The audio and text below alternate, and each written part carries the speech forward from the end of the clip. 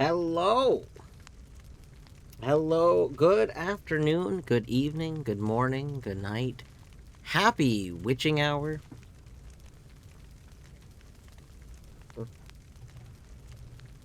Happy twitching hour. Yeah. And happy belated International Transistor Day to those that celebrate. Woo! Um, Lorgan Gigi on first. Hello, Artsy. Hello, Bjorto. Hello, Lorgan. I hope you are. Hello, Minish. Hope everyone's doing well. And the good music, yeah. I mean, we gotta start with the like relevant music in the playlist, as one does. Why? Oh, I see. The game. Ooh. Hmm.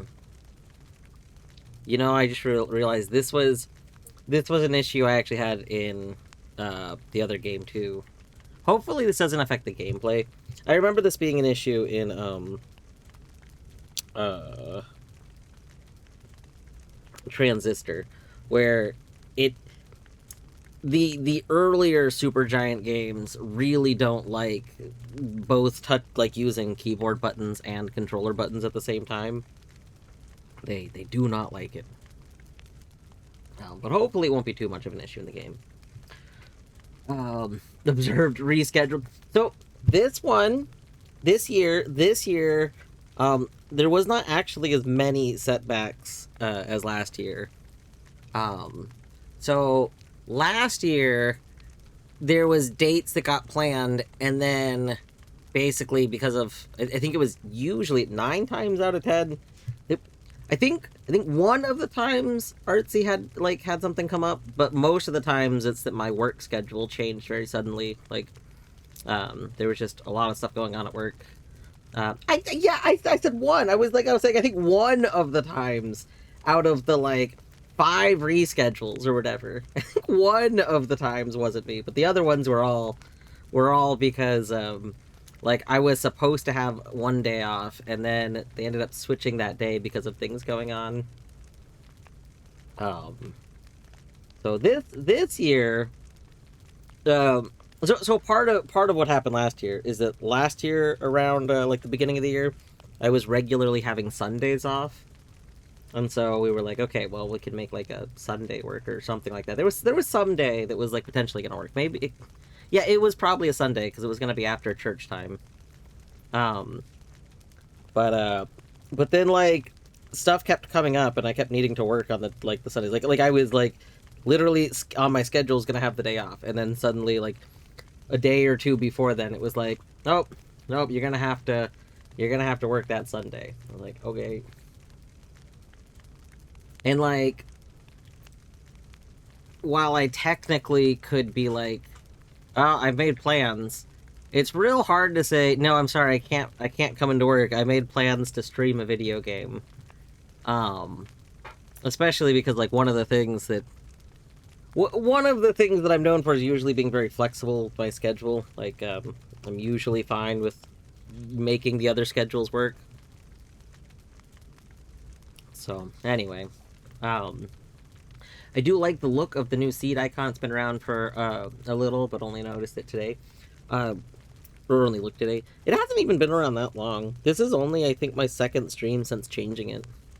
like like I did change it, I don't know, like 4 or 5 days ago, but I have not streamed as much as I normally do.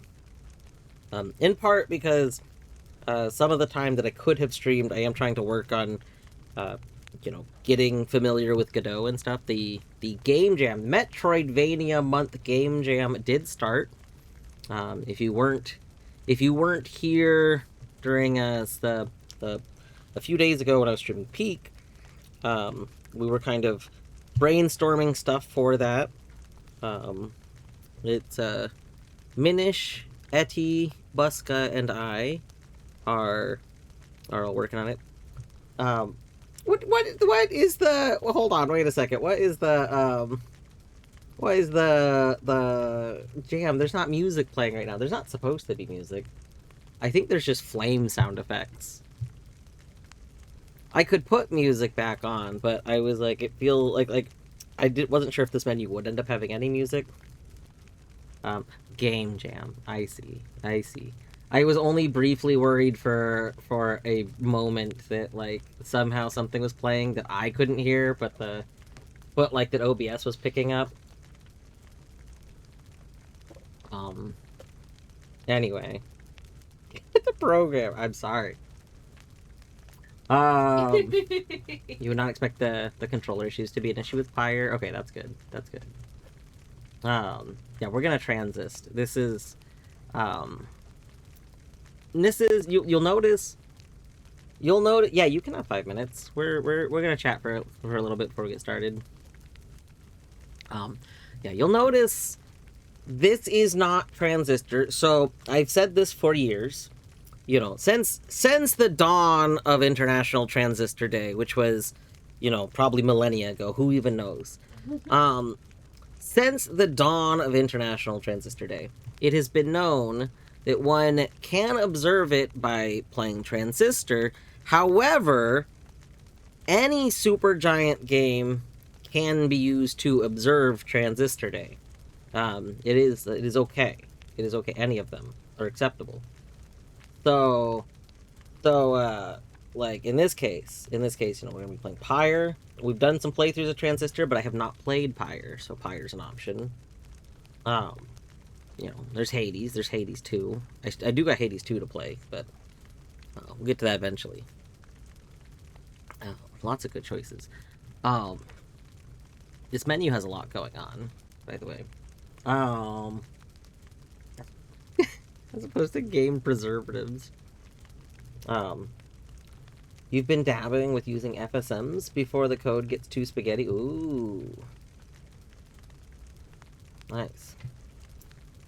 I see the spot. Wait. Was that one of the songs in Transistor?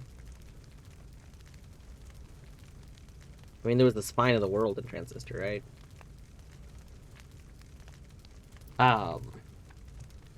But yeah, so the game jam has started. So we did do a stream kind of discussing some ideas, and we kind of got like a nice foundational idea to build off of, which I like. I am trying to familiarize myself with Godot because while I've been wanting to work in it for forever, I never actually like managed to get myself to like do a practice, like make a basic game or something in it to learn it. So I have been trying to work on like following some tutorial stuff, but then I'm reapplying a lot of the tutorial stuff is for the 2D game, which is also what I'm familiar with in Unity, but we're gonna try and do a 3D game that then uses like 2D stuff, because in theory making stuff in a 3D world but then using like 2D cameras and stuff is actually like a lot faster overall. And there's like a lot of games that do this. A lot of 2D games are actually 3D games, and not just because like Hollow Knight is a 3D game, but that's because all Unity games are 3D, because Unity doesn't actually have like 2D.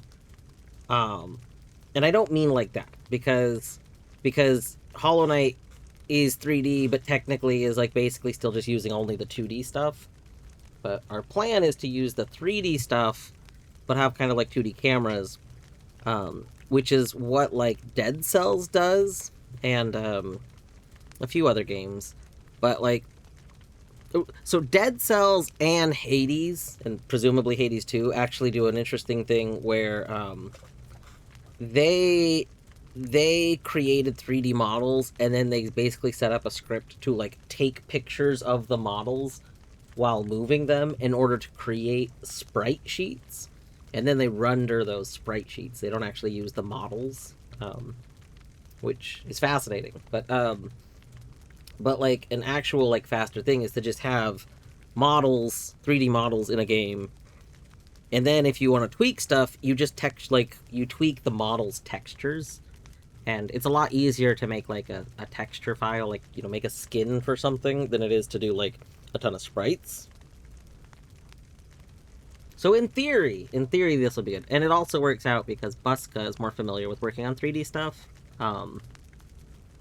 I have never actually worked on 3D projects, so I'm trying to get familiar with all that. I've only ever worked on 2D projects. I've always wanted to work on 3D projects, but I've never, like, done it. So, I'm trying to familiarize myself with all that in my free time. I don't know. I do want to stream. Like, I also don't want to go, like, an entire month without doing a blueprint stream. So, I am thinking that maybe, like, after work tomorrow or something. I can't remember if tomorrow's one of these. One of these days I should get off of work. I should be able to get home early enough that I think I could probably do, like, a blueprints night. But yeah, I'm just trying to spend at least a couple of hours every day working on familiarizing myself with Godot until I get to the point where I feel like I can properly more, like, contribute to the project more. Because I feel very silly if I go to try contributing to the project when I don't even know where, like, the buttons that I'm looking for are, so we're working on that. You don't even have one egg and have some hummus. Alright. You could like have an egg in addition to the hummus. That's what they were saying. Oh, you are still going to have the egg. Okay, good. Just they're hungrier than one egg. Mm-hmm. Might have to take off Big TV. I thought new HDMI switcher to fix the problems, but there are still problems. Oof. You don't... No, Artsy doesn't want egg and hummus. Oh. See, I would do an egg, but that's because I like having an egg, like... So, I like basted eggs, which is essentially just, like, over medium eggs, except you kind of let the top steam, or... I mean, technically, officially, for basted eggs, you're supposed to, like, put some melted butter on the top of them and have, like, a little bit of heat from the top. It's a whole thing. Anyway, normally just let some steam go over. But I'm a big fan of those, so I'll have, like, one of those and, like, a piece of toast is a pretty solid thing. You seem to be thinking I can have eggs any which way I want them right now. Oh, I see. I see, no chewing. I see, you know what? I actually did not realize you could not chew. I did not know the stipulations about this. I'm sorry. And you can't have toast! No! Ugh. I didn't know how long the period was for any given thing. Like, I don't know, I thought maybe it was like 1 week You've of... never really had an oral surgery. Well, like, and the oral surgeries I'm familiar with, which, aren't me. Like, I technically had oral surgery stuff, but it was many years ago, and it was, again, not that kind of surgery. Mm-hmm. But the stuff I'm more familiar with is still, like, tooth-related, which, is not the same. In so much pain. Oof. Yeah, I know you were mentioning that. I'm, like... That's just... I don't know. Again, I just don't know very much about, especially that, like, tonsil stuff. Honestly, the most I know about tonsil stuff is that I'm used... I think the only other person that I knew that actually had, like, tonsils removed was, they pretty much just ate ice cream all the time for, like, a month. Like, so much ice cream.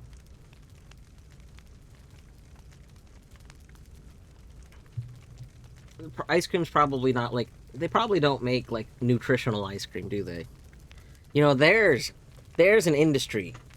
Nutritional ice cream. Ice cream that contains... Protein ice cream? Yeah, ice cream that contains, like, high protein and then, like, all of your daily vitamins.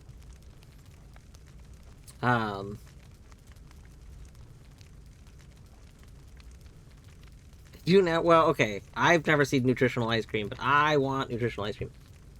I constantly say at work that I want to combine pharmacy and, like, a restaurant. I was talking the other day about, I think we should sell metformin milkshakes. Metformin's, like, a diabetes medicine. And I was just thinking, like, God, how great would, like, a metformin milkshake be? Like, alright, I want a milkshake, but also I gotta be mindful and take my meds. Metformin shake. Boom. Victory. And, like... omeprazole, I think that, like, we should just mix omeprazole into acidic foods. So, like, oh, you worried you're gonna get, like, a bunch of stomach acid stuff going on? Don't worry. We will put the antacid in the acidic food so that as you digest it, it all balances out. You won't That you won't release more acids because you got the the antacids going on. I have so many. I have so many great ideas like this. Yeah, put milk with lactate in it. Yeah, exactly. This is just these are good ideas. I also, have mentioned that, like, I don't know, I just think all of these things. We like imagine you were like, okay, I need to, I don't know. Okay, I don't have any good ideas now. But I just think we really need to combine these two industries. This is just $1 million idea.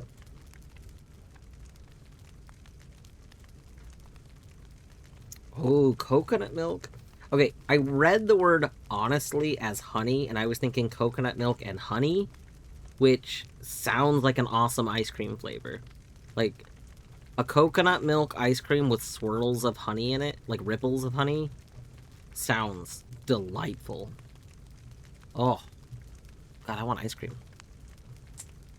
Maybe I'll have to order some groceries. I'm probably not going to go out to get groceries today, but maybe I'll order some groceries and get ice cream. Anyway, I think we're gonna start. Marcy, are you good? I know you were trying to figure out TV, but I don't know. I don't know if you want to mess with it more. Because I could wait. I'll have to start now, but otherwise, I think I'll probably start. Also, hello to people I haven't said hi to that have come in. Deadly GG50 stream streak. That's so good. Hello, Queen. Hello, Alex. Hello, God. It's Alex. I'm doing it again. I'm doing the thing where I don't remember which one is correct. I think they both are. They both are. That's probably what it is. Because if I recall correctly, it is Alex, but everyone says Alex. So. Hello, Potato. What are we playing? We are playing Pyre. Well, real quick, since we're getting started, look at the settings menu. So I haven't changed. Oh, that's not true. I did turn on the subtitles. I didn't change anything else. I see there's an aim assist, but I don't think we need it. So, I mean, I don't know. If I decide we want it, we'll turn it on. I didn't look at controls. The game did start in regular full screen. To this day, I don't understand why games don't just start in borderless all the time, but at least this is an older Supergiant game, so, like, I'll assume that's part of why. I am noticing that there's a lot of, like, runes and sigils all around. I honestly knew nothing about this game other than I think this is the sports game, but I'm noticing, like, a lot of symbols. This does have me a little bit intrigued. Did we finish Frog? No, this is, I'm probably not going to be doing a direct full playthrough of Pyre. We're going to be playing Pyre today. I might continue Pyre, in the not too far future, depending on how far we get today. But this is actually specifically, this is in observance of International Transistor Day, which is December 26th. But, we specifically look for a good day to observe that day. So, anyway. Oh, 20 had to get up for a second. 1 second.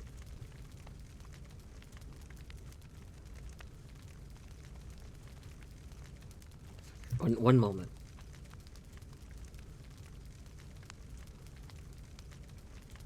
Okay.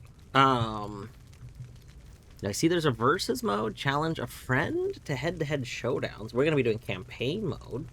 Join your fellow exiles in their quest for freedom. All right. About quick.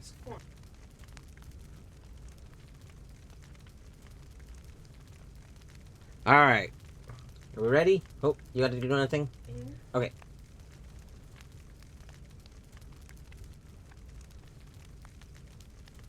I'm starting to go insane, even barely getting 4 to 5 hours sleep. Oh, that's not good. Deadly, is this like, Is this just because of like a lot of stuff to do that's making it difficult to sleep? Right. Or is this like a difficulty sleeping? You don't have to answer, of course, so just curiosity. You should play Transistor again? Yeah. Janice, did you finish? I know you seem to speed through games, it feels like. Did you finish your playthrough of Transistor? And if so, did you choose to do like a replay? If you didn't, I highly recommend doing the replay.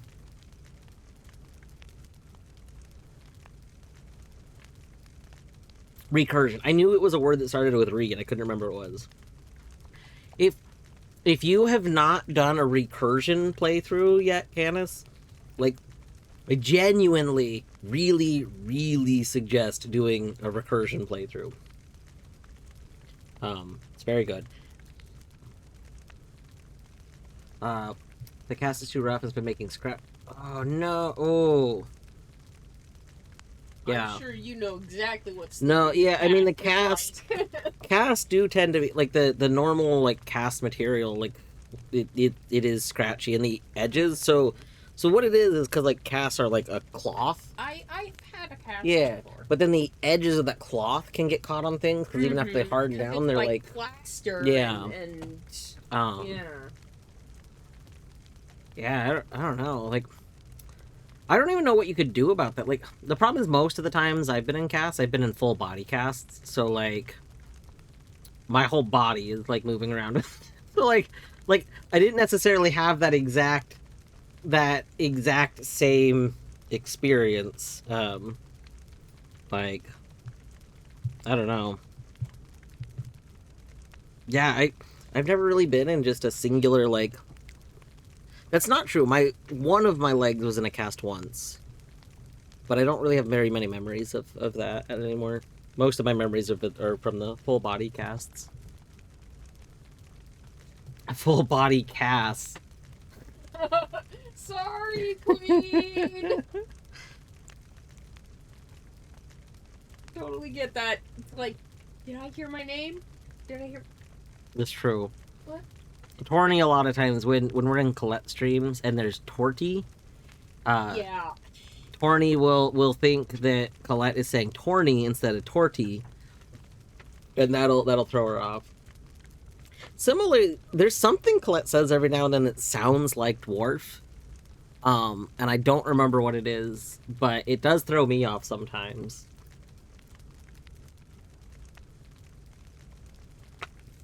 All right. Let us go ahead and start campaign. Ooh. Well, we gotta do new profile. Reduce, standard, heightened, true Nightwing. Oh.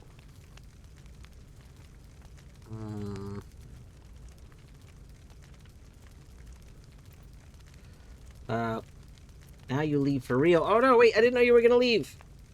Queen, no! Okay.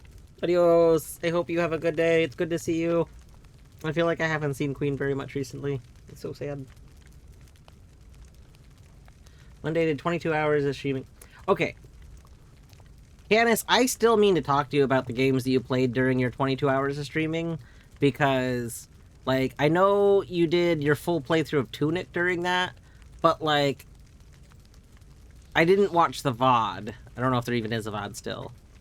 I have questions about your Tunic playthrough. Which I still have questions about because I forgot about it, but that'll be for another time.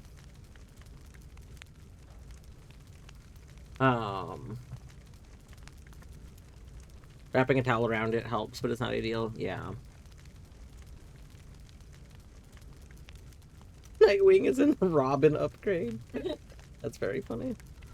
I kind of feel like... Okay, so this is a thing... I really haven't done this very much while streaming, but this is a thing I normally have done in my own, like, casual, like, stuff at home, like, before I streamed. usually if a game offers me difficulties, unless one of them is like, you know, hardcore or like survival, like Bethesda games or at least Fallout games have like survival difficulty where like the game is genuinely different. I usually like to just play in the harder difficulties.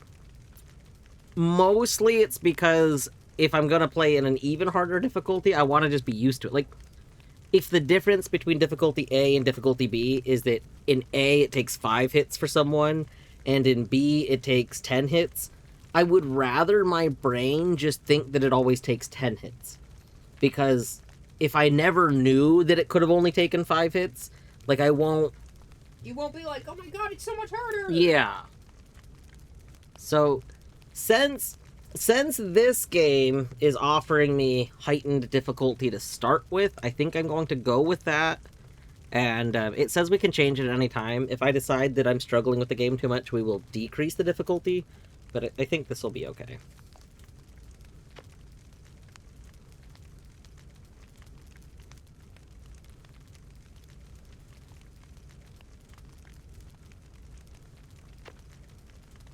Are we ready to commence? Are you ready? I guess. All right, good enough.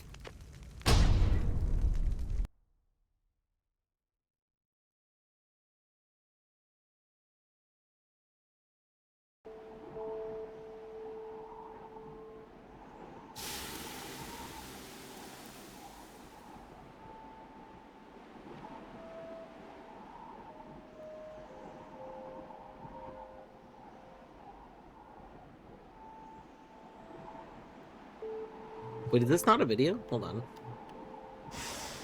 Oh. Aggie. Hey, Aggie.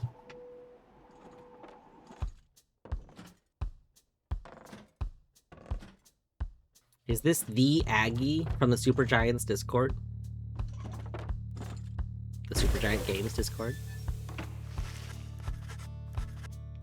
Your days in the downside brought slow, lonesome agony.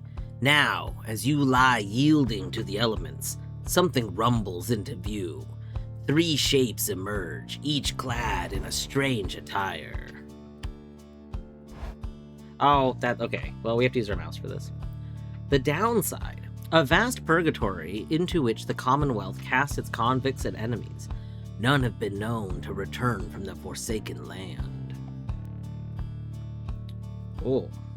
Okay. That is very cool. This is the kind of shit that I kind of love that Supergiant Games, like, experiments with and comes up with. So lots of games have things like, you know, they'll like highlight a word and then you can look up a glossary of highlighted words. But letting you just literally hover over the text while it's in the dialogue box, like, if Etty were here, Etty would love this design choice. Like, this is the kind of engagement, like, this is very good. This right here, that's a very good way to, like, give people more information. Oh, like, that's phenomenal. I love that. I do wish that the controller wasn't just moving a cursor with the stick. Like, it would be kind of nice if I could, with the controller, just tap to, like, go to the words. But that's okay. It's not, like, a major deal. I can't use the controller when I'm talking anyway, so... Oh! Look, the continue button is, like a 3D object. Look at this.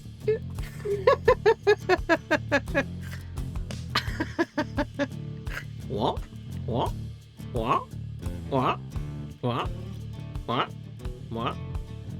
Creeper! Hello, Creeper. You knew I'd love this. It's very good. I love good game communication to, like, the player. Like, that's a good thing. Oh god, I love the little 3D button. Alright. Let's click continue.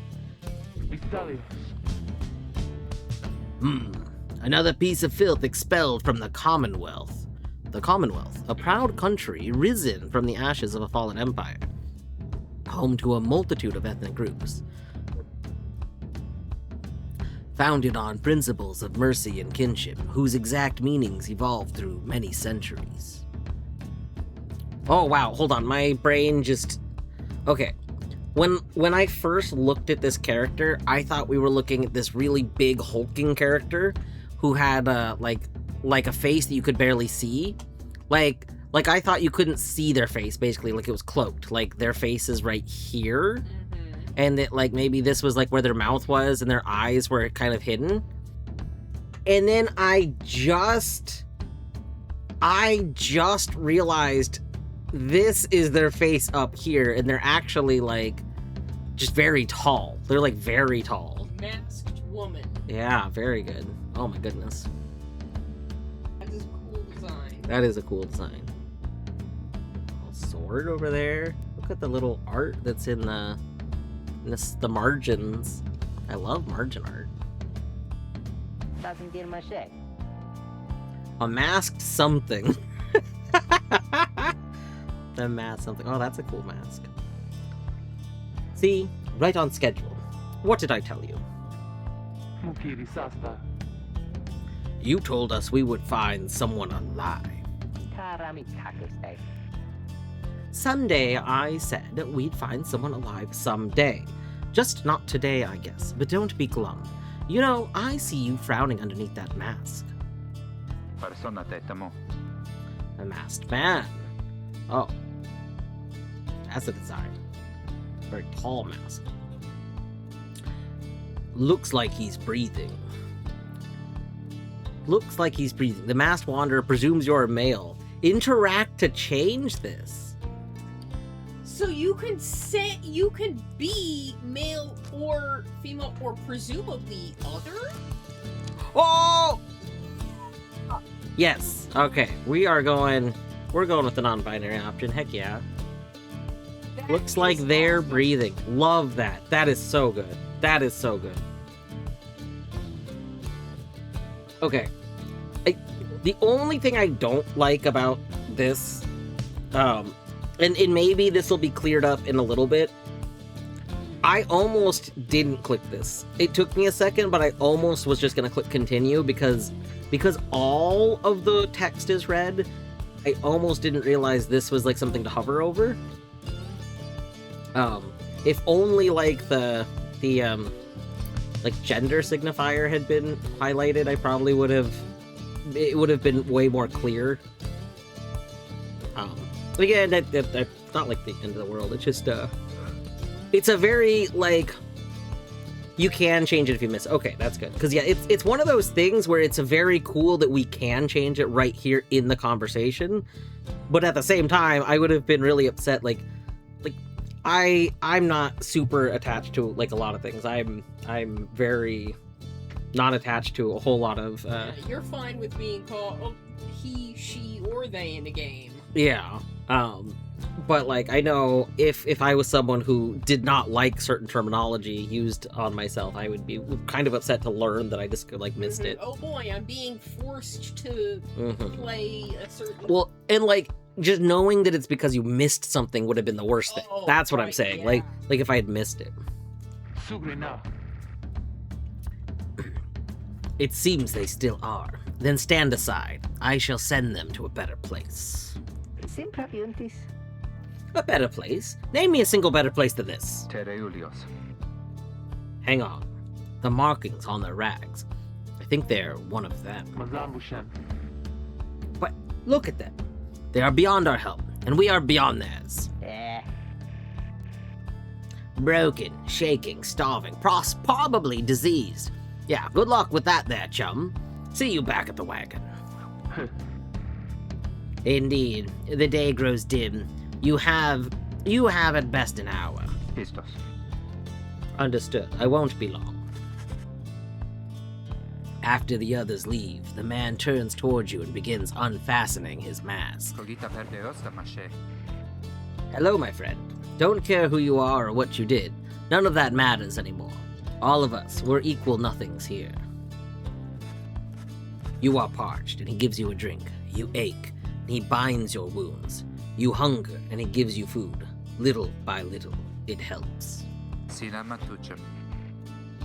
There. Turns out you're tougher than you look. Name's Hedwig. Now come on. Hedwig. He's one of the 3 masked wanderers who found you clinging to life in the downside. You sense no ill intent as he helps you up and leads you to an old black wagon. Nothing like the stately vessels that paraded Commonwealth criminals through alabaster streets. Oh, this one has 3 stars. It's different. Hedwig beckons you to enter the black wagon. Oh, that's kind of nice. So what's kind of nice is that I assume that every time Hedwig's ever mentioned, we can do this, which means if we stop playing the game and then we were to come back to it a month later, and a character, yeah, and a character name is used, and I'm like, that name's familiar, but I don't know who it is. Boom, you get to see it again.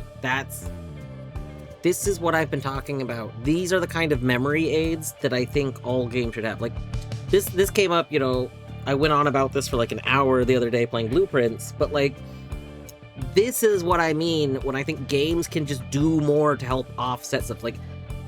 Like, you shouldn't need to remember a whole bunch of things when games can put a lot of stuff in to help you remember things, like, in a way that's very cleverly done. Like, this is just very, very smooth.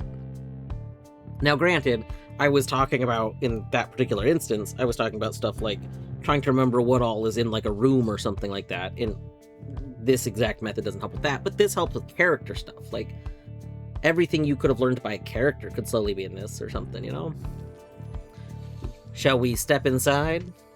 Let's step inside.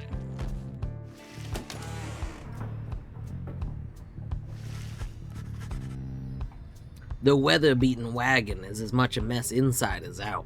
You see the masked woman and the talkative creature taking stock of an ancient-looking books. I'm back. And with a guest.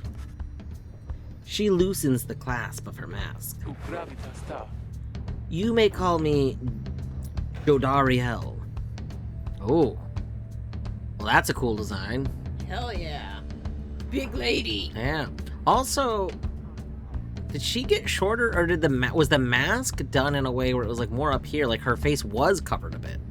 I think she had her head up. She's kind of looking down like, yeah. I don't know. Alright. Jodariel. Really cool character design, though. Like, that's a pretty cool, like, look at this, like, is her hair braided around the horn? Look at that. There's hair coming from the front side that goes around this side of the horn, and then the braid uses hair from the back side. So it's, like, coming around the horn. That's very cool. That's a very cool design. And as for myself, the small one struggles with his mask. Jodariel soon assists him. No! That is to say, you may regard me by the name of Rookie Greentail. Rookie Greentail. He is the smallest yet loudest of the 3 masked wanderers who found you clinging to life. Such pleasantries out of the way, the horned woman then motions to the others. She glances at you, sidelong as she speaks. Can they do it? Hope so. I haven't asked them yet. What? Then what are we waiting for? Hiya, chum. Nice meeting you. But tell me something. You know how to read or what? He is asking if you are a reader. A reader. One who can derive meaning from text. Sorry. Well, okay. I realized because I very briefly saw what's under what I just read out loud. But, like, it's very funny to me to see this as a definition. Again...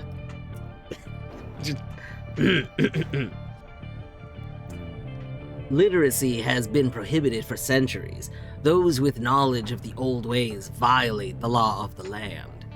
So, like, okay, with that information given to contextualize why being a reader is important, you know, this all makes sense. But, like, in a vacuum, just seeing reader, one that can derive meaning from text, is just very funny. Oh no. Can you read?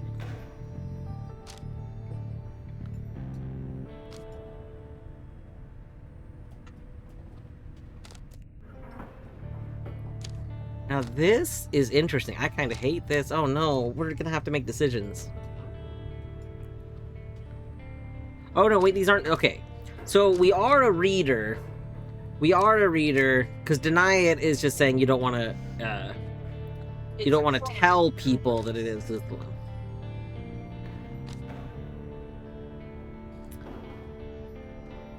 I mean, I'm gonna be honest, these people don't really look like they're people that are, like, law enforcement. They don't So, really care if you break so the law. I don't think we need to deny it. The question is, do we admit it or do we say, you don't need to know me? But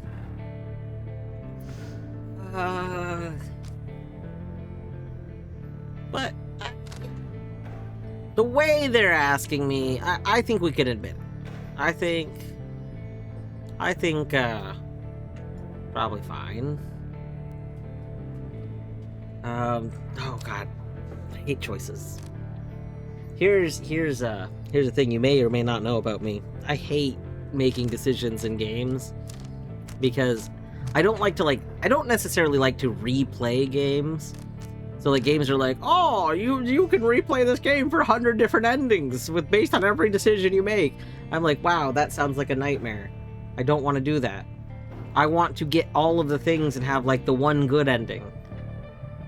My Silk Song playthrough, I still haven't seen the any % ending because I've never gotten to any % ending because I did not do an ending other than like the 100% ending. Like, same with my original Hollow Knight playthrough. One of my last, like, endings that I got... Well, I mean, I've never gotten the P5 ending, but like, the original, like, any % ending was the last of the, like, original endings.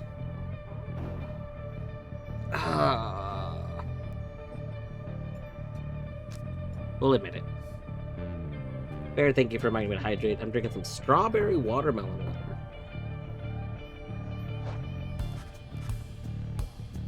You confirm their suspicions. There's no use trying to hide it now. Agreed. Well then, glory days! Because it just so happens my associates and I, we got ourselves some nice material here for someone just like you. Rita, you still live thanks to us. We ask for something modest in exchange. Open one of those books back there and tell us what it says. Did you just say strawberry watermilk? No! Strawberry watermelon. Watermelon. Although, I would probably drink something that was listed as strawberry watermilk.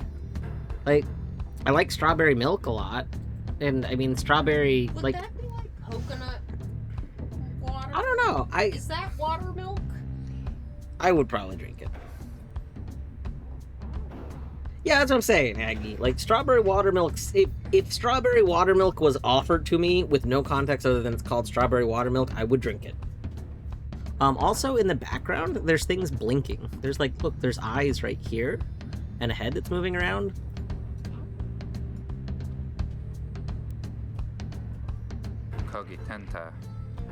Sorry to put you on the spot like this, friend. The exiles indicate the books in their possession. Just have a look. We'll take a book. We're in this wagon. I can read anything. What is that thing? How about... Ooh, odd creature.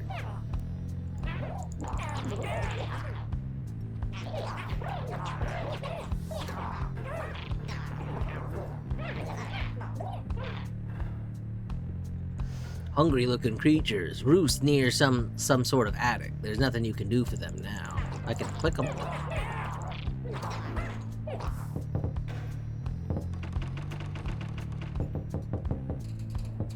Everything's clickable.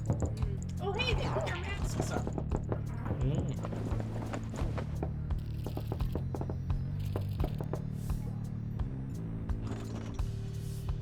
Oh.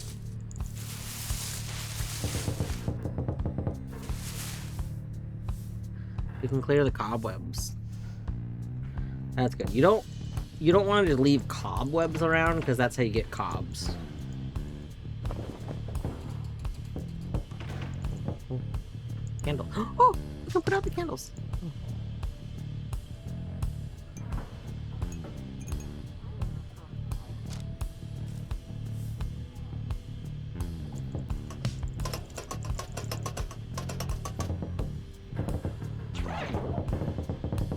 Oh. Oh.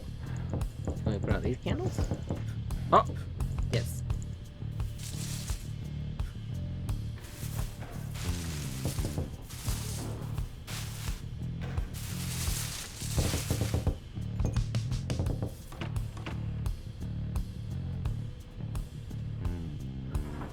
That's some pretty good music. Okay. Alright. I don't think there's any other, like, interactables.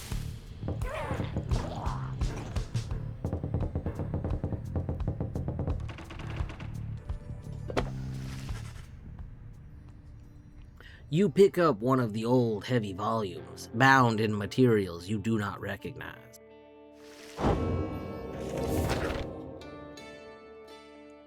Forward. Oh.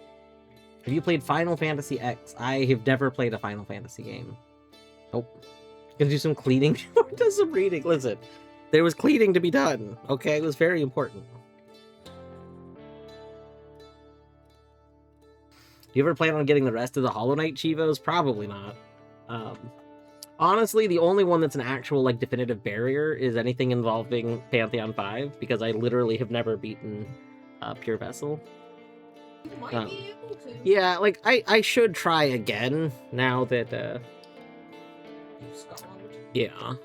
A clear look at the text. Okay, I'm gonna see if I have any issues reading this. I don't think we will, but, that is cool. A formal welcome undersigned by the 8 scribes. I love this why.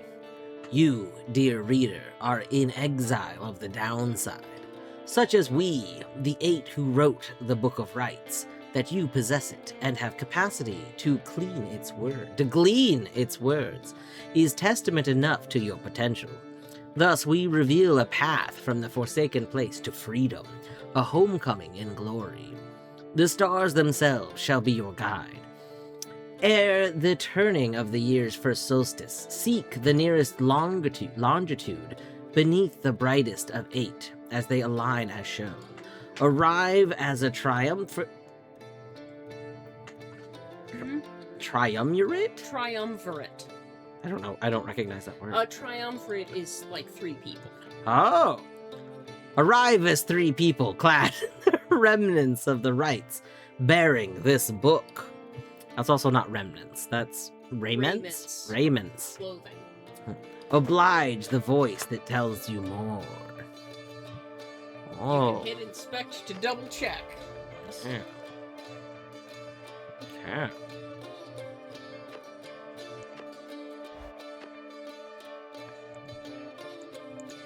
Oh. That's cool.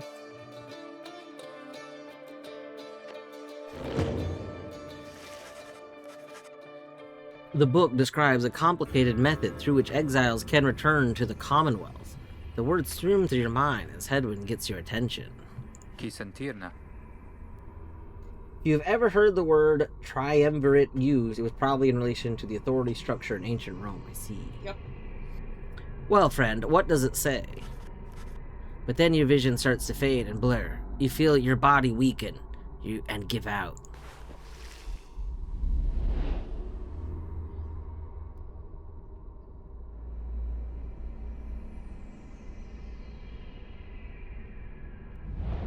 Reader, dare you tamper with forbidden knowledge?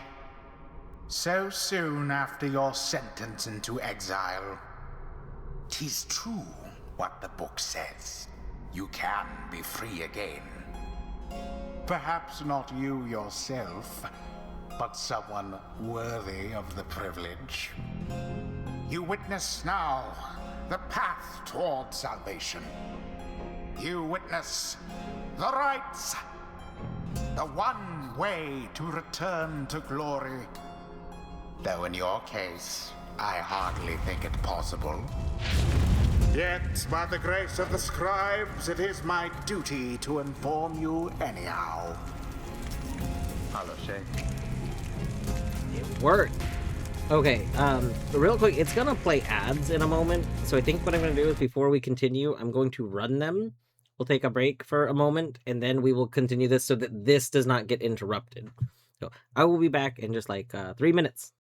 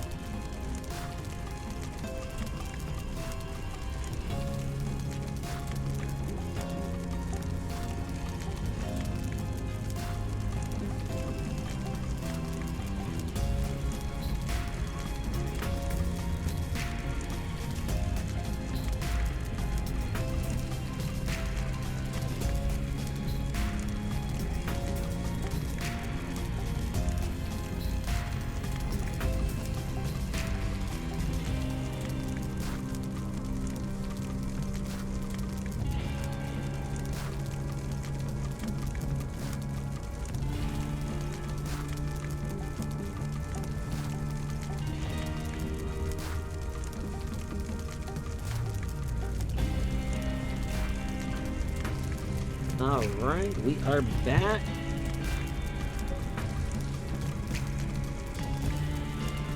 Alright.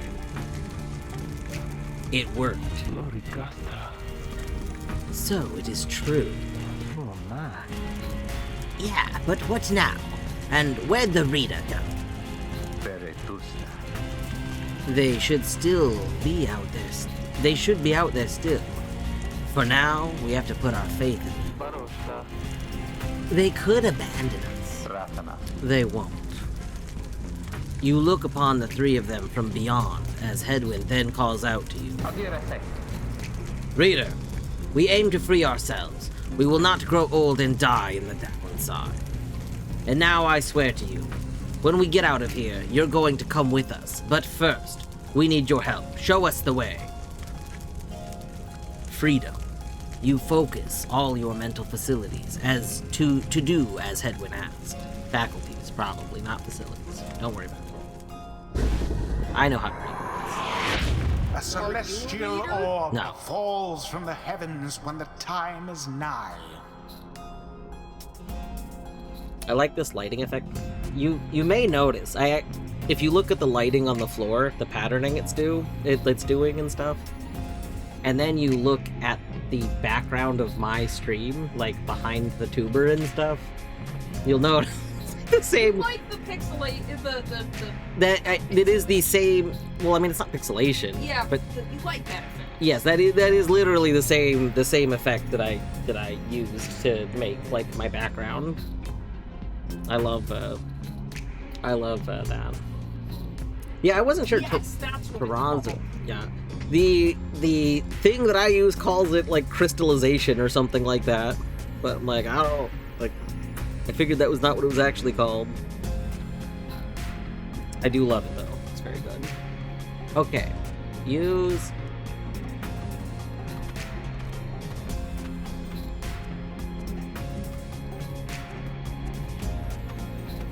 Okay, well I have to use the mouse, apparently. Exiles conduct the rites as a triumvirate, for they must prove their trust in one another, not just in themselves.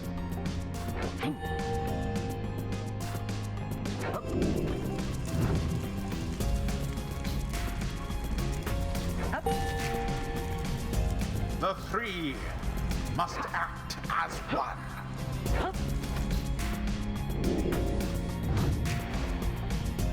Hold shift to sprint. I want to do this with controller.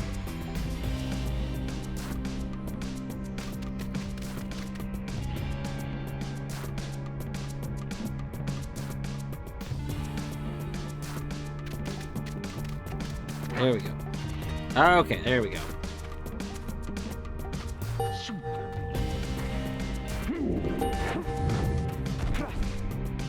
Now plunge into the pyre with the orb and be purified. Yes, the exiled Jodariel has the way of it. Whoever steps into the flame is banished for a time. His or her cohorts must make do on their own. Oh, but it is not so simple. In the rites, you shall face adversaries whose own freedom is at stake. Beware the aura that surrounds them, as they shall beware yours.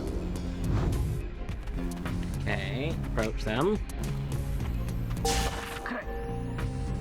The aura is your wrongdoing.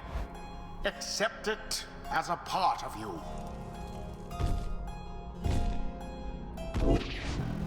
Cast your aura like a stone.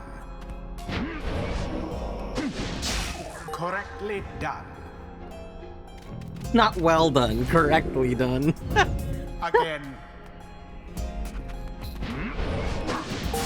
Just so. A glorious performance, I admit. More than I expected from the likes of you. Grasp the orb once more. The orb absorbs the aura, then the orb quenches the flame. Now I say jump. Leap with all your strength. Thus sails the orb into the waiting flame. Now snuff out the adversary's pyre whilst yours yet burns.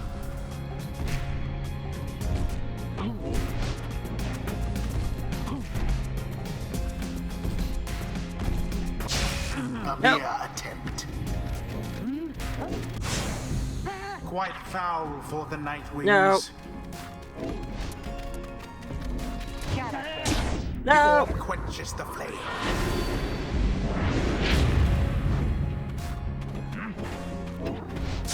The orb is loose.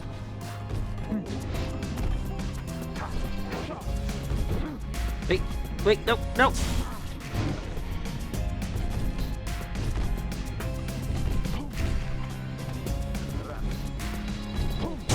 Spectacularly done.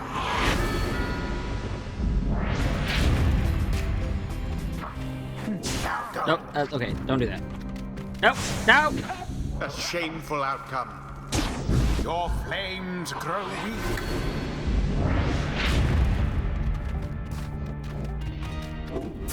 Begone! Beyonders banished to the last. The rite is complete. There, dear reader. Now you understand. Okay, all I understood is that I Or do shouldn't you? take the orb, and instead I should This let was them but take a the orb so I can glimpse kill of them. that which lies ahead.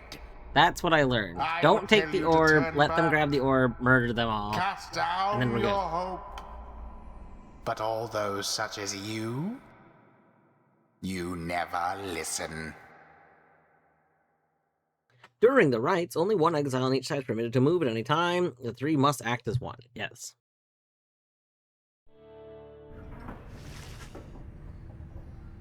The others are still picking themselves up as you awaken. Well, that was something. That was our way out. So, now we just follow the stars, or what? You never listen to the voice as Dwarf talks over the voice telling him things. I was listening. Supposedly. Sure. Rita, come let us regard the night. Jordaria leads you outside, where a clear night sky awaits.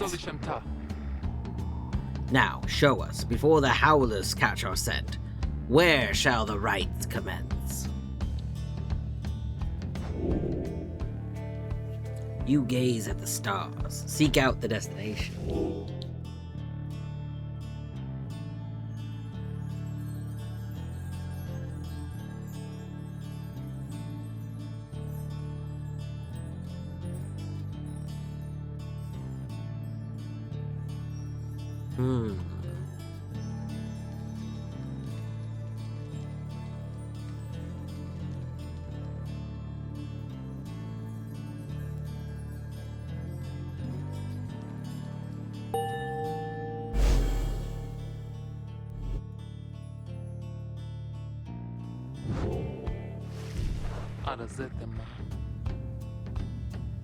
Hmm. 200 leagues due east, the Ridge of Gold. According to the stars, the next rite shall soon commence here. The fossil remains of the serpent titan slain by Golothonian,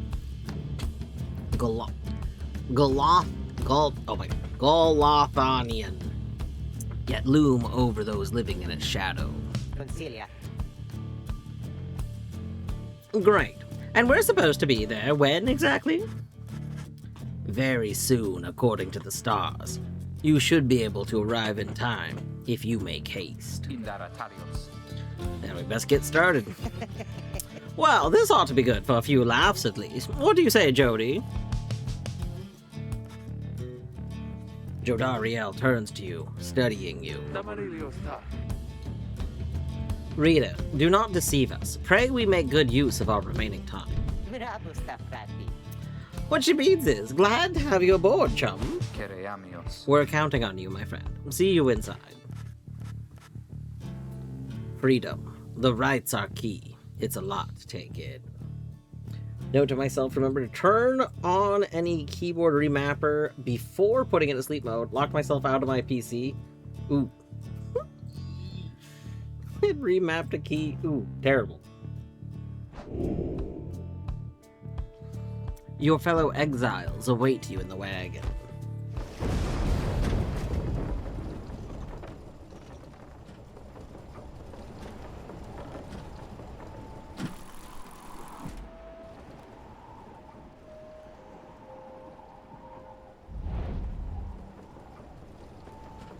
The downside prairie.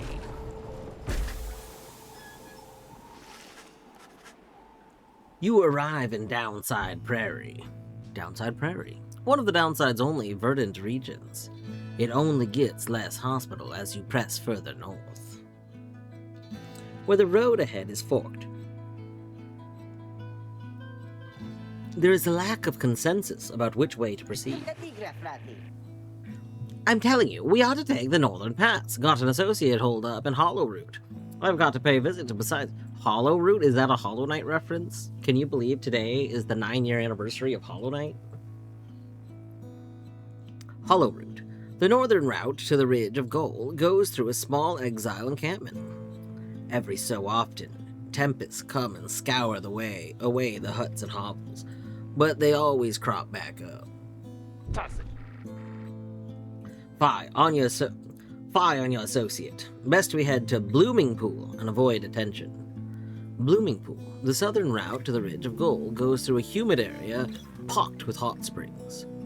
Runoff from the sand folds means no bathing in the springs, so they're just there to mock you. And get stuck in a bog while we're at it. The dispute continues as Headwind listens for a while. Loriomatas? What if the reader settled this? They mark the way, we get us there. If these rites are meant to test our faith, then we'd best learn to trust the reader's instincts on our path. No second-guessing them along the way. Can we all live with that for now? Yeah, sure. You may fall asleep, that's fair. If you need to sleep, you guys sleep. I'm probably gonna keep playing. But, you know, sometimes... God will be there That's true. when you wake up. Caderas. If necessary. Vistalium. Then it's settled. Just point the way, my friend. The stars guide us through. You may now choose a route towards your goal at certain junctures. Weigh the options.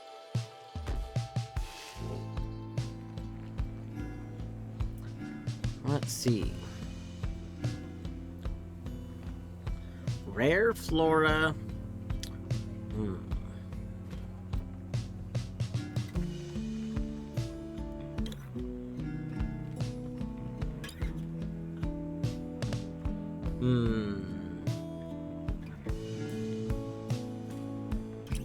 Yeah, pain nightmares are terrible. Not a fan of that. Definitely had my fair share of pain nightmares.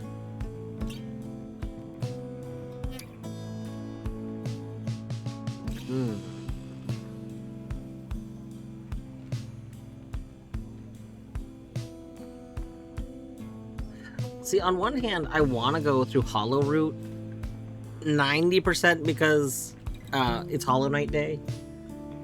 And I think that's funny. On the other hand, I kind of want the rare flora. Like whatever route he's gonna get us is not gonna be rare flora, is it? Right? Like, I don't know.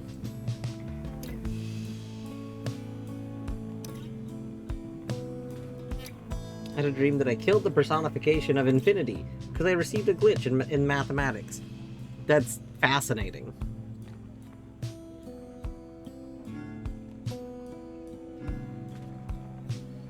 Alright. I'm sorry, Hollow Root. I'm sorry. But we must go to Blooming Pool. I want rare flora.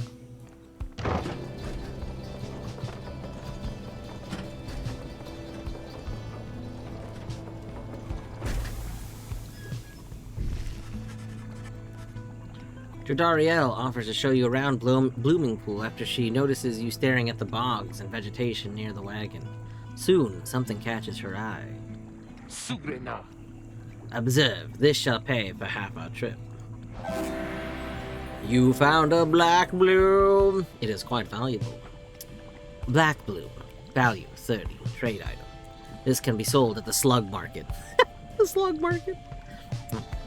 Blossoms at specific times. While bitter at first, a taste of the black bloom makes the pain go away. Oh, we need some black bloom. Some of that. Yeah, we need black bloom.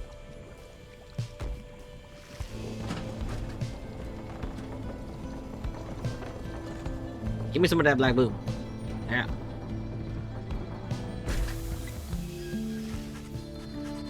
The black wagon grinds to a stop at the base of the Ridge of Gold. The others ask you to assist with making preparations for nightfall and the commencement of the rite.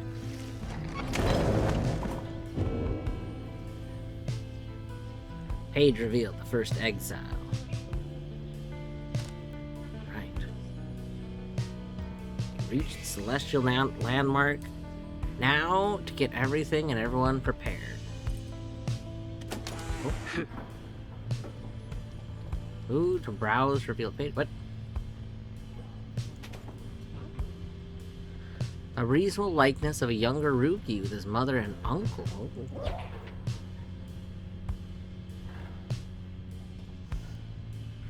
Oh, these little bat things are what push the wagon. That's funny. Oh. Edmund's cooking tins. Oh. Jody's throw rug.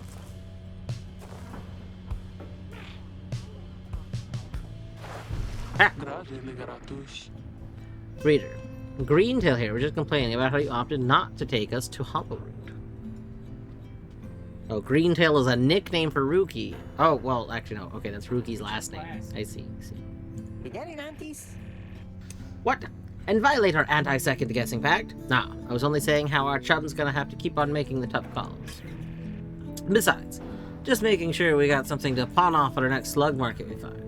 Oh, he does have a green tail. It's true. And we have. Now, let us focus on the task at hand. We have reached our destination, and have much left to prepare before tonight. The two of them soon go about rummaging through the raiments, and the books strewn about the wagon, leaving you to your own devices. You observe the masks and robes, whose old engravings and embroideries suggest a formal purpose. Some of the garments are massive, while others are so small they might fit a child.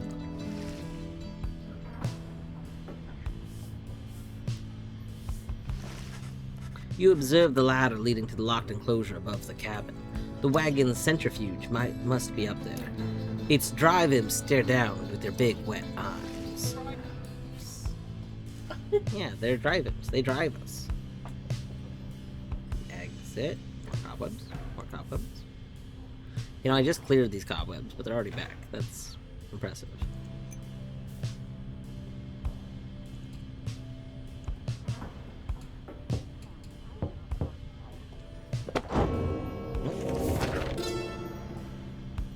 First exile.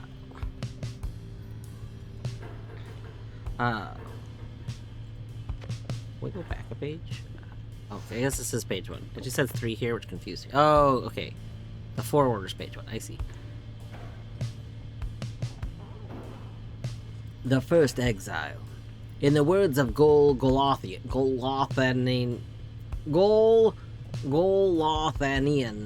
the Master General, you know perhaps the thrice-cursed name of Solia Mer, the Emperor of Saw, the first exile and my liege. This chapter concerns him and those who found him in the downside. Each of us was sent to take his life. Such was the hatred for him and around his country. Yet we found in Solom Mer a man transformed in body, mind, and spirit, a man deserving of much more than mercy. In time, he named us all his scribes, and he became the 8th. It is my greatest honor now to share with you his deeds. To know his story is to know the rights.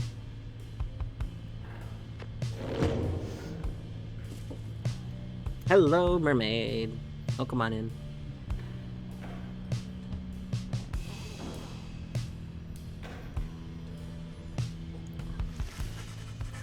In the common room, you may review various notes and observations about your fellow exiles and their respective paths towards enlightenment and the rights. Oh. Oh. He wanders the downside in search of a way to regain his freedom and return home. His cast throws the aura a straight line jump. High jump to evade adversaries. Aura sprint. Oh.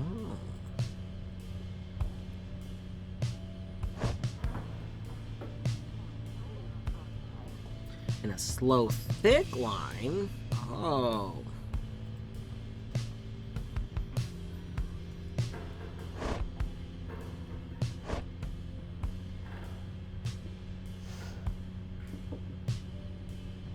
Oh.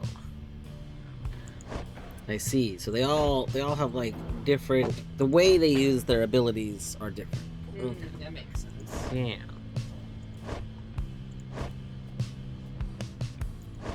All right. So, Headwind is a nomad, which is weird that nomad is a race, because like nomad is like, I don't know. Like, a nomad is like a type of... Like, it's weird to me that it's race instead of, like, human. When, like, you know, this is a cur, and this is a demon. I don't know.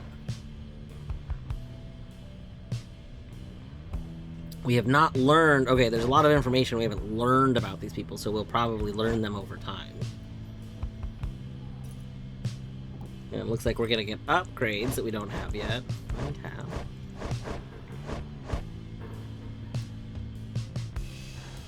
Glory, damage dealt. Oh. Alright. Hope. Oh. So the more hope someone has, the faster they respawn. Okay. Alright.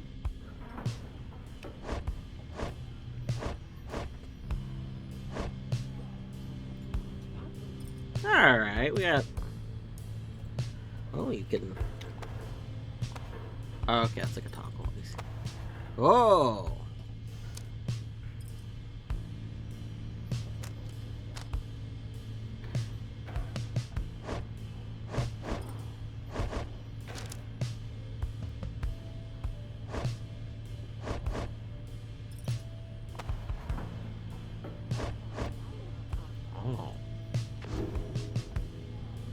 It's snowing in Utah today. Oh my goodness.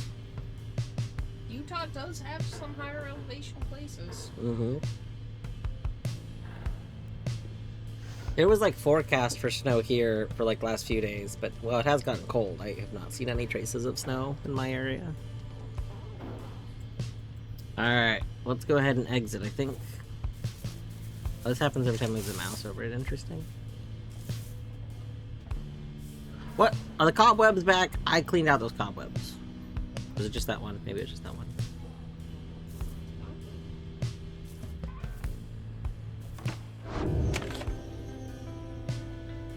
Alright. Well, I think it might be time to commence the rite. As darkness falls, your fellow exiles stand together, clad in the raiments of the rites. The preparations are set. However, everything is still and calm. Soon, they grow restless. I keep telling you, there's nothing here. What a bunch of idiots we are. If we travel all this way for nothing... I don't think we did. Look up.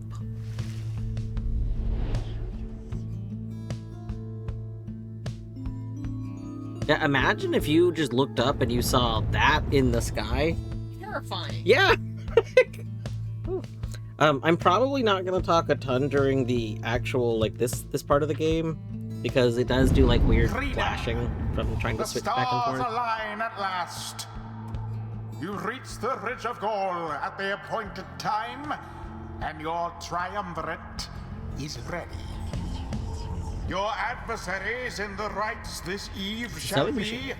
the accusers. Whose ever pyre yet burns once the other is extinguished shall step closer to freedom. Now let the rites commence.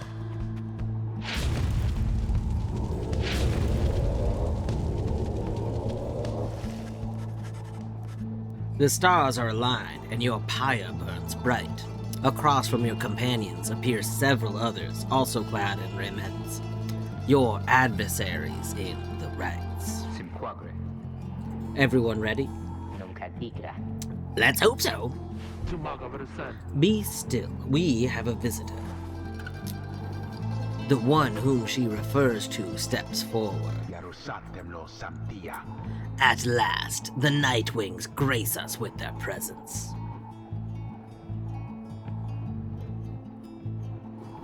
Ah, so we are called the Nightwings. I see. The name of a triumvirate in blue. Seems your fellow exiles has assumed their identity.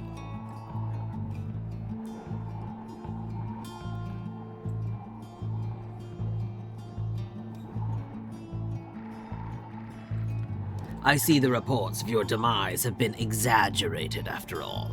Even I was beginning to think you were gone for good. Nobody moves save for the man robed in gold, who unfastens his mask.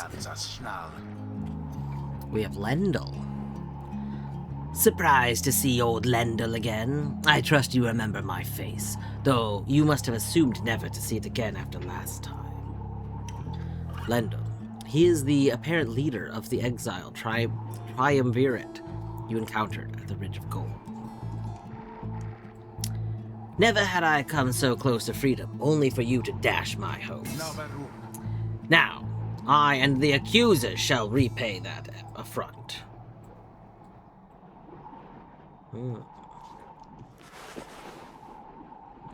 He shoves his mask back on and takes position with his comrades. It is time. From the shadows, you clutch the Book of Rites and focus on the task at hand. Alright. So again, we're going to see if the same strategy works. So the plan is, let them take the ball. Begin. And then we immediately My kill them. goodness. And then we're gonna let that dude take the ball. Or he's just not gonna take it and we're gonna run. Ah! No! Okay, that's fine. Okay, so you take the ball. Okay, we kill you. Too bad for that one. Like, I just don't understand how this works. Like, is there a reason? Oh! Okay. I see. I understand. Okay. Now take it. Yep. Ah!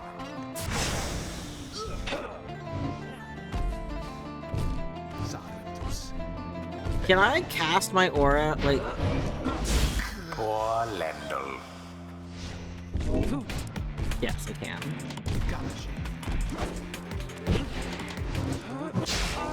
Oop.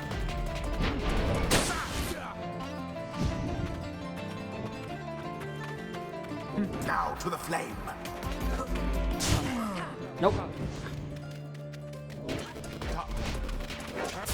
Oh, okay, I see. An opportunity.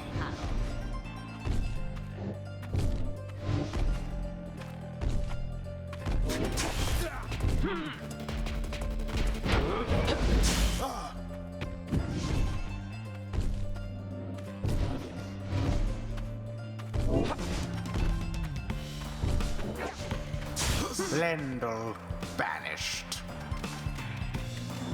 They must. Have the accusers underestimated you?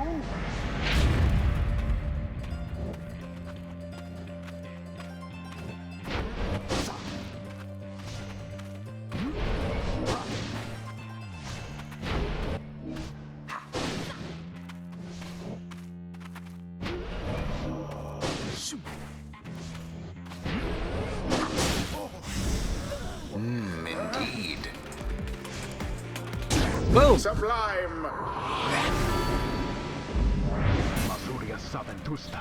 No, I shall not accept defeat from you again. Hear me, accusers. Stand your ground. Let your auras boil and rage. It seems that you have flustered the accusers. Well, yeah, they suck. Obviously, they're flustered. We have rattled them. They mean to draw us out. Then we just have to run more circles around them. Have you any idea what that Lendl did to deserve his exile? Hmm?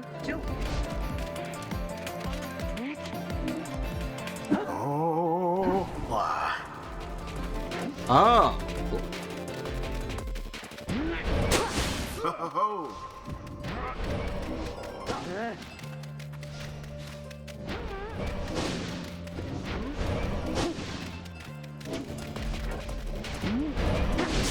Somebody get the orb.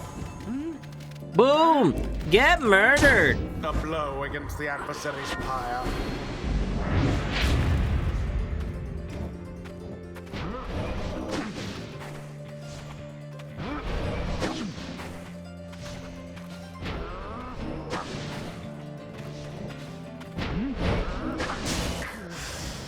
Be gone, lot. Oh, damn.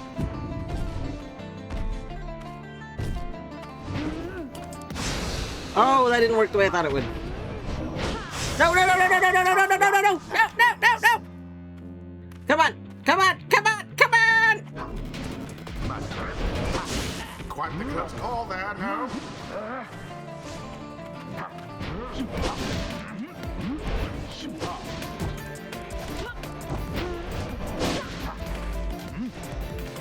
Nope, that didn't work. Okay.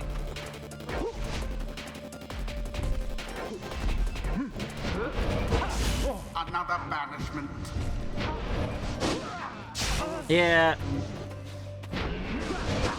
No, no, no!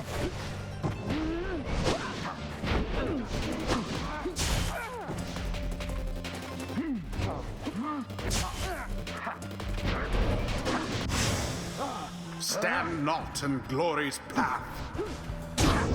Boom! Plunged into their fire. Get plunged!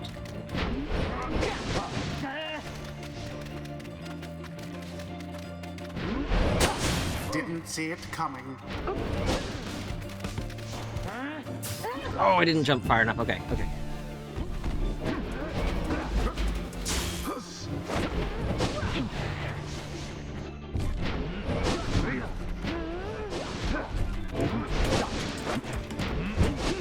Nope.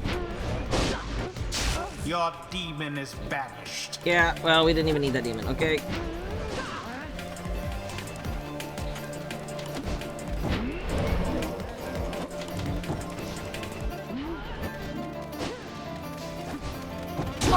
Yes! Deliverance. LMAO get delivered. Okay.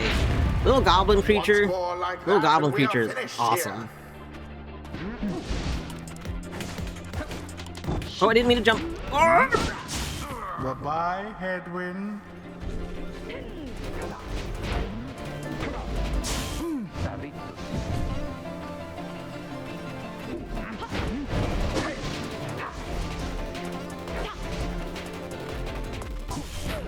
I thought they had you there.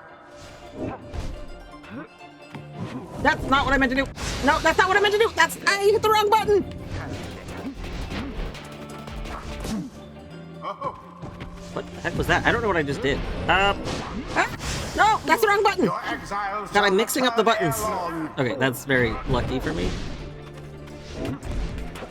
No, no, no, no, no, no, no, not that button. I'm mixing up the two attacks. Wait, why am I not? Oh, okay, I understand what's happening. Okay. So I can't use the attack when I have the ball. No, I don't want to do... Oh god, I keep trying to use the attack, but that's throw when we have the ball. And it There we is go. Done. Okay. You have prevailed. Rejoice then in your single fleeting A lot victory. of that would have been fixed if it had clicked in my brain that I could not use the long range attack while holding the orb. Like, I know that it was like, okay, you can throw the orb, and we threw the orb intentionally, but I had already, like, gotten my muscle, like, my brain had already connected that button to use the, like, the range attack. So I kept trying to range attack, and then it wasn't working, and I was like, what is going on? I understand now. I have to, like, I need my brain to realize once we have orb, we stop having that attack. Like, that, you can't have both. Which, you know, makes sense, because that attack is, like, very good. So, okay, I get it. There is probably, and I'll need to play around with this a little bit in a future one, but we can probably do something like throw the orb really quick and then follow up immediately with a range attack, which would be absurdly strong. But if there's a cooldown in between those two things because it's the same action, then I won't be able to do that. But man, if we can, that would be good. The range attack is like really strong with I mean, most of the characters. Like, that was good though. We got a Chivo for not you know, for not letting the accusers get a point. And you know what? The accusers are bad. Lendl, you're trash. Get out of here, Lendl. Get out of here. Your deceit may have earned you a hollow victory, but know this. The accusers will not forget your wickedness. When next we meet, you will rue the day. Bask You're now gonna in have the to wisdom of the do the scribes. person talking like The bold. The exiled Jodariel has gained enlightenment. Ooh, we got some enlightenment. Only the enlightened can regain their freedom. We have withstood worse nights than this, though few as strange.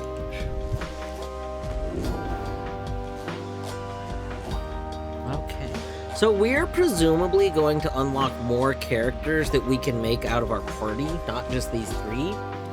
And presumably we'll need to use all of the characters because all of them will need to be enlightened before we get to the end. Otherwise, we'll leave people behind, which seems terrible. Alright, so we get a mastery. What up, Autumn? Alright, choose a mastery. The long stride, after using her rush to lunge forward, Jodariel can rush again right away. That would be really good, because the rush is like already very limited. Or Relentless Vigor. I know it's Vigor, I don't know why my brain wanted to read it differently. After banishing an adversary, Jodariel instantly recovers her stamina. That's pretty good. I mean, this would honestly, like, potentially be more powerful. So long stride means if you mess up, you get a recovery. Whereas Relentless Vigor means that, like, if you don't mess up, you get to keep... Basically, this is the steamroller option. This is like the defensive option, like, we go twice, you know, and you can chain those together. Like, you don't have to say it's messing up, but you get 2 dashes. But this is saying, like if you play correctly, you then get to, like, do more. Okay, and then it looks like they're paths, so what do we get, like, coming from things? Permanent +4 presence, and presence is your aura strength, right? Yeah.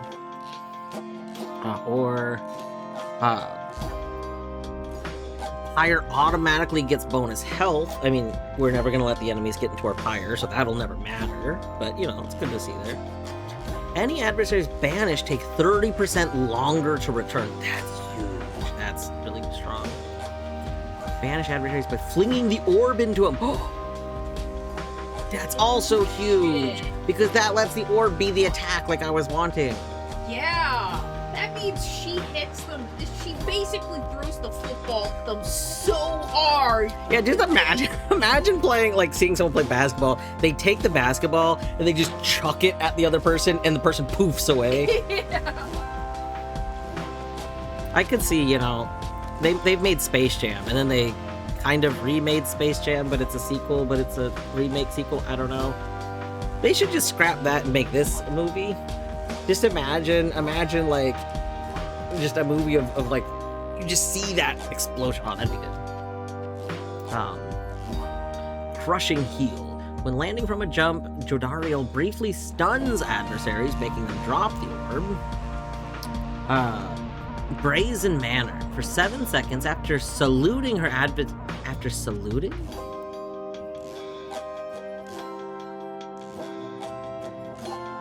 Wait, can we taunt? Hold on. Are they calling to the taunt button salute, but it's clearly a taunt? Oh my god. After saluting her adversary, it deals an additional 10 So this is saying, if you get right next to the enemy's thingy, their pyre, and then before you put the orb in the pyre, you taunt them and then put it in, you do bonus damage. You do a celebration. You get to you celebrate before you. Oh my god. Okay. This is arguably like the worst option out of all of these, because this is not actually like only a bonus 10 is not that big of a deal. Although it is the difference, like, because I think they start with 100 normally. But like, this is so funny that I almost want to go on the left side of the skill tree just to get this one, because it's hilarious. Even though I don't think we got a single goal with Jordariel, because Jordariel's really good at like crushing people, but terrible at linebacker. Right? I don't know people in sports. All of them with linebackers are big. Jordariel crushes people, and then we get the ball to like somebody who's fast who can run it in. So like, I just don't see.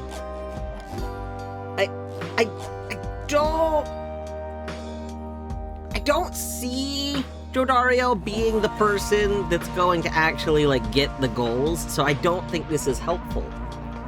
But it's so funny. This is hilarious. Oh god, it's so funny.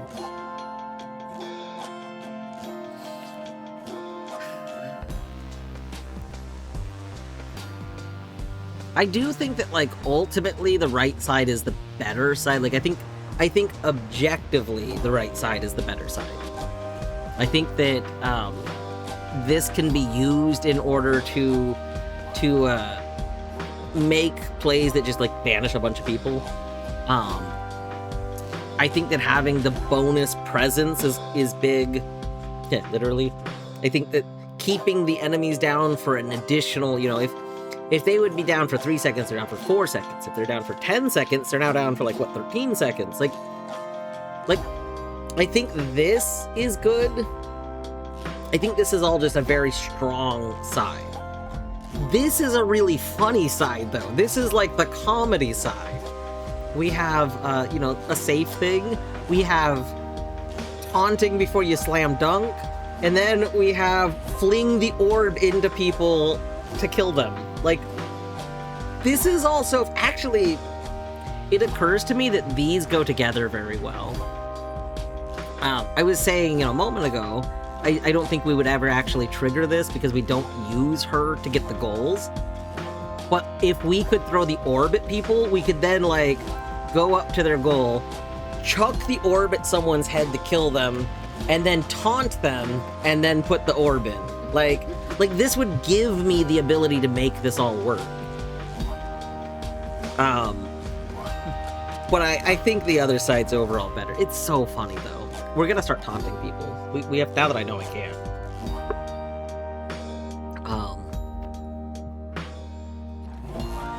Oh, gosh, that's so funny.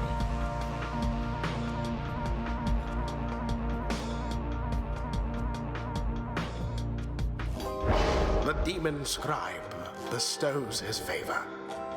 Alright, you don't get an upgrade for some reason, even though I think you got more goals, but okay. What about the other one?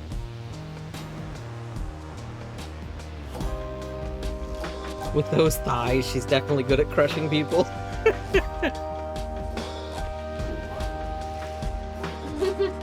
After the rite, the accusers disappear into the darkness. As you return to the wagon, in the still night sky, you see a single star burn brighter than the rest, beckoning you onward. Also, that was I know Supergiant Games is very good at handling, like, a lot of things like music, but that was very good to have their track repeating, and then once we got to this, as we're hitting the night, they find the part to, like, it ends on. Like, that's good.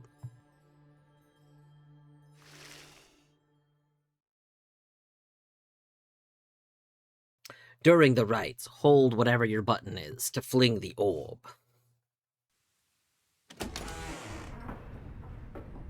Smadonashe. Well, my friends, what can I say? The rites are real and we're in. Deliosta. The Getting Out of Here Club. Next up on the agenda, keep chasing stars until we're free. Consilta vidias. Until we are free. Consilta vidias. Until we're free. Here, sounds fine. Might as well be us instead of Lendl back there. Anyway, guess we better start packing. As the others go about their business, Hedwyn turns to you. Ligoratus. Rita, come walk with me while the stars are still out. You and Hedwyn walk in silence for a time before he speaks up. Qui sentirna. You have questions. Come, ask away. We need you in on this for the long haul. Hedwyn wishes to know if anything is troubling you. Ask why he was exiled. Ask how he got this wagon. Ask why you cannot conduct the rites yourself. Ask what happens if you refuse to help. I mean, let's learn about the people, right? Let's ask, why were you exiled? What brings you down here? You ask Hedwyn what he did to get sentenced to living in the downside. He maintains eye contact and his smile. Eerie. Some terras. Good question, my friend. We're going to have a lot of time to discuss that, and many other things. Make you a deal. You read the stars for us again, and I'll tell you about it on the way. You sense he speaks truly as he beckons toward the fading dark above. You gaze at the stars. Seek out your destination.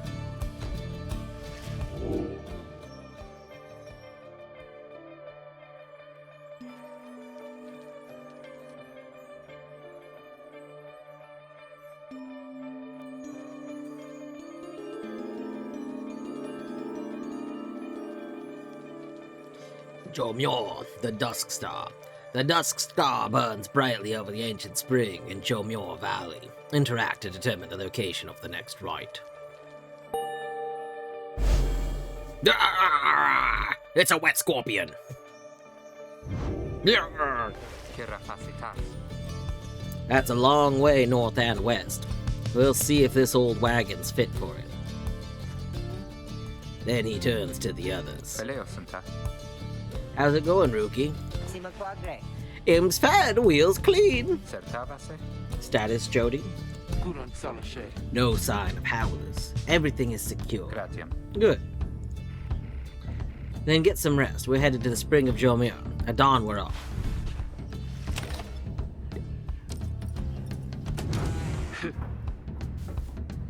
Ooh, hello. You sense Jodariel's steel gaze well before you turn to her. Ligaratus. Rita, rummaging about the wagon once again. Tell me something now that you are here. Eratamero. Look at me. Are you afraid of me?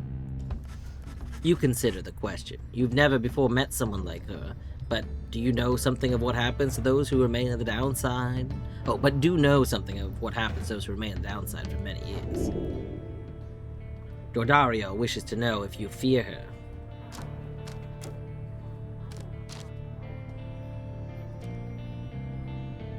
I mean, I don't fear her. Like, she's not really threatening or anything. She seemed fine. I like her braid that goes around the horn. I think it's very cool.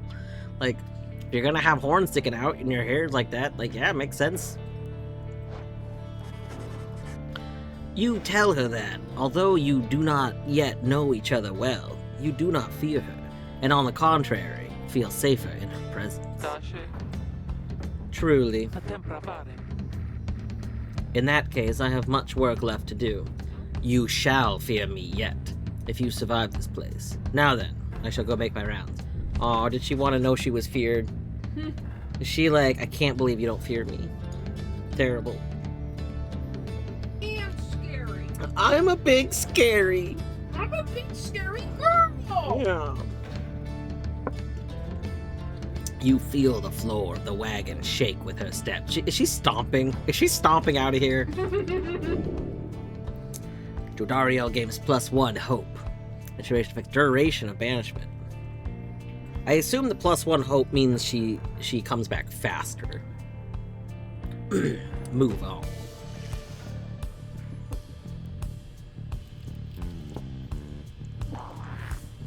You guys have got a really bad cob problem. There's cobwebs all over this place every day. You observe the man slept in the corner of the wagon, bearing some sort of stringed instrument. You sense he lives, but nothing more. It seems inopportune to ask about him now. Oh, I thought this was just an instrument over here, like in a hat. I didn't realize this was supposed to be a person. Okay.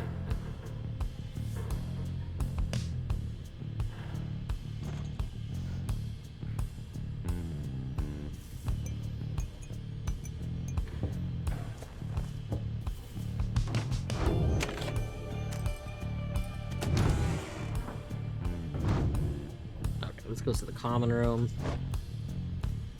You've leveled up.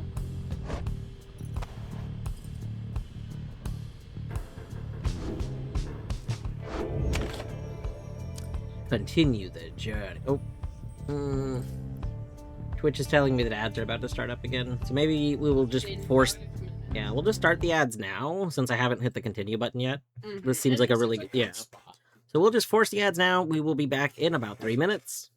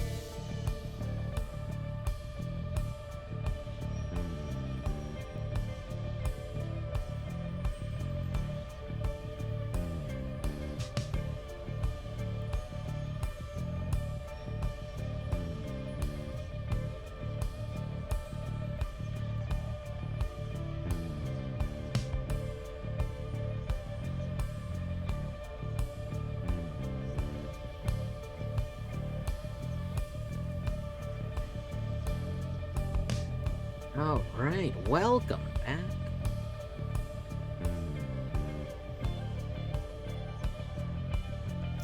Let us continue our journey.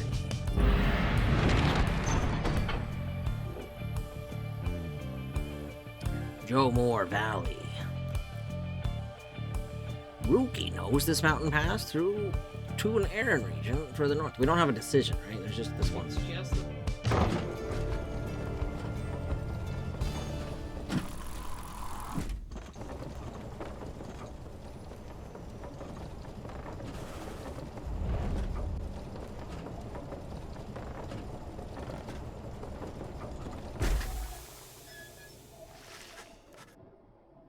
The climate here in Jomor Valley is hot and uncomfortable. On top of that, exiled curs roam this land. Okay, well, what's his name as a cur? Among the 8 scribes, the Alpha Chief Jomir, many made, took a special liking to this region. Na tempra varen. We have a stowaway. Domizaru Mansa? Home? Can we go home? She must have latched onto the undercarriage as she crossed the ridge. Her manner is odd, though you sense she means no harm. She must have overheard some of your fellow exiles' conversations. Sna.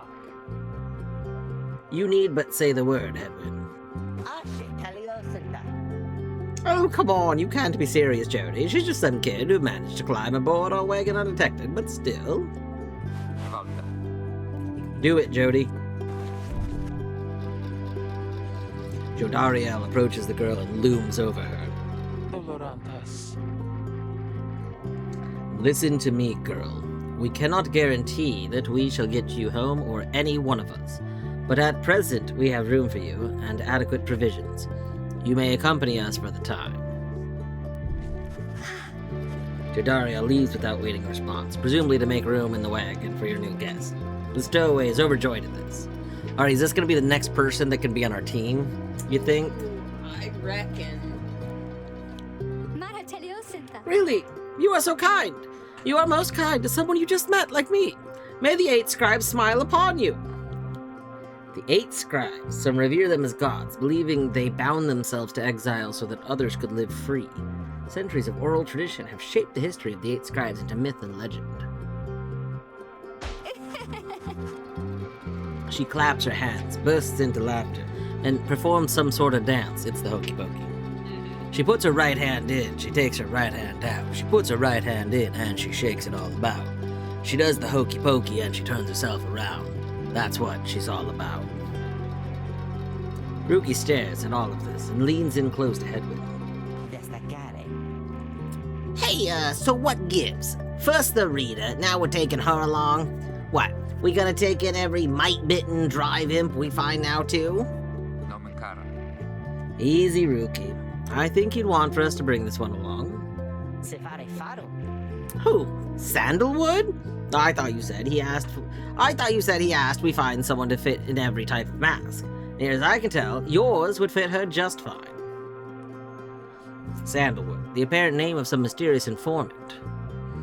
Oh, so they must have more masks, and they were told that they need to like maybe it was. They need to have at least 3 people who fit masks. Well, I think they might have more than 3 masks.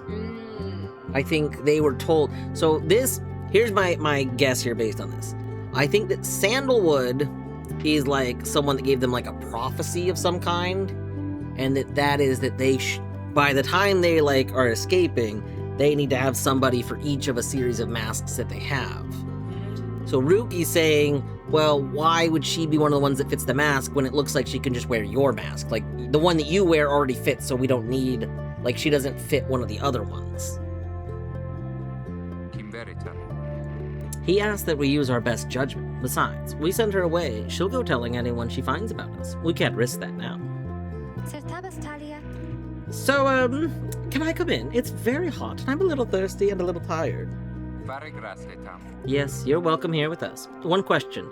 What do we call you? Irina Taliosanta? Oh, well, this is embarrassing.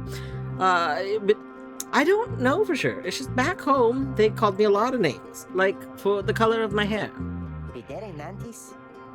They made fun of you just because you got gray hair? Vistalia. That's it! Oh, my name. It rhymes with gray. My name. They called me so many names. You sense the girl is struggling to recollect a certain name. She felt best suited her. You think that you could help the stowaway girl make peace with her name. You sense her name is May, Kay, Faye, Day, Zay, Shay, Ray. There are other names ending in A which you are aware. Should we click consider other possibilities to see what else pops up? You consider more ways for the stowaway girl to make peace with her name. Lay, Che, Nay, Tay, Zay, Gay, Bay. Okay, Bay is funny, Gay kind of funny. Tay's good. What was the first set of names? Faye is kind of good, you know. I kind of like Faye, especially because she's got like the stick stuff going on, kind of like very. She's like, I think I might go with Faye. I think we're gonna go with Faye. Out of these, like, there's a lot of good options, but I do find myself finding that Faye is very good. You suggest that the stowaway girl's name is Faye. Vistalia. Why, that's it! My name is Faye! My name is Faye! Nita Polameta. Where I am from, they called me Faye the Fair, but, oh my god. What? Did they call her? Oh my gosh, does each one of those names have a different thing to go with it?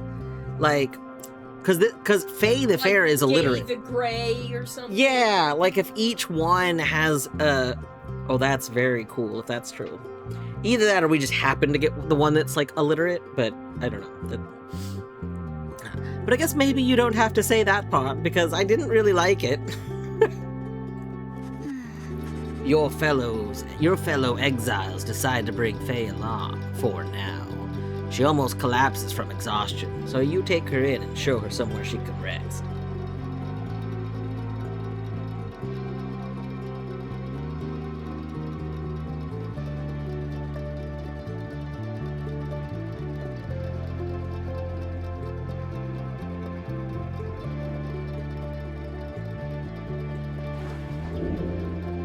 Faye joined the group. She is tired, but excited. Welcome her aboard.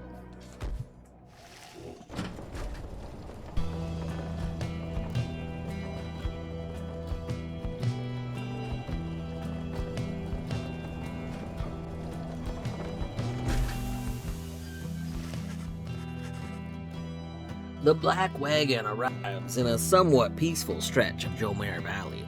Your companions wish to hole up for the night, to give Faye and all of you a little time to rest. How the sides of the wagon open up. It's like, oh, it's a tent now. Yeah, it's very good. It's a good wagon. This is the content that I wanted. Excellent. Huh? Alright, so yeah, I will concede what I did know about this game, which was not very much, did make me very worried about playing this game. But, it is not what I expected. And this has been very good. And it's so far very good in less stressful and sportsy, like I don't know, there's a lot of things that I was worried about. But this has been very good. Alright, let's talk to Faye. Faye seems to be recovering well since you found her. She seems fascinated by everything and everyone in the wagon. Oh! Hi, reader. You are the one who knew my name. You guessed it right, you did. Thank you for your hospitality. I've just been eating with the imps and talking to the wagon. This wagon, he and I are the same age, almost to this very day. But can Faye actually talk to the object? But I'm older, by 3 weeks. so I'm giving him a hard time. Little brother, I call him. He is a good wagon, isn't he? He will take us very, very far. My little brother, sure, he pulls at my hair at times, and I don't like it very much, but he is family. I am happy to be here with my family. I thought I had lost them all again. I thought I had lost them all. Oh, but we have stopped now, haven't we? Then I should go outside to dance, in case the scribes are watching. Bye, Rita. Smiling back at you, she prances out the door. Okay, what if she is like, I don't know, like a, would it be like a wood nymph? You know, like what if she actually can like have a connection to objects? Oh, cool. Alright. Let's see, is she in? Oh, she's not in our catalog. I thought maybe she'd been in our catalog. Also, right now we can only see these masks, so. My interpretation though is that there's gonna be more masks that we haven't seen. But maybe Torny will be right, and it is just going to be swapping, like, she can be swapped out for, what's his name? Maybe they share a mask.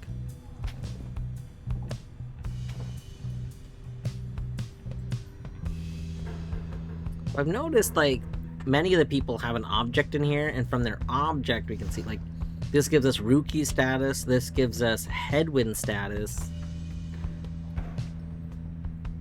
Do we get another stat somewhere?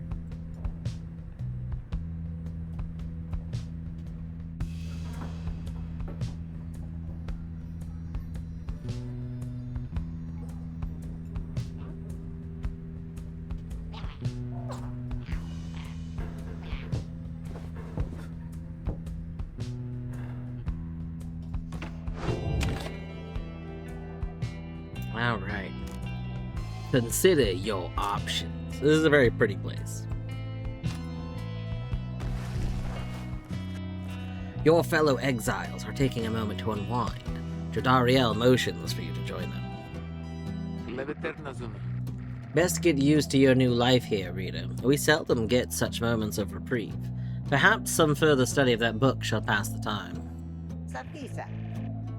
You could join me for a little stroll if you're feeling up to it. Always something to be foraged around here. Samisara Sumana. Or you could teach us more of what you know, perhaps for the next ride. Prepare for the next ride. In any case, we do what we can to stay busy. It keeps the sense of isolation well at bay. At certain junctures, you may choose from several vocations, using which you can make yourself useful. Use what time you have. Oh no. It's another decision. I hate decisions.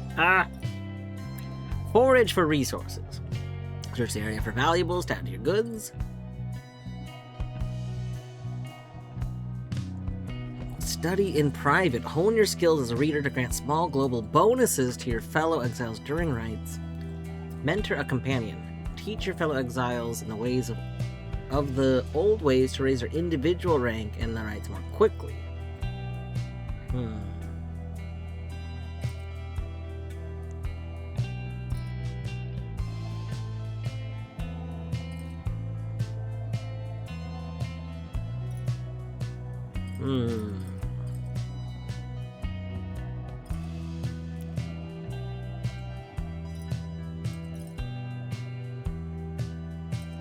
Like, I want our team to be better, so, like, I kind of want to study in private. But I also do want resources. Like, I don't know what we're gonna need. And, like, I don't want to not have enough, like, money or something to be able to buy something when I get to a place to spend money.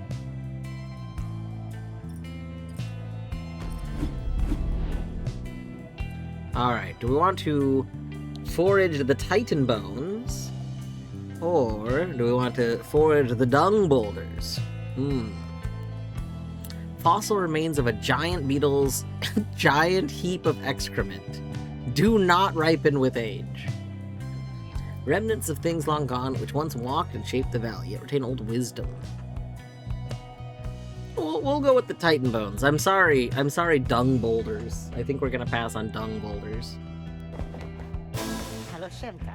Well, chum, had enough scrounging for one day. Usually there isn't much, but if you never look, you never get. And believe you me, it adds up.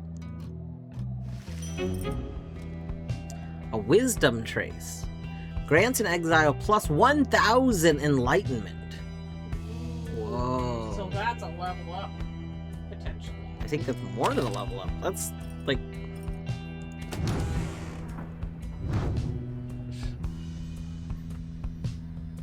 Yeah, next rank, this person only needs... Like, 1,000 goes from 0 to level 2, I think.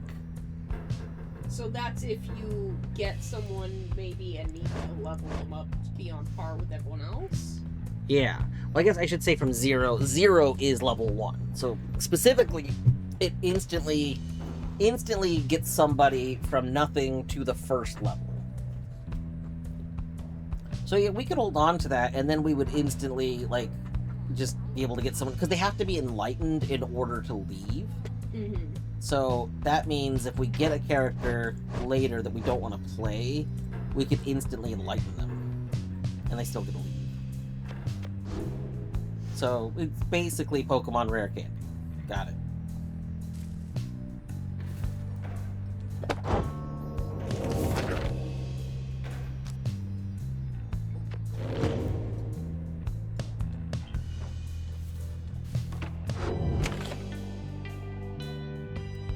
Let's continue the journey. The path leading further west splits off, and once again your fellow exiles turn the choice of where to go over to you. Faye seems enthusiastic for whichever route you choose. Like, I'm just happy to be here. Now, we can go to Fall Flat. The south route across Jomir Valley is riddled with barren rock and bone. Faye believes those who travel this path shall be swift as Jomir of the 8 scribes. And there's Gluehive. Gluehive, the north route across Jomir Valley, passes the remains of the Hive Titan. Faye believes those who travel this path shall be as strong as Goal of the 8 scribes. So either you gain... Strong or swift. I mean, I feel like I like swift overall. Like, don't get me wrong, strong is good, but swift is better. Outrunning things is just so powerful. Shoutouts to every character that I loved when I played League of Legends. That was just people that could outrun everyone else. Like, You were a juker. oh man. Boy, howdy was I. You gotta go fast. You gotta go fast. Faye is behaving stranger than usual as you traverse the dry flats at Fall Flat.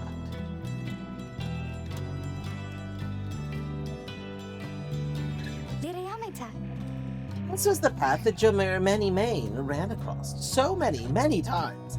Can you not feel his presence, him and all his friends here in the sand and in the air and all about? At first you pay it little heed, though later you observe your fellow exiles seem to have more of a lightness in their steps. Perhaps it was the previous day's rest that did everyone good. Your companions have gained +1 quickness. Noise. What? No, I want that permanently. Permanently!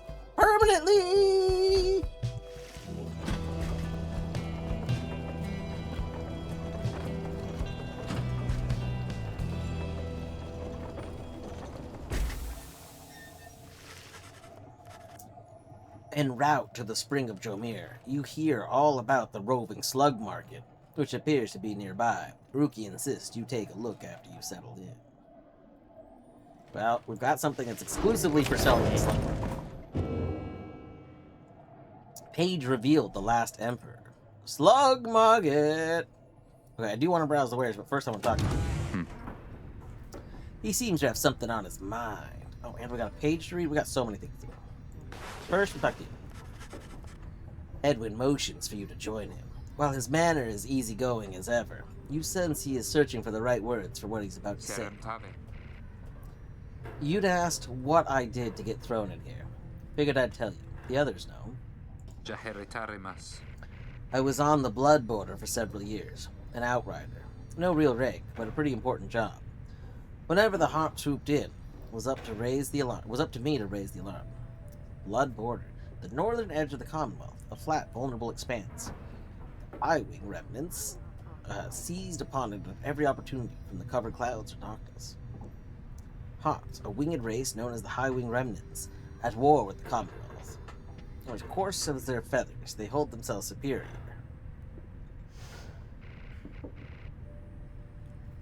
One day, the Hawks came without warning. No alarm. It was a slaughter. So, I heard. Because I wasn't there. Nesintera. I was with one of them. Look, that's a story for the... Wait, were you with a harp? Were you like... I think Or- he was. Either one of them being a harp, or one of them being, like, with someone else in general. Like, but he wasn't at his post, because he was, like, on a date or something. They branded me Headwind the Deserter before they sent me here. I didn't want to fight. I abandoned my post. My friends.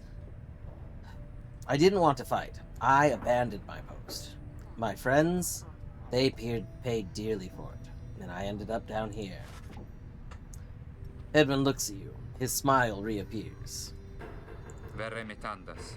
It's not something I like to talk about, as you can tell, but I know that you'd been wondering, and you deserve to know.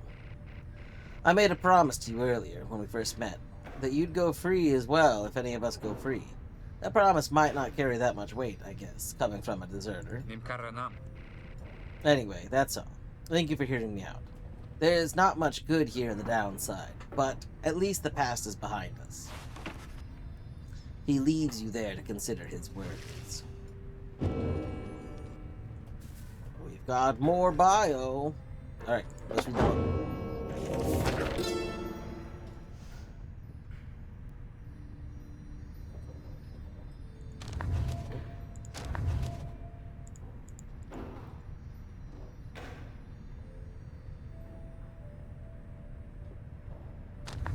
Oh, there we go. Okay. The Last Emperor. In the words of Golothian. Golgol. In the words of Golgol, Master General.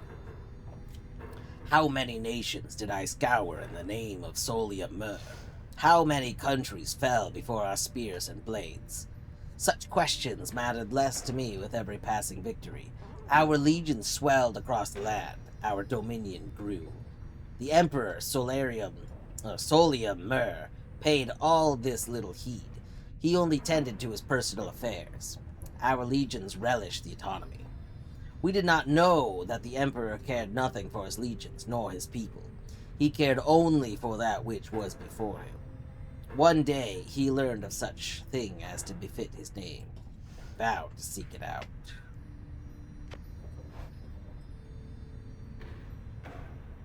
What is the face?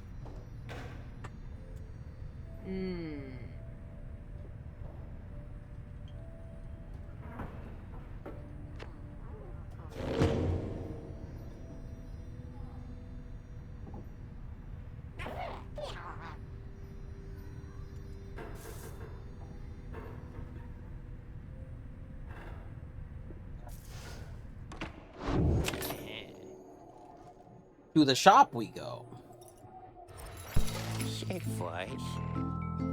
Hey guys. Yeah, how's it going, Mr. Greentail? Been a while and all that.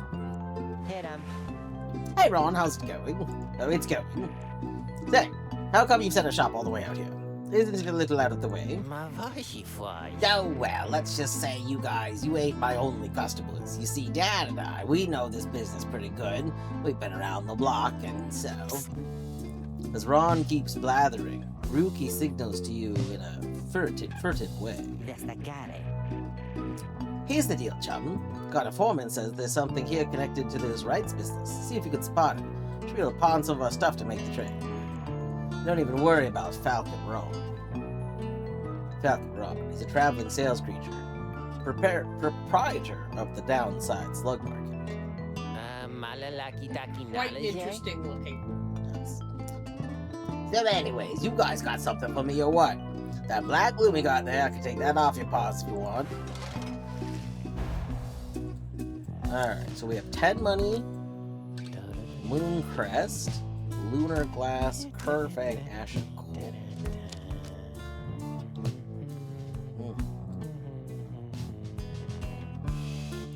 probably want the moon crest, right?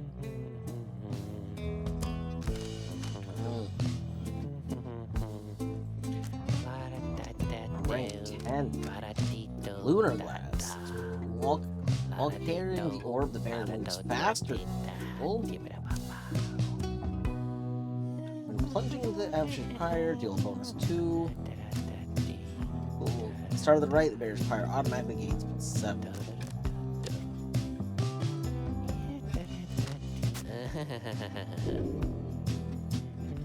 Firm. Yeah, we don't need the black glue.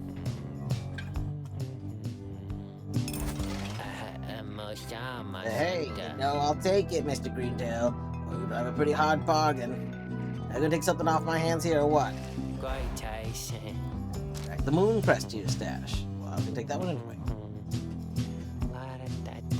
Chance to just return immediately. That's pretty good.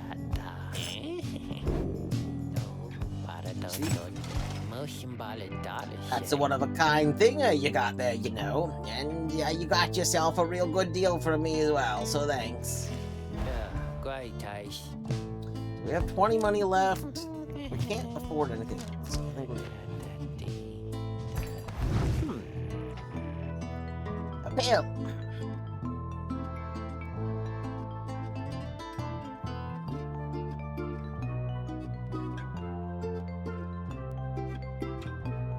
Apparently, any of us bozos can get a little edge out of that thing during the rites. I mean, just a question of who gets to try it out. Okay. Decide who shall wield it.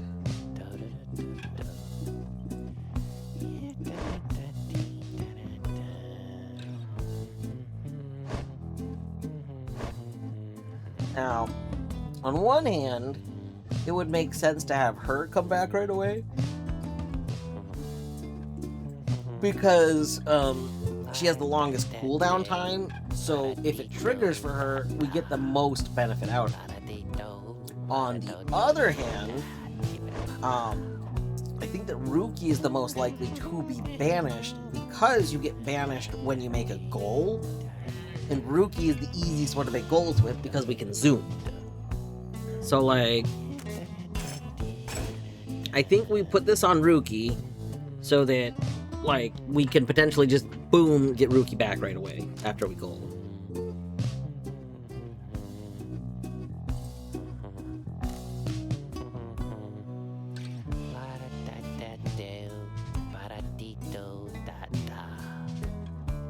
Is the slot... Hold on, is he singing with the song?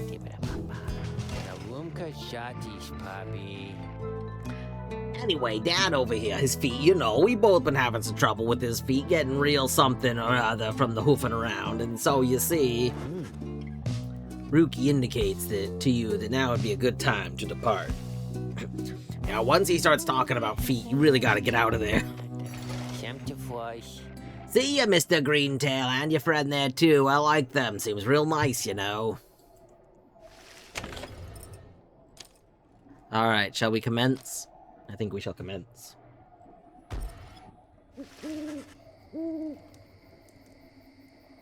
As you complete preparation for the rites to commence, you notice Faye approaching. You notice, too, that she is wearing your companion's raiment. We can go home. Faye, I thought I made myself quite clear you were not to touch those robes. Oh, I'm sorry, Mr. Dario. I just thought maybe you were being funny at the time. Unbelievable. Hey, something's happened in the sky. I think we're up.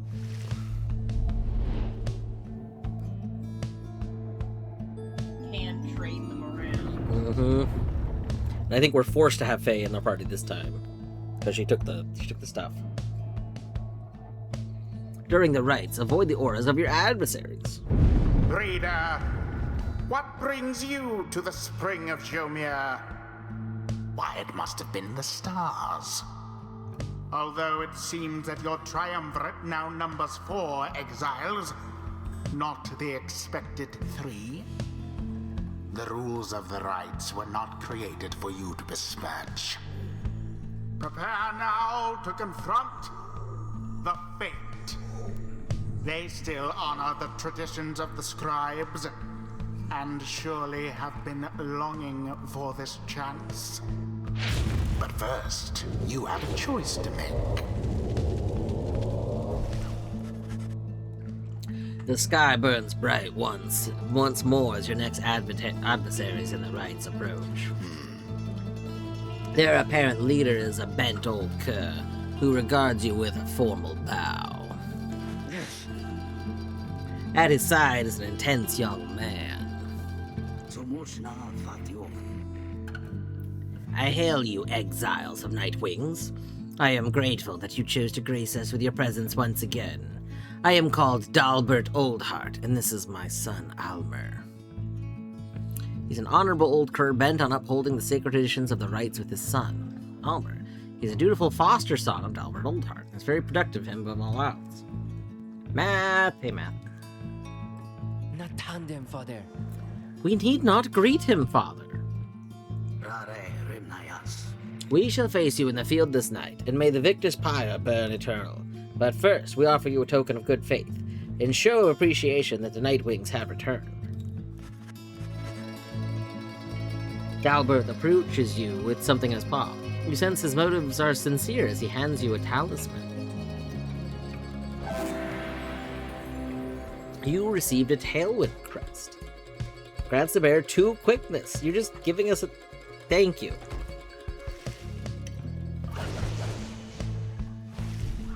Vilastati. That cur was very kind, and his son, he was so caring, wasn't he? Shela. When can we start? I want to help you beat them. Autere cazzat. We need 3 of us exactly to conduct the right. They're both holding the mask the same way. That's very funny. It's like, I think what it is it's because they. The body. Yeah, the body is one thing, and they just swapped out the heads, which is very funny. Need 3 of us exactly to conduct a rite, but we've got 4 now besides the reader. This ought to be their call. If someone has to stand aside this time, I volunteer. No volunteering, chum. It ought to be the reader's call, remember?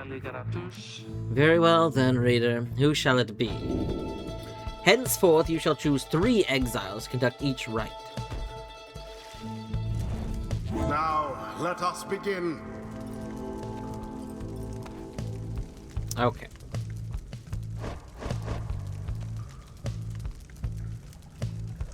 What's your stats? We don't know anything about you. Okay.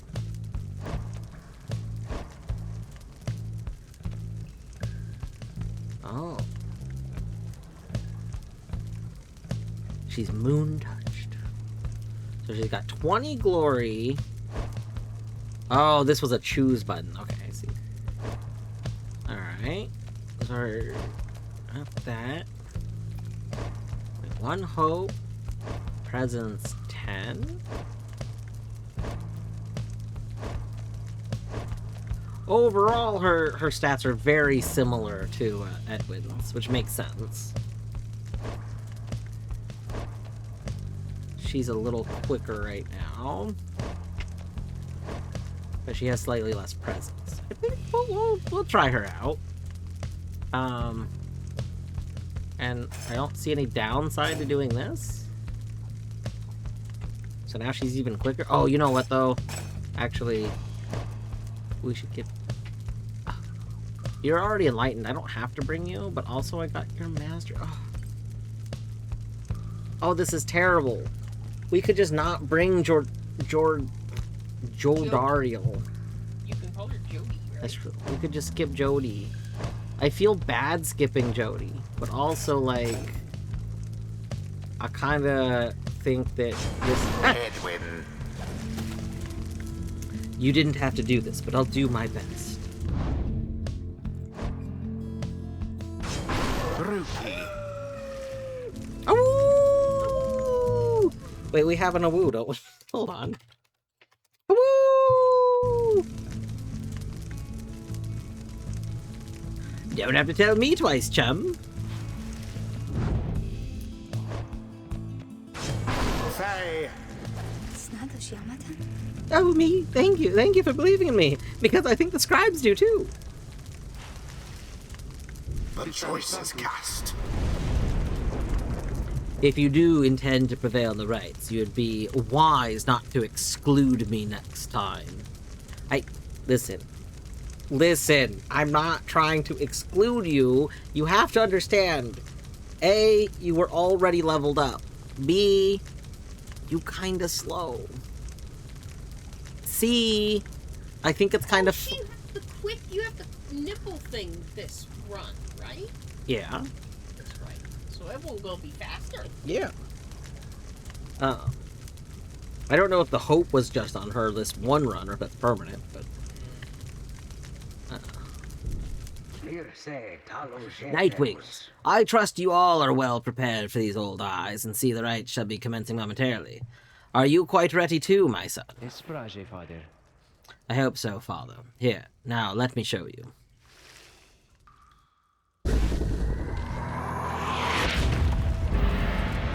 Now begin. Oh. Banished in an instant.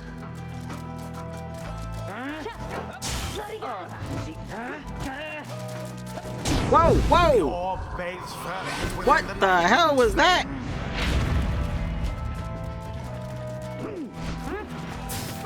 banishment. Ah!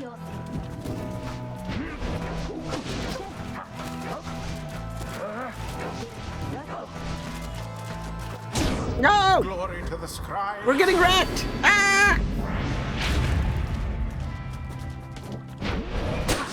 Zap. The flames of freedom. God, I can't believe we just got so, like, rickety wrecked there. Look forth, my son. The waters of Jomare Many Main bring blessings onto us this eve. Perhaps our chance has come at last.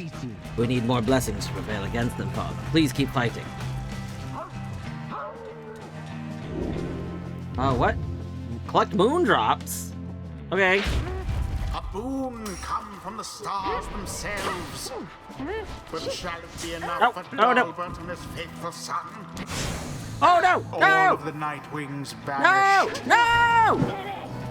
Thrust straight into your flames. Oh, God, we're getting destroyed.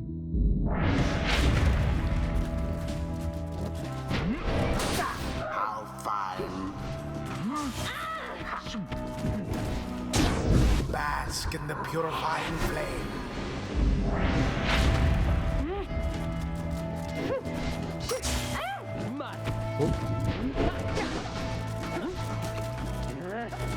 Oh, no! A show of glory from old Dalbert's boy. Oh, my God, we are almost dead. Banished, one and all. No. Oh.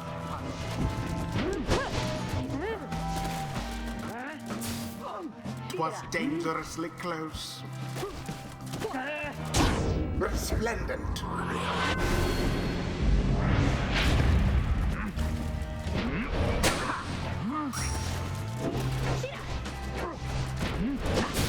A deathly thwarted drive. What? No, no, All no, no! three That... Nightwings. Poof. No, no, no, no, no, no! Come on! Resurrect! Alas. Oh, no! We're so close to dying!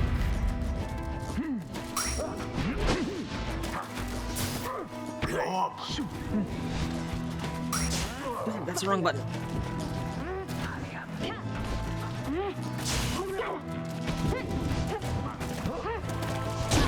With grace. Okay, we need one more. One more.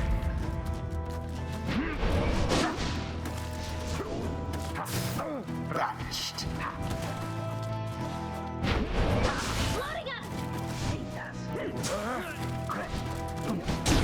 Onward thus to greater glory. Oh, no, I thought that was it. Oh, no. No more than a lick of flame remains. And Boom. it is done. The Not Nightwings even prevail. close.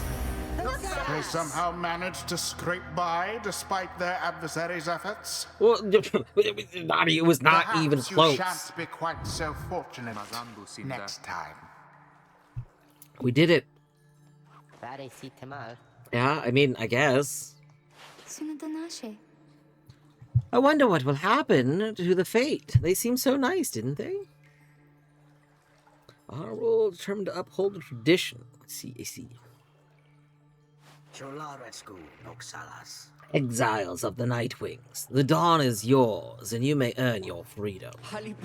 But father, the dawn might have been ours. We failed, and I have failed you. Nonsense. We are the fate. We do what is ordained and nothing else. Now let us go, my son, for I am weary once again. It was our fate to die here today. From this experience. I think I'm beginning to understand something of all this, my friend. Alright. What masteries do you get? So, you can have 50% more stamina. That'd be pretty good. Or, Hedwyn and his allies regenerate stamina twice as quick. That's pretty good. Your final one, after you douse the adversary's Pyre, this Pyre recovers flame equal up to 50% of the damage. Whoa. Okay, that's pretty good. So we heal. That's Hedwyn and his allies cause banished adversaries to remain banished for 2 seconds longer. When power casting, Hedwyn's aura travels in a wider, longer line than normal. If Hedwyn jumps into airborne adversaries, he banishes them. Oh wow, so if somebody jumps and then we also jump, they get it banished. Pretty cool. While bearing the orb, Hedwyn and his allies move with and past the orb more quickly. Hedwyn and his allies may instantly return banished allies by moving to where they fell. That seems very powerful. Oh, wow.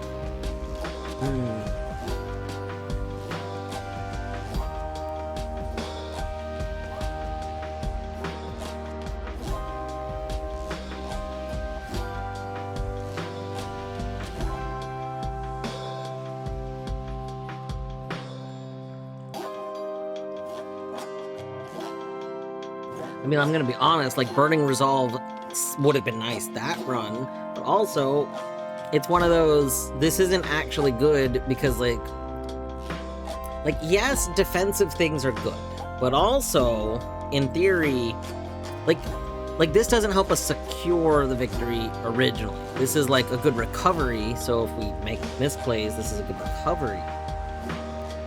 But ideally, we don't make the misplays. But sometimes you just have to accept you're gonna misplay. But obviously we're not gonna misplay if we're just doing better. The Master General reveals his stratagem. It seems the exiled rookie opened up his eyes a bit. See that, old chums? Old Rookie Greentail got some bite in him yet. Alright. The Cloud Jump. Rookie can jump a second time while airborne. Oh my goodness gracious. It's a very good a move.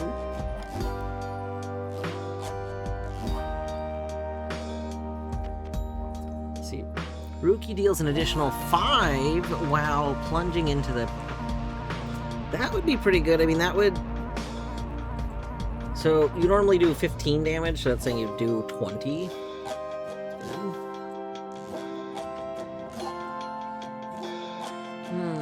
Your final one, after plunging, Rookie soon returns rather than remaining banished. That would be good.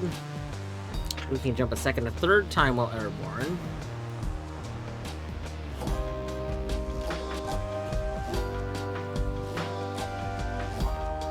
When other curs proved they could jump far, Jomir decided he would jump twice as far. And when other curs proved they could jump as far as Jomir, he outdid them once again. That's a very funny, like this is just that ability a second time. Like, you get so many jumps. That would be very good because he's got a very small jump, so double jumping with the speed would be very good.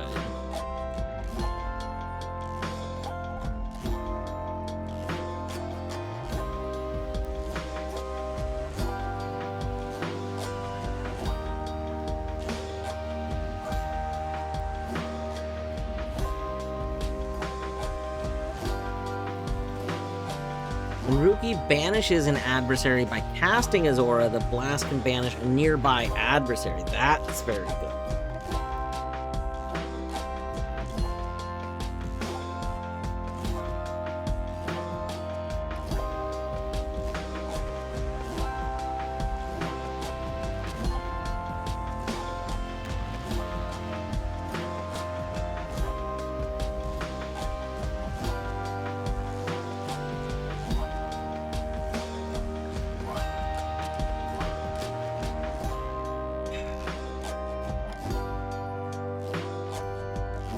I think we gotta take the movement stuff. Like, honestly, having like a ton of jump sounds very good.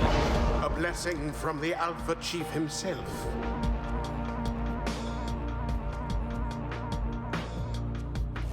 Until the stars align. Hello, excuse me. I mean, would you excuse me for a moment, do you think? Sedame frunca. You're one of them. What do you want? Father needs me. Oh, I'm sorry. I think I forgot what I was going to say. I'm so embarrassed. Ricase nirudas. What is the matter with you? It is against rights for us to even speak like this. I did not know that, I don't think.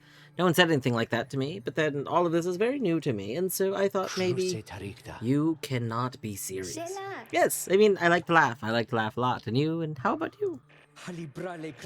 This is the Nightwing's trick. Father told me not to speak with any of you. But I just... I have to go. Wait. Almer, wait. I think that was your name. Was that your name? Wait. Does she have a crush on Almer?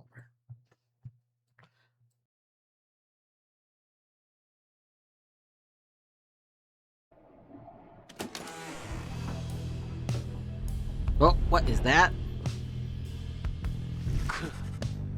As you return to the wagon after defeating the Fate, you notice Jodariel tense and frown. Negaro.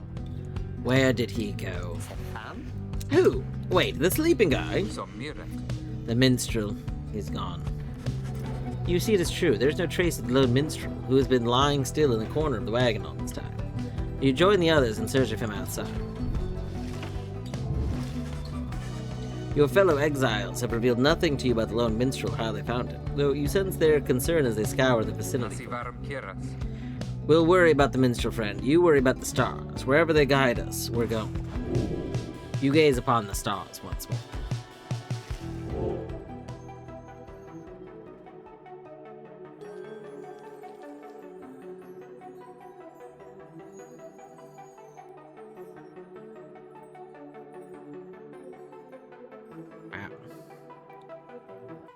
There's a lot of places we can look.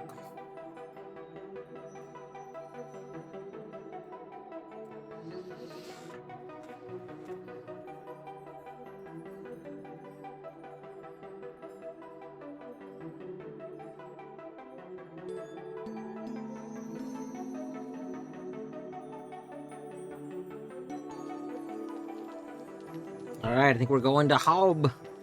Haub, the Midnight Star.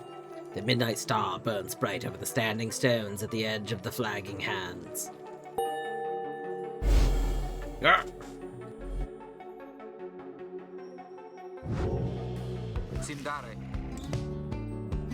Everyone, we're heading back east, all the way across the valley. Towards the cairn of Haub, then. That's right. We have to risk it. What if that minstrel guy doesn't show up by then? We shall find him, on this night or another. They continue searching for some time. However, the minstrel is nowhere to be found. Minstrel! Oh, what's up? After having vanquished the Fate, after a few close calls last night, you find Jodariel off on her own. You sense she wants to talk to you about your decision to exclude her from conducting the rite. Listen, we're only allowed to bring 3. I'm sorry. You were not excluded, you just weren't chosen. That's different. Excluded would imply I could have also brought you and chose not to, but that's not true. I had to only bring 3. I did not exclude you. I just didn't bring you. Don't give me that look.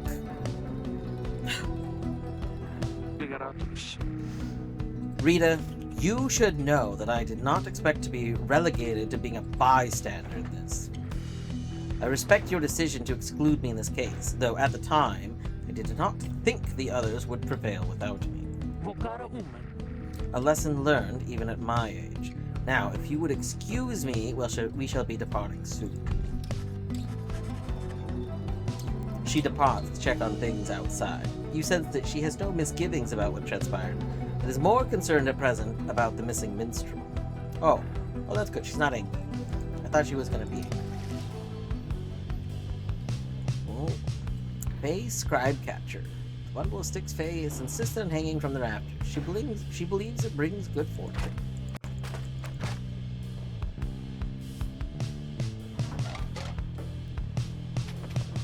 I want to know why we don't have a thing for, what's her name? Like, everyone's got an item in here except for what's her name. Jody has a throw rug. Where? I remember you saying Jody's throw rug. Oh. Jody's got a throw rug.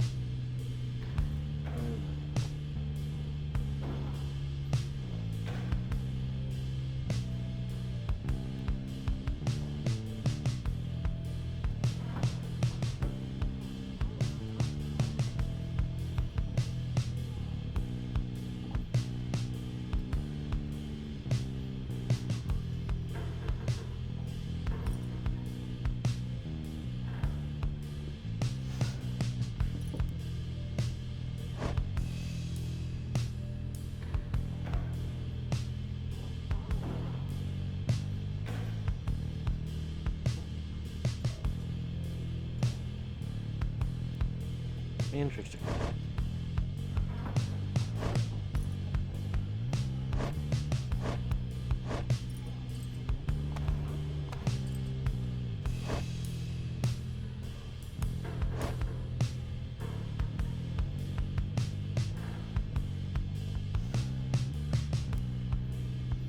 So now we have all your sentencing information.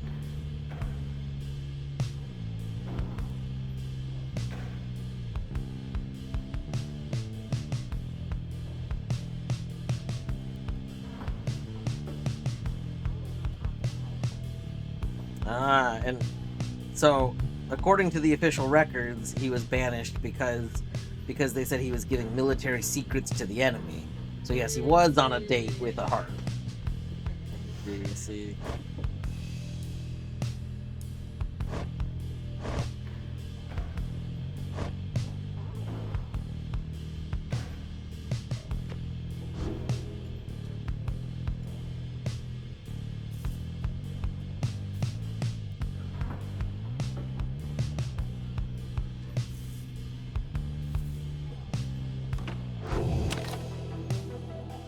Alright, it is telling me that the next break is coming up in a moment.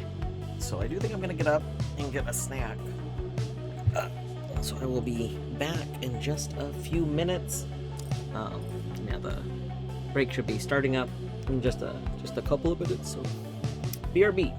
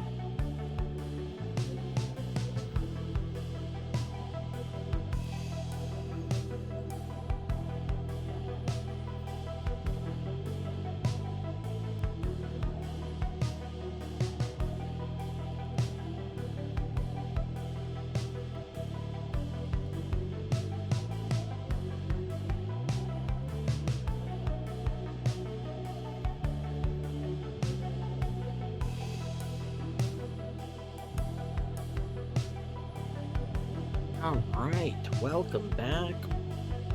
Ooh, Fed with the redeems. How many redeems we got? We could do those two right now. Or we could wait, and then maybe in like an hour, if there's more, do more all at once.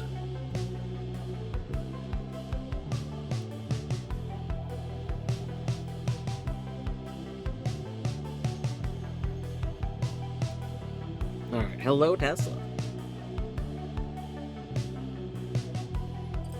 I've had a snack.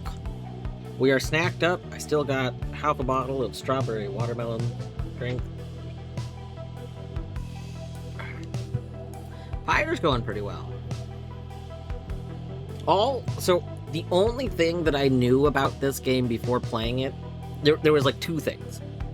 I knew that it was a sports game that I had seen said something like it's kind of like if Supergiant Games did a basketball game. And that, admittedly, put it pretty low on my desire to play list because I have zero interest in playing a sports game. So I was like, And then the only other thing I knew about it was that it was like dialogue heavy and maybe like visual novel heavy. And that's a really hit or miss thing to me. There's some that I like a lot, like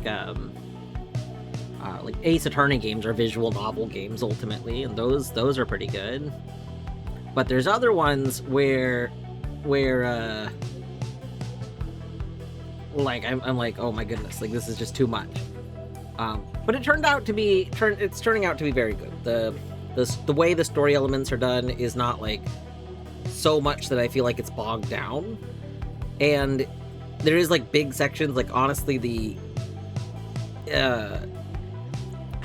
actual like the game part, like the sports part game, like we've only had a few of them, like so that is like almost a minimal thing, and I don't know, they seem fine. It's a fun little thing. I don't know. We changed the seeds icon, yeah. Torny, we've changed like pretty much all of the badges and point things. Torny made updated art for like all of it. Yeah. We've been wanting to change the seed icon for a long time because the original seed icon looked kind of... It looks like a Dorito. Yeah, it was really like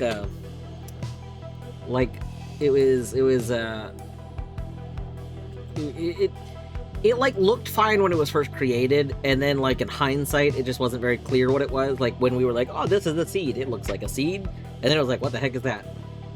So yeah, we have a new one that's like very clearly a seed that probably most people are familiar with.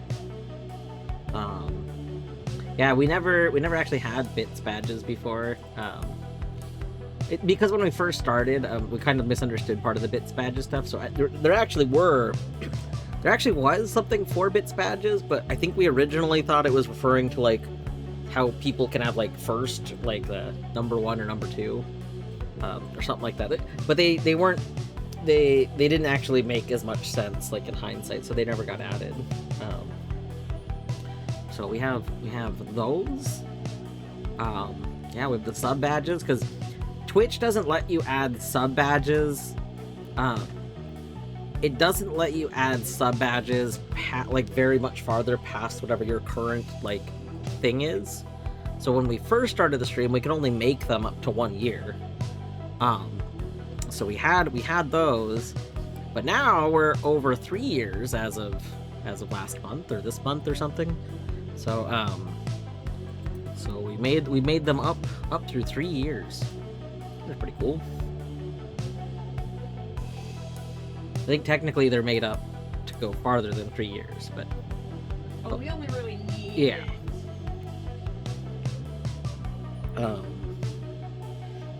Aren't bitch badges how much bits you've thrown in life? They are.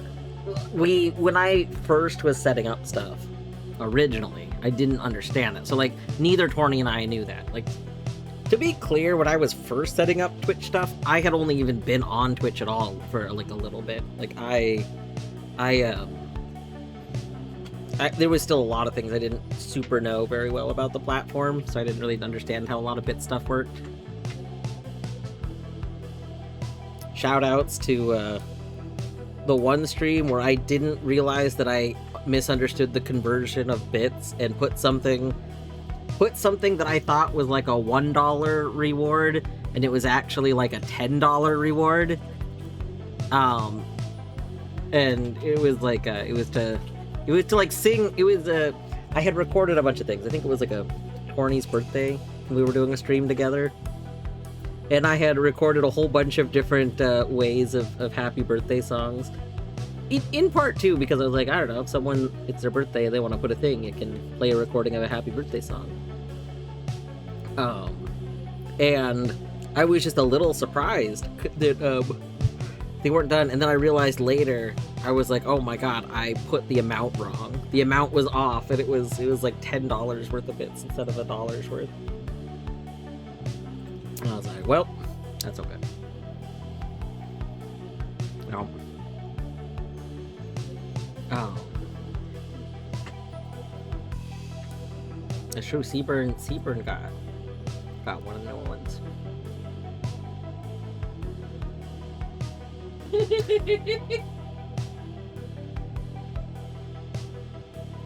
Alright, we're gonna continue the game. That's true, I will always have whatever the highest badge is. I think Torny... Oh, I was gonna say Torny will too, but technically Torny won't, because you can't replace first. Yep. Any of the first people will not. Artsy has a founder one. It's... but I will not have a founder one, so I will just always have the highest one.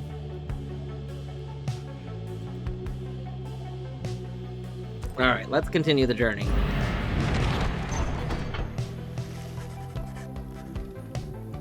There are still no sign of the lone minstrel. Although Jody tracks potential signs of movement east the same way you are headed, you consider where to search for them. Okay.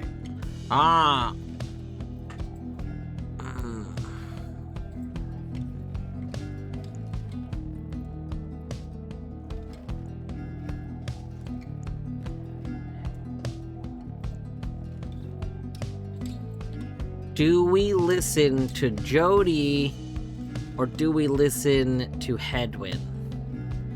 I feel like Jody would be the one that would track people down. So, if it wasn't that Jody was saying this route, I would go here because I would go to the place we haven't been to. That makes more sense to me. But Jody says to go down here. And like, I kind of feel like Jody would be better at tracking someone. She feels like she's got more tracking people down skill.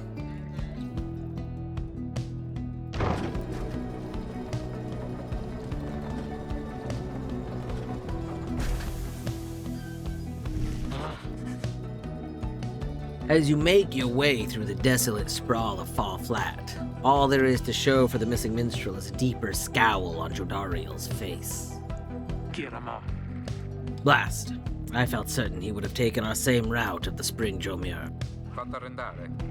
It's alright, Jody. He could have gone anywhere. Likely there's nothing to be found either way. We should keep moving.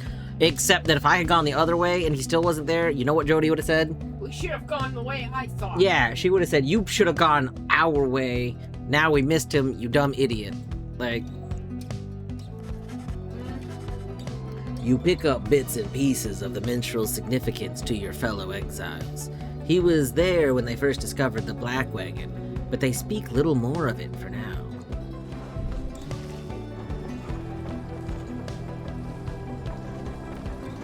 I mean, I don't think he's like a prisoner. Stop the wagon. Okay, Sam. What? How come? Umelito. Because of her. Lorana. They're coming for us! We have to be ready! We have to! Vari cantus. Does she mean what I think she means? I believe so. Your fellow exiles scramble to prepare the wagon for whatever is out there. Once you help them settle in, perhaps you can learn more of the source of their concern.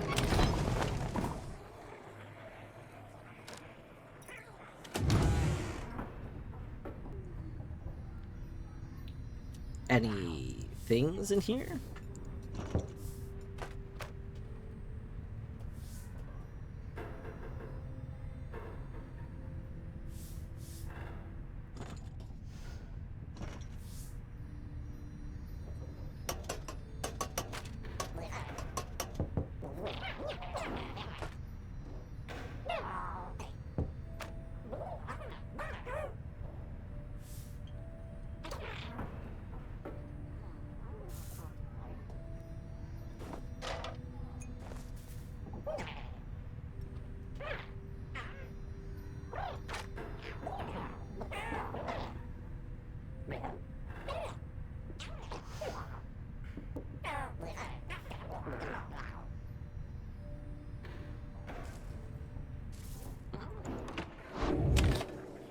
Prepare for the night.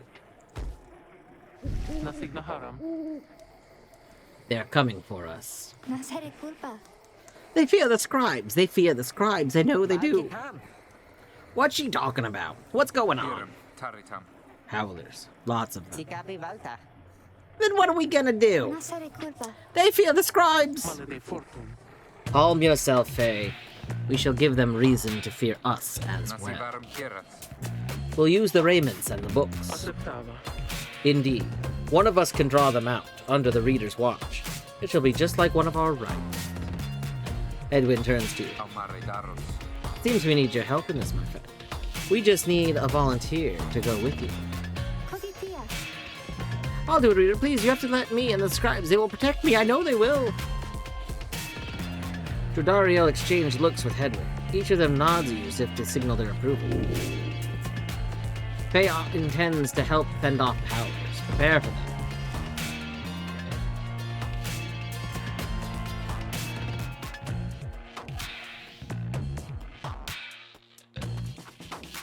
Motevi realistis?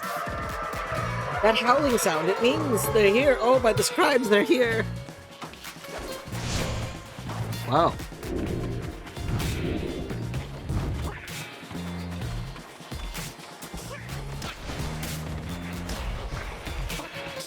Okay.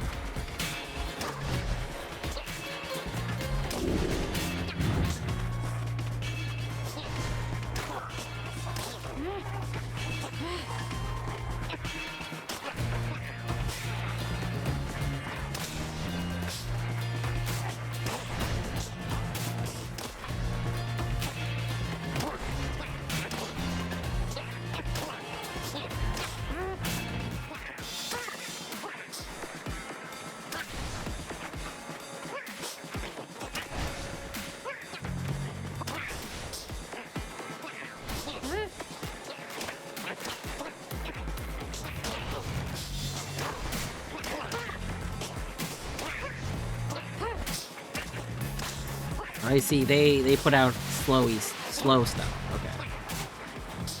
They goop.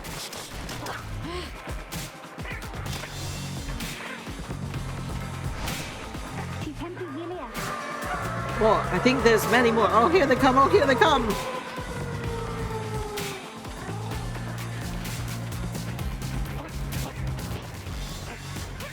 Oh God! You started up there. That's cheating.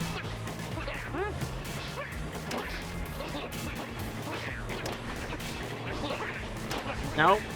Oh.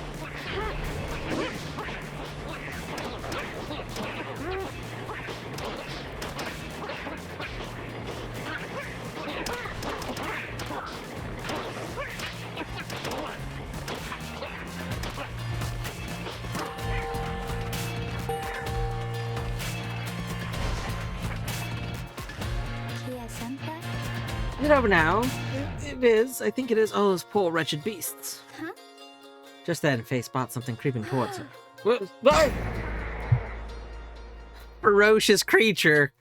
Oh my God, are we gonna have one of them join our party? Oh my god. Hey!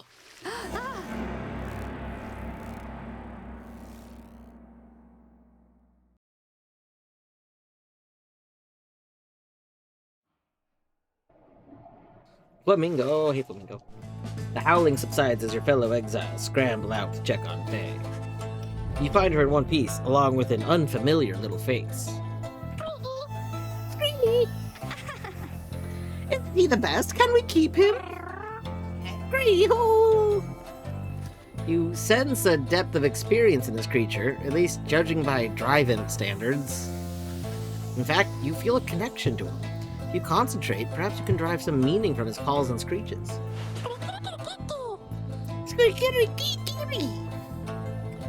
Scree-kiri-kiri.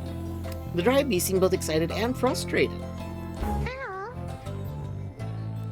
You sense some patterns in the screeches. This drive imp seems to have history with you in Blackwagon. You are beginning to understand him. The drive imp recognizes you as the new reader of the Nightwings. He is pleased to meet you. You can now understand him. The drive-in seems satisfied having gotten through to you, and you explain to your companions what little you've learned of him so far.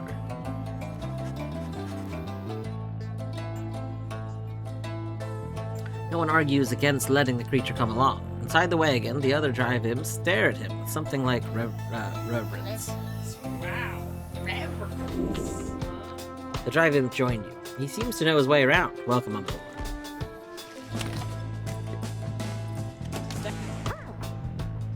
Wagon got an upgrade or something? I'm telling you, I think this is gonna be one of our people. I think maybe he's gonna wear the same mask that the dog wears. You can see the little imp has made himself at home. He rushes up to you. Giddy, giddy, giddy, giddy, giddy. Your new imp wagon seems very pleased with it.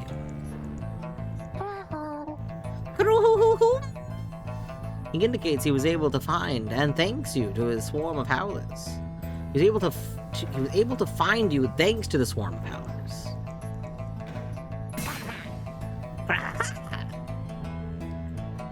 He has no love of howlers, and they know not to mess with him either. He plans to set up nests so he should ward off further trouble from them.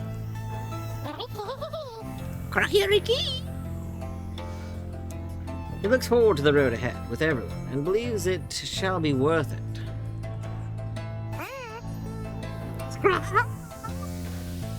He seems to be saying he's happy to be back where he belongs, and he urges you to keep going. He bounds off towards his brethren, settled in the wagon's rafters.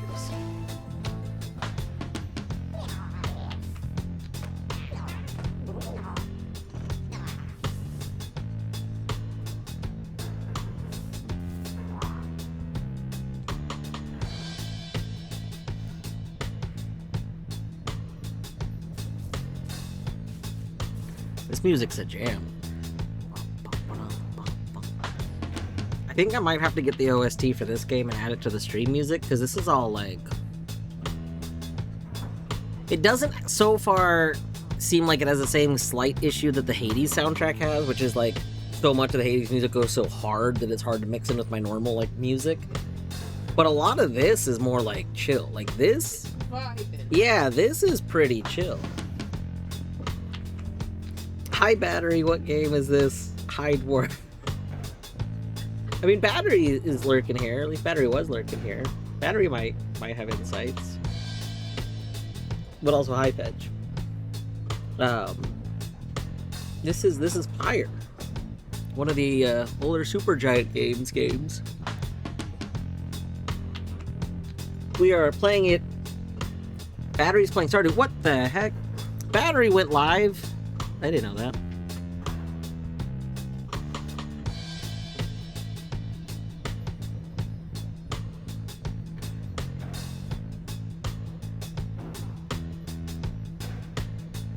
I gotta have a little battery tab open.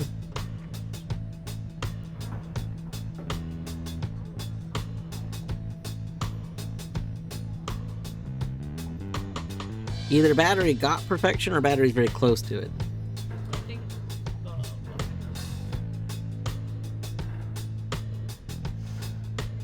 Also, Colette over there, like, feel like I should have gotten perfection by now. It's okay. I've never gotten perfection. Maybe one day, Torny and I will get our one farm to perfection. Some of the stuff for perfection does seem harder in co-op, though, just in general. She only needs an apple and a banana to have perfection? What? That's wild.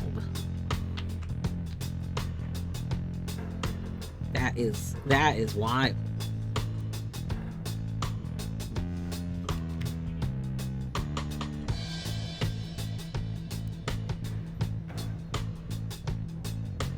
I was trying to figure out what the voice I started hearing was, and I just realized it's because Battery started talking. Oh my gosh. Okay. Let me move my phone so I'm not as distracted by that, because I put it like near my speaker. I thought it was the game. Okay. Yeah, that's, I mean, that's, I think, it's okay.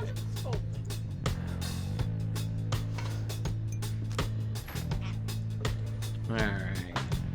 the drive-in was hurt and then got lost? That's what it almost seems like. Or, I mean, we don't know very much about these drive-ins. So they were bred for, like, the lore on them is that they were bred to push the wagons. I don't know if it was just this wagon. This wagon itself might have more lore to it. This might be like a famous, you know, particular wagon. mm-hmm, like the wagon of a higher being of some kind. Beings, these wagons are for you alone. Higher beings, these wagons are for you alone. That's so good. Continue your journey.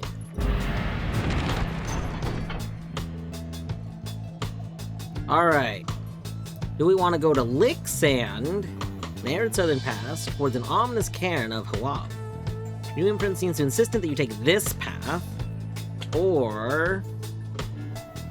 Oh wait, I don't think we have another path. I think we just have to take Lick Sand. Okay.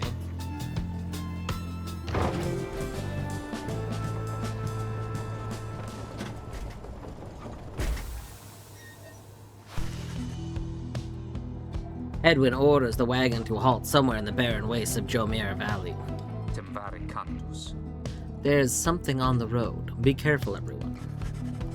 The figure watching Black Wagon from afar approaches, arms spread wide, although a hat and cloak conceal the figure's features.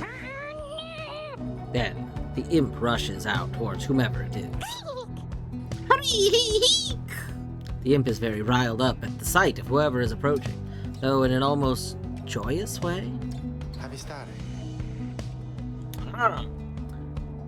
Caesar is he's a venerable drive imp who seems to know the ins and outs of Nightwing's Black Wagon. Oh, the imp's been given a name. I see. Caesar, it is good to see you, and you found the others, even faster than expected. The imp called Tizo appears very pleased. The lone minstrel turns toward the rest of you. Hello. We have not met, but I know who you are, or who you must be. I returned as promptly as I could. Have you walked with the scribes themselves? Because I think maybe you have. Pensariamita. Hello indeed. You had us worried there when you took off. I should knock him back into his slumber. I did not aim to cause you such concern. As soon as I awakened, I had to notify my client that the Nightwings have returned. Your client? Aye, my client, Sandalwood. He is your point of contact, as I understand. You did not find his wagon by mistake. We're learning more about Sandalwood. So what now? You continue down the path. That is why I am here. When we meet my client, he shall explain. For now, you have a job to do. I assure you that I shall not interfere. But I mean to accompany you. Would that be all right? Edwin and the others exchange looks. Welcome back, minstrel. You got a name? I am sometimes called... Tib. No, wait. Tariq. Those who call me Kid. It is a pleasure to meet you, Nightwings.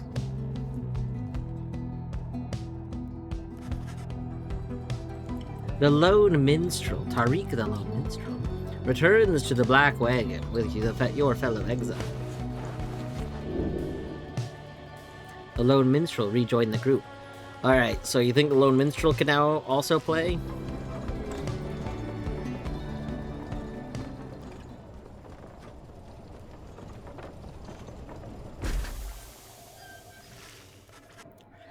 The cairn of Hawab is a foreboding sight. It is here that the next rite is soon to commence. Reader, if you have a moment, once we are settled on these grounds, I wish to speak with you in the wagon at your leisure. Oh, there's a slug. Alright, well let's talk first, and then we'll slug it up. Oh, whoa. The white lute, the lone minstrel Tariq's musical instrument, with which he chronicles great deeds through song. Ooh! It is what a minstrel does. We can just play music.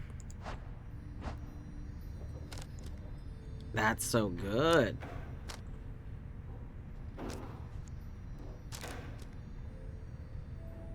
The Slug Market theme.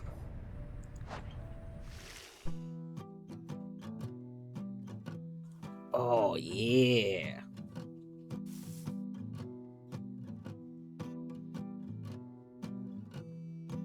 Okay, what's the theme that we were playing?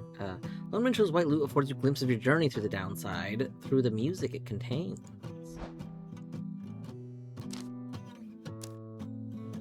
That's the...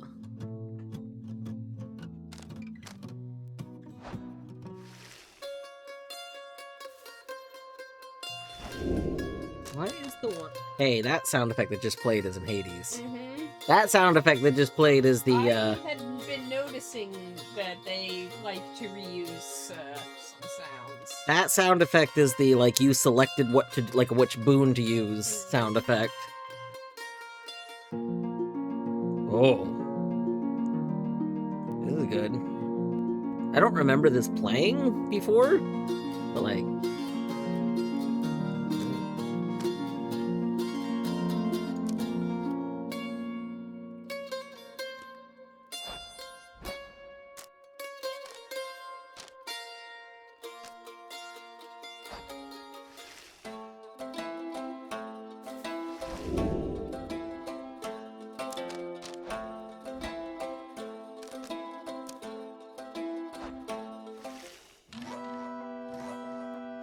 It was like, what was that one song? It was like the jam, really like chill. Love that song.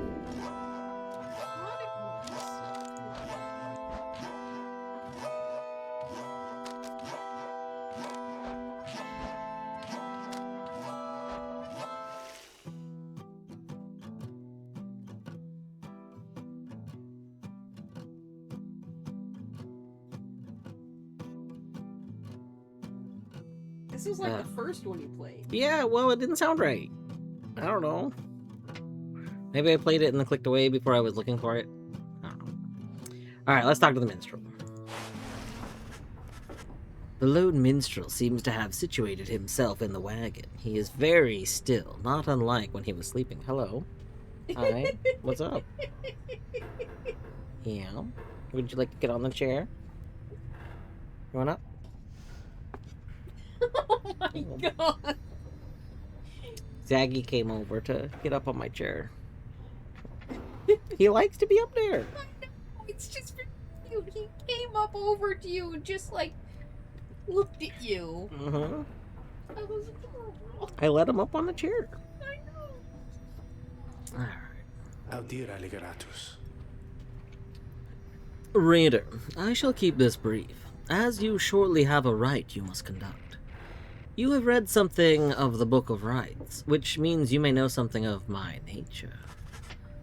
On the contrary, you know not what he means, and he soon senses this.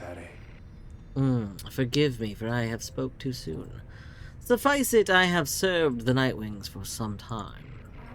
Conduct the rites with glory, and you shall achieve what you seek.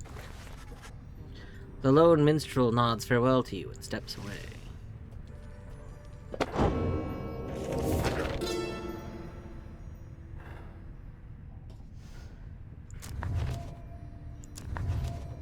Alright. The rope collar.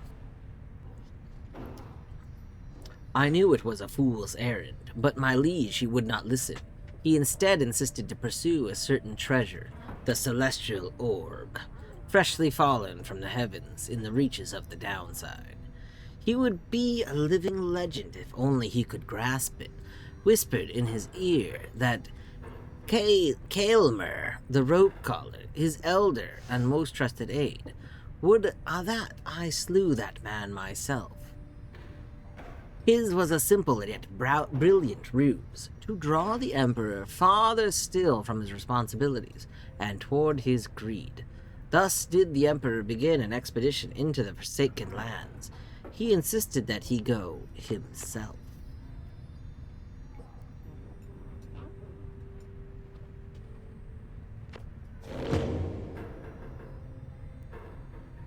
Hmm.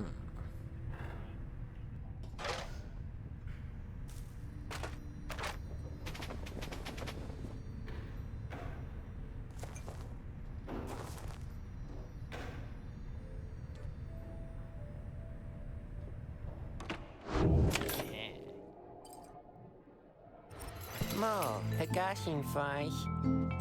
Oh, hey guys, fancy running into you this side of the sand. What can I do you for?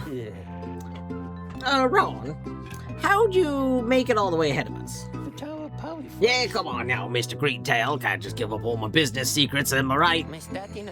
What I can do, though, seeing as you've been such a good customer at all, is provide you a sample of a little something you might like.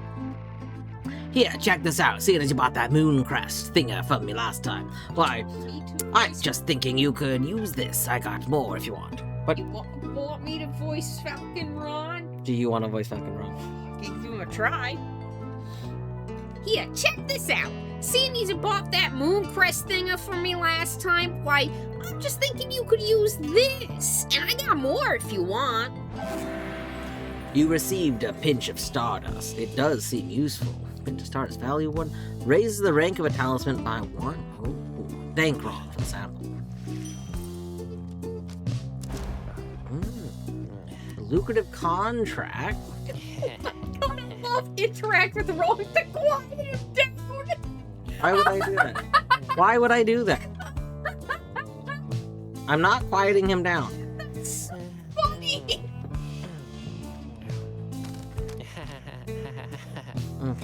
After banishing an adversary, the bear gains +1 gold. Up to this many times per right. Ooh.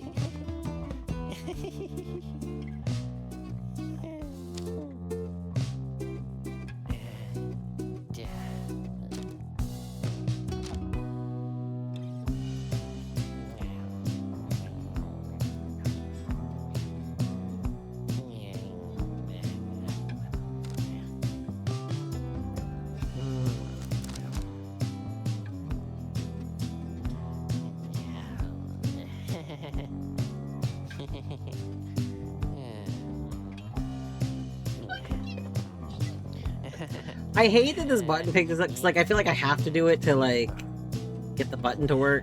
Like,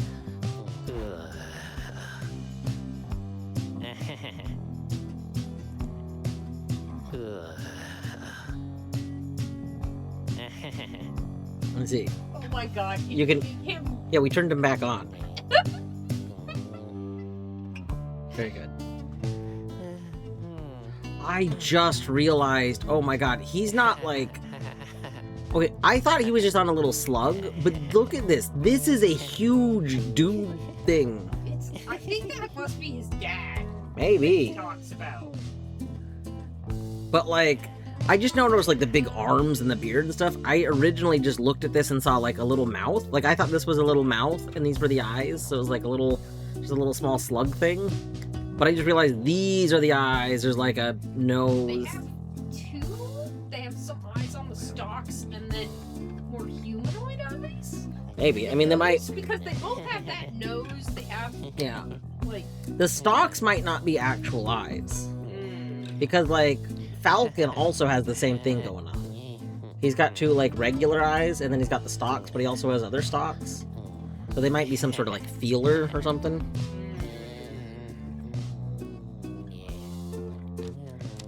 Alright.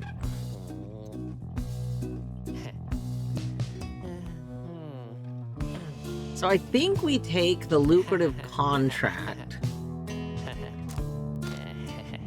Because I think the lucrative contract is, I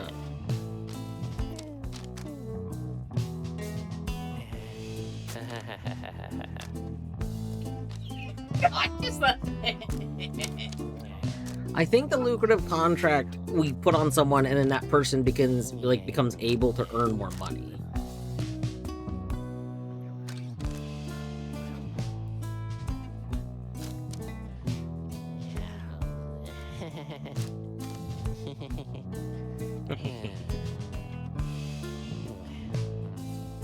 Don't we normally buy out stores when possible? Well, so this store seems to keep containing the same stuff, and I don't have like a ton of money. I can't even afford to buy out the store. I could buy one more thing from the store if I wanted to. But I think what I want to do...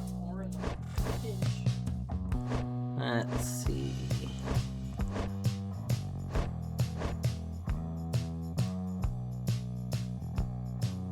Oh, what? She's got inspiration.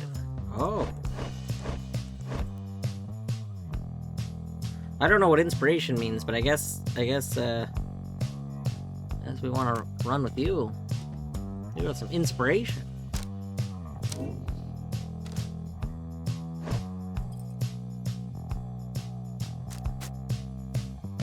$33. Going from 30 to 33 is not that much of a +2. Does it go +2?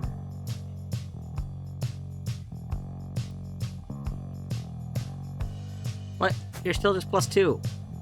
It's terrible.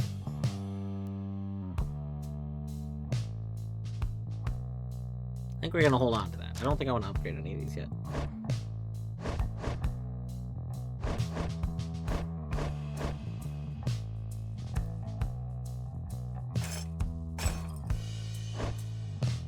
I think my next one I want to... you... Well, actually, let's give you quickness. And we'll give you that. Yeah. Because, you're free now, so, like, we can work on the other. Our next one we can do with these 3. That'd be good.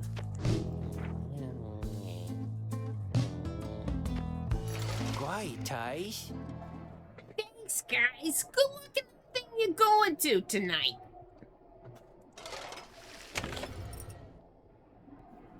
Alright. Let's see if there's anything new in here. Doesn't look like it.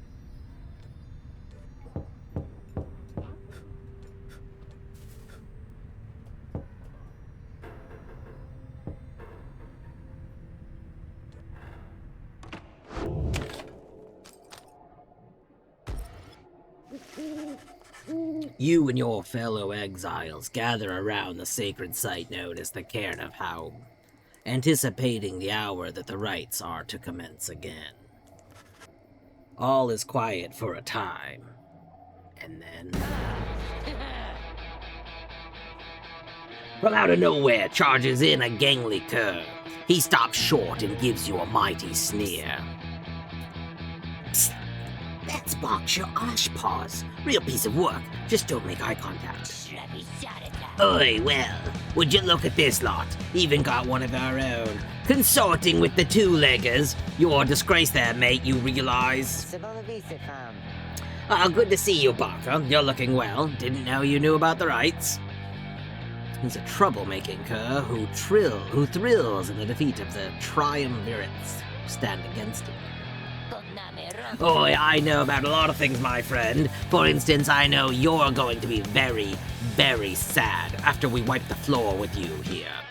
Don't know whose back you scratched to earn yourself a spot at the high and mighty Nightwings there, but I am going to make sure that you'll all regret it, because why not? Sounds good, sounds good. The cur Barker laughs away as his pack stumbles after him. You hear them howling and cackling as the stars above begin to glow.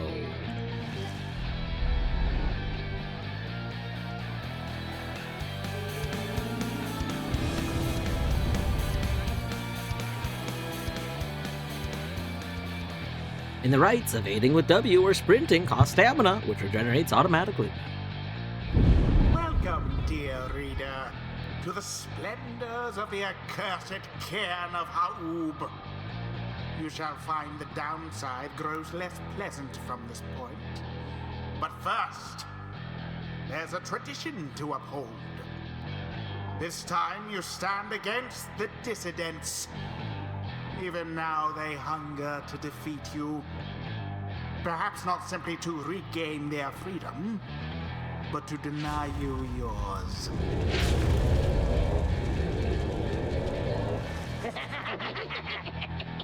As the stars shine down upon you, the pack of curs you stand against this night continue hooting and howling. Oi, come on, you lot, let's boil some blood. Then Ruki pulls you aside. Look, chum, I don't know how to say this, but I can't go against these guys. Just trust me on this one, okay? You sense he means it. You make a mental note not to ask him about his history with Barker whenever time permits. Desidera. It's alright, Ruki, we can take care of it. Wait. Begging your pardon, but if you need another to stand at your side this night, I have someone here who I would recommend. Do not be coy with us, minstrel. Don the robes if you intend to stand with us. Oh, I did not mean myself. The rites are not for me. I was instead referring to this little one. I knew it! I knew it! I knew it! I knew it! I knew it! I knew it! I knew it! I knew it! I knew it! No, that's the dog mask! That's the dog's mask! I knew it! Oh, I'm so excited! A creature wearing tiny raiments appears at the lone minstrel's side. Scree! Tizo seems to be volunteering to take on the adversaries and dissidents. Absurd. The imp knows the rights? He knows a great deal. So long as the Nightwings stand together, he shall be at their side. Though, you need not take my word for it. Tizo, our adversaries seem to be preoccupied. Perhaps you might quickly show our comrades what you can do. Little imp hears you. You sense his connection to the rights as he awaits your guidance.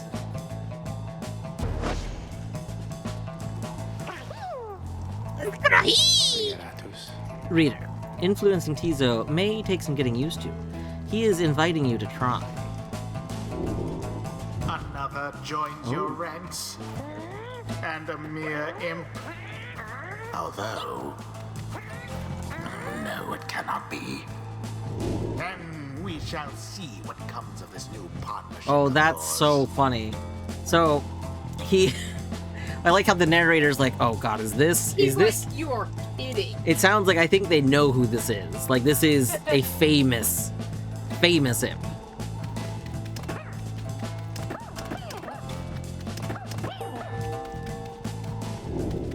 Implode?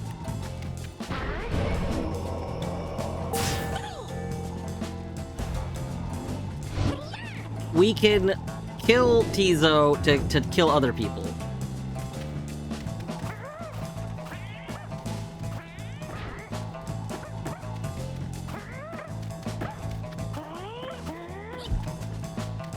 Oh, I didn't know we could move these.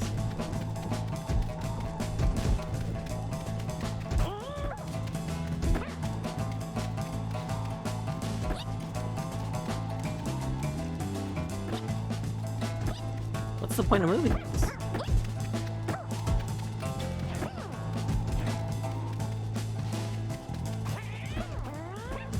Yeah, I'm not sure, like, I don't know if these, like, slide into someone if it hurts them.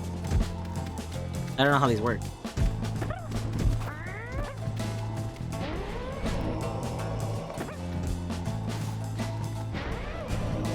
Flailing shan't do anything, reader.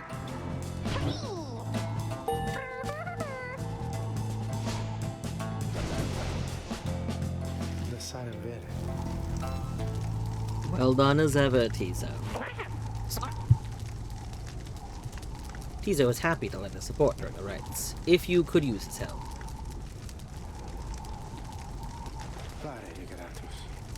Well then, Rita, who shall conduct the rites in the name of the Nightwings? Now let us get started. Okay, well if we're not going to bring what's-his-name, then you're not wearing the moon pendant.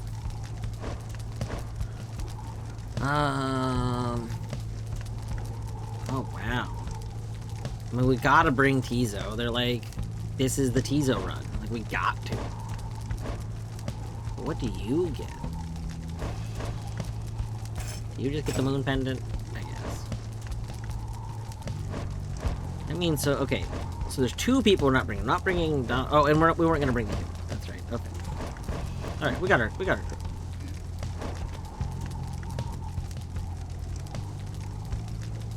We're waiting. Oh, we can see what they have. Oh. They all have the double jump. I see.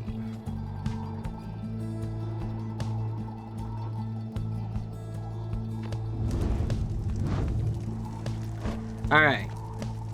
We gotta choose Tizo. Obviously. Tizo. Did not sound. Yeah, Tizo. Alright, we gotta bring Jody. Jodiel.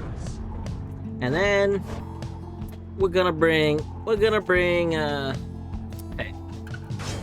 Faye. Thoriostian. Ow. Our adversary shall be quick. Be ready. Time's up, you swill. Come on, boys, let's get it.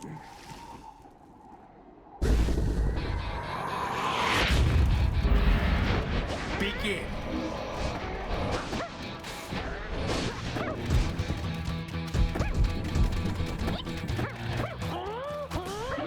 Nope. The power of the aura. Nope. The path to glory eludes us That all didn't work the way I at wanted to. times. There. Nope. Nope.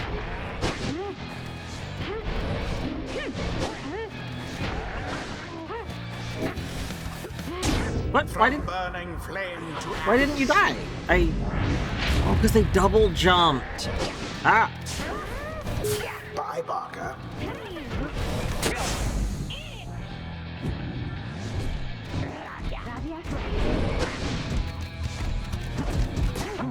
Nope. The orb is up.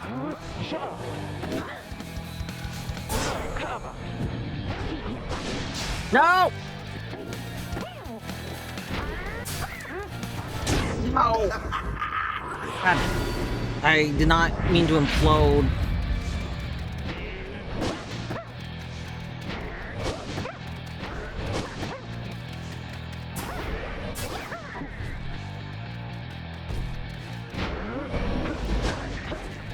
Banished Nope. each in turn. Verily.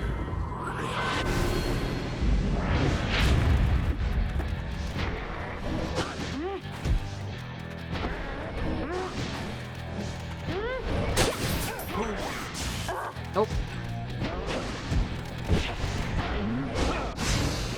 Not much to be done whilst No. all are banished. Is what the scribes ordain.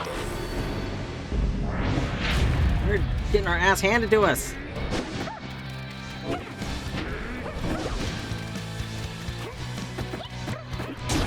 The Whoa. Empire weakens.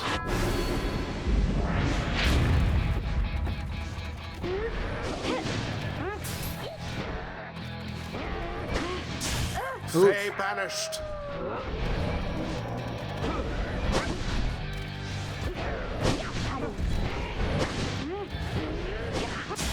Nope. No. Shame.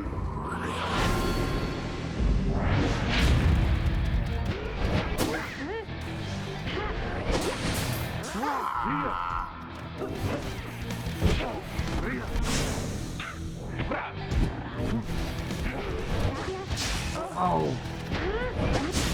No.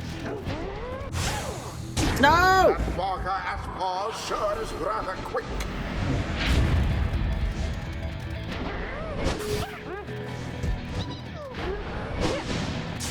Bye, Faye.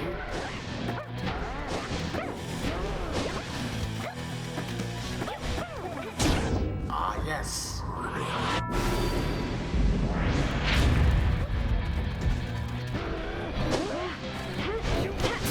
Bad boy, Barker. Absolution.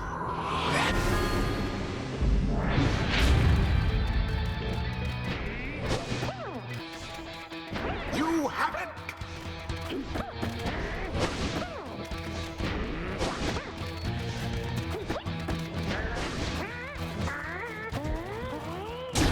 Beauteous. Alright, we're getting there. Alright, you lot, that does it. No more fussing around, right? My boys and me, we're proper angry now. Oh.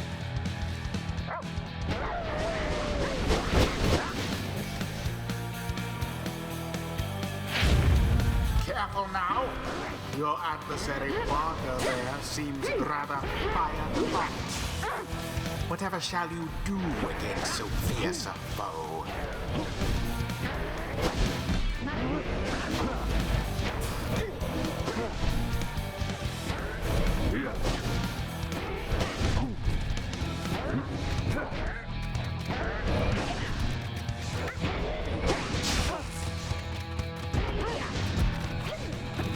And it is done. The Nightwings prevail yet again. All right, that was so close. Oh my goodness gracious!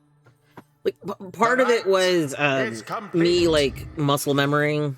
Like I was trying to use the abilities, but like Tizo works differently. So I was panic trying to throw like shoot a thing out, but that's not how Tizo works. So I just instead would just die, which it turns out instantly imploding yourself is not a great strategy. So anyway, yeah. So that was okay though. We made it work. Whew. Anyway, ads are gonna start in like a minute. We could probably finish this dialogue bit though. Perhaps now they shall learn some humility. Well, I'll be heaping ball of dung, but I just can't believe you shoddy lot showed us the what for like that. My boys and I will have to take you just a tad more serious next time.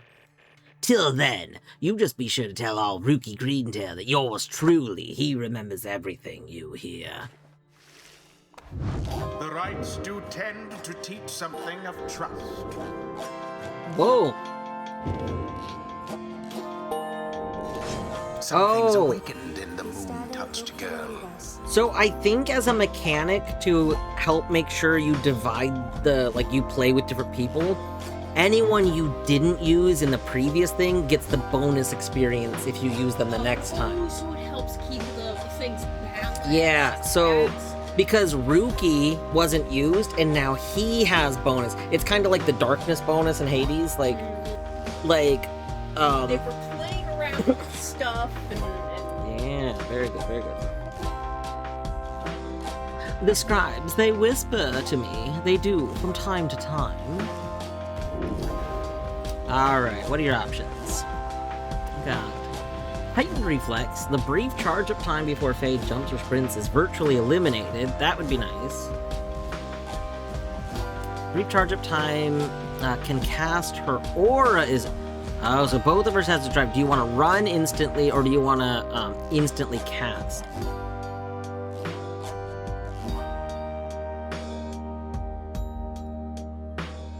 I keep forgetting that we can try and taunt.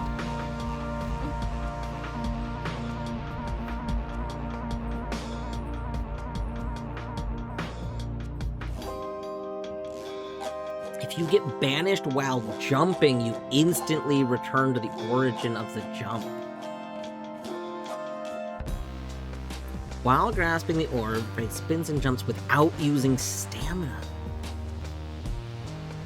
That's huge!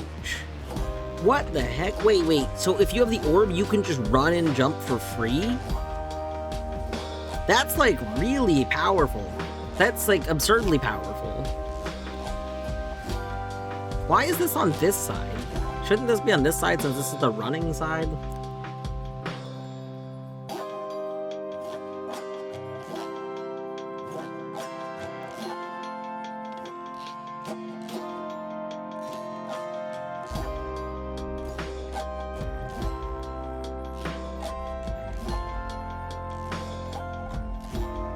Webbed feet seems... So, like, this side seems really good. Being able to instantly start running and then also slow down people if they're trying to catch up to you, like, these seem very powerful. Dark Vigor seems very good, but like, do we need Dark Vigor if we have the other two?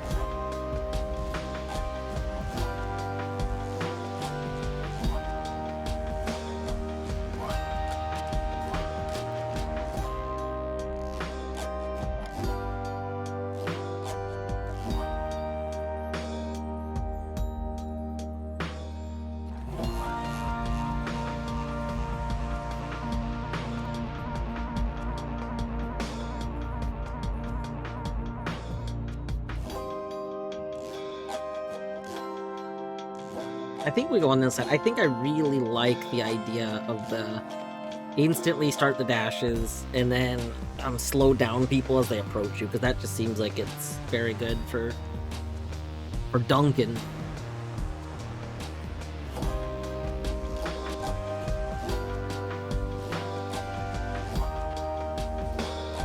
A devious trick from the rope collar.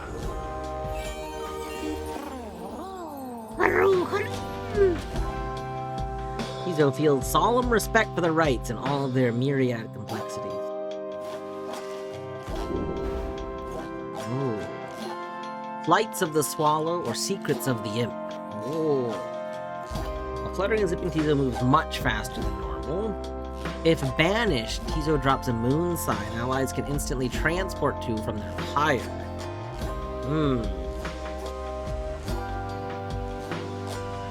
Had to go do taxes, but I'm free for another year. Excellent. Yeah, I gotta get my taxes done. That was one of the things I was going to do this morning, is finish getting together the stuff I need for it. But I decided I did not want to do that today. I'll do it next week.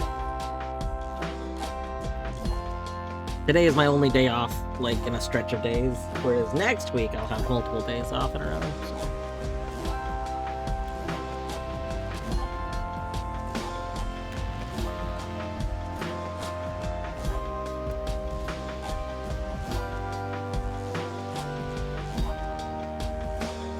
Okay, that's very good.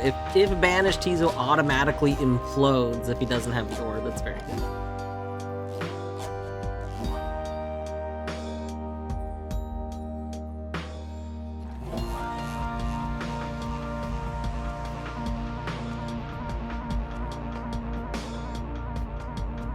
I kind of like this. Tizo having an extra 10 is very good, because Tizo doesn't do that much, and that actually would be very good, especially because we were able to zip over to their thing with Tizo a lot. Like, Tizo's kit is to just try and, like, zip over to it very quickly. This just kind of seems synergistic with that.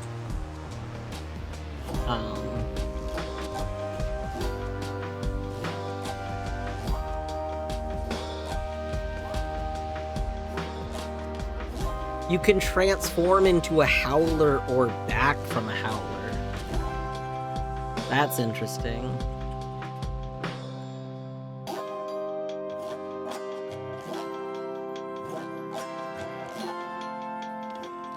I just don't like that these two abilities require you to die to use them. Like... Although I don't know if... I don't know if imploding counts as being banished. If it does, then I guess maybe, like, you implode. I don't know. I like the other side. 'Tis the influence of the imp scribe.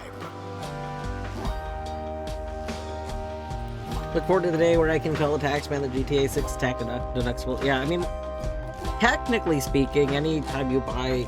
I know there's a whole thing, if you're buying something to stream and you stream it, you can do that, but like also that requires you, I'm pretty sure, to do itemized tax returns, and I think itemized tax returns usually aren't that favorable for most people, like if I understand it well enough.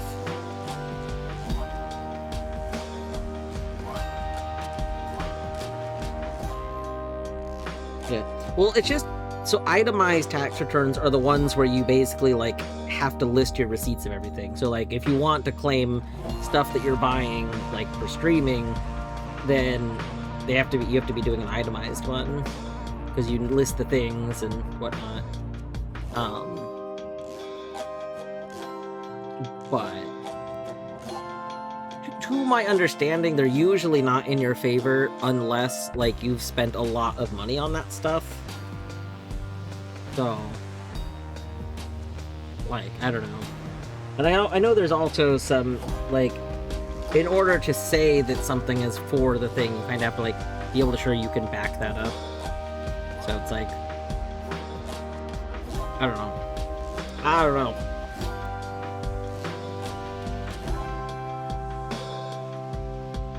It probably makes sense if one was, like, a full-time streamer.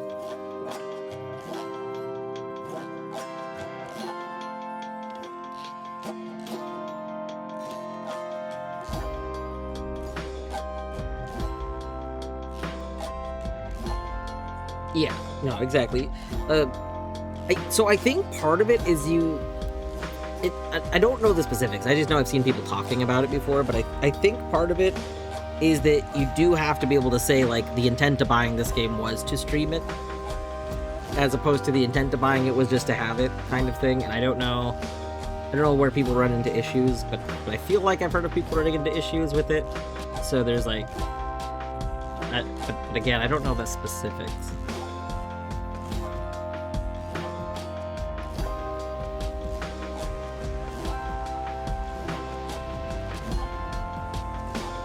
Until the next rite. Splendid was your guidance of the Nightwings, reader. Your fellows are fortunate to have found one such as you. May you find the freedom that you seek. Is this game fun? I know nothing about it. Yeah, it's pretty fun. I mean, it's one of the games by Supergiant's Games, so like they're pretty well known for almost all of the games being like very well made. Asterisks, I will say there's things that like I have not played most of their games. Well, actually at this point I don't know. But like obviously I love Hades and Hades 2. I was not a fan of their first game. Oh god, what is the name of their first game? Bastion, yeah. I was not a fan of Bastion, like gameplay wise, but I did think Bastion was very like fun to watch. I ended up watching Minish play through the game, and I enjoyed watching it. I didn't feel like it felt very good to play it. But then like Transistor, I like Transistor a lot. Transistor's interesting because essentially Transistor is like a beat 'em up game that also includes like a VATS system, you know, like from Fallout, which is like an interesting thing in like a beat 'em up-y thing. I know I have seen at least one person not like that. The way that's implemented is not like perfect, but I mean, kind of like how VATS isn't necessarily perfect in the Fallout games. So like the fact that it isn't perfect, they found very frustrating. So like if it'll say, oh, if you do this, you'll hit this thing, you have to kind of get a feel for if you actually would hit that thing, regardless of what the game says. So stuff like that. Yeah, but overall I liked it. And it has a very interesting new game plus mechanic that it will not spoil, but I will say it's very interesting. It's worth doing multiple playthroughs of that game. But yeah. This is my first time playing this game, and I was unsure if I would like it going into it, but I am having a lot of fun with it.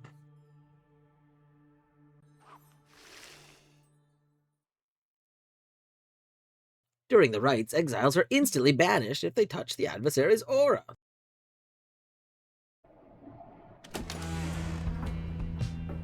Oh! After prevailing over the dissidents, in spite of almost having lost, you return to the... Listen! You need to quit saying that I almost lost these, okay? what you did. No. It's like Magic the Gathering. Just because your health total gets low does not mean you almost lost. We were psyching them out. We were getting them overconfident, thinking that they were going to beat us, when in reality, we weren't even close to losing. Never had. They never had a You never chance. had me. Yeah. You never had your car. Yeah, exactly. They... Listen. Tom, I referenced that meme. I don't know if anyone knows. I think you showed it to me once many years ago. Yeah, and it just lives in my head. But, yeah. There was... We had that from the beginning. It was not even close. Not even close. Not even close. Hey, do you think that was close? Was it close? Not even close! You return to the wagon to recover from the night's ordeal and figure out how best to proceed. Are you alright, Rookie? I think so, chum. I just need a little time. Didn't count on Parker being caught up in all this. You don't owe him your conscience. You'll sort things out with him. You always do. Alright, I hope you have good exercises. I do not wish to interrupt, but the dark of night is waning. Ligeratus tamta. Rita, would you join us outside, please? You find Jordariel and the lone minstrel gazing into the sky above the valley, which is beginning to grow pale. You look towards the heaven. Seek now your destination.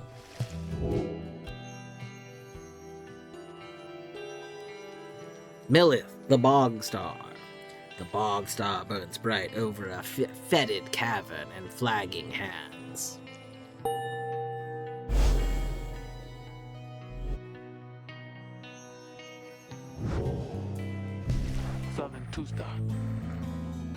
Then it is as I feared. We are to press further north, beneath the valley of the flagging hands. Kia Salamunka. The scribes are watching over us. They will protect us wherever we should go. Had you been to flagging hands, you would not say such things. The scribes have surely turned their backs to that place.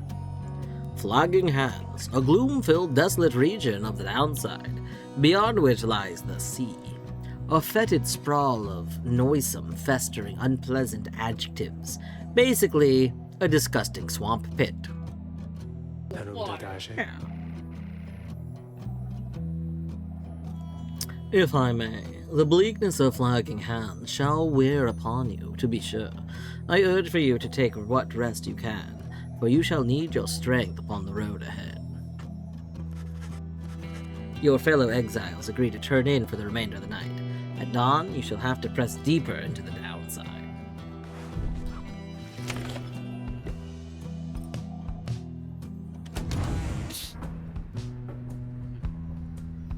Alright. Various scraps and things laced together with bits of ribbon and fabric, topped with a plush fish. I think you gotta go take Zaggy to food. Okay. We gotta wait to this conversation. Zag, the cat's food went off, and Zag has concluded that he just will not go eat food if we don't take him out there. And by we, I mean Torny.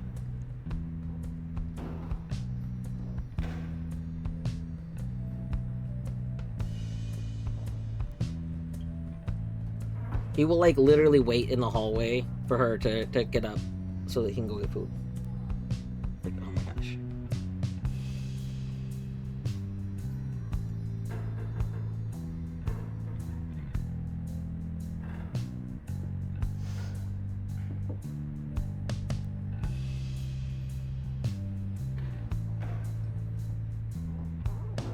Alright.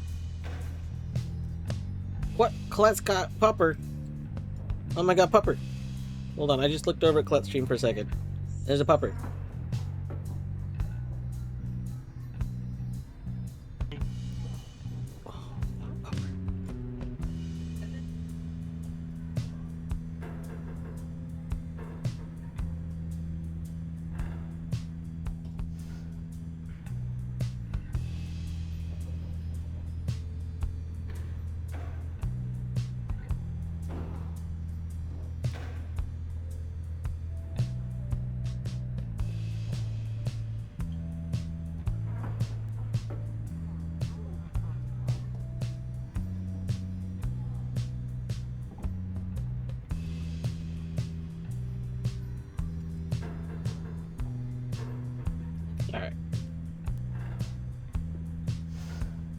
let's see what Ruki has to say. You can tell something is troubling Ruki, though he seems relieved to see you. Hey, chum, listen, I got to level with you real quick. You remember Barker, don't you? Not exactly easy to forget, though, believe you me, I try. Well, he's got me by the scruff. I've been down here a little while, as you can see by now, but Barker, he's been here longer. He's made quite the name down here. As for me, I needed help, you understand. I had a certain standard to uphold. So, I figured he would be the one to ask. Then Ruki hesitates. But then his familiar grin returns. So what if I owe him, though, right, chum? We have people back on the other side, and just between us, we're loaded. I mean, rich. My little problem with Barker, soon it's gonna take care of itself, just as soon as my people send the money through. So I'm telling you, right here and now, don't you even worry about it. And I'm sure everything on that front is going to end up real tidy real soon. With that, he scampers off before you can respond. Seems Ruki owes a debt of some sort. What is on the line exactly? You are unsure.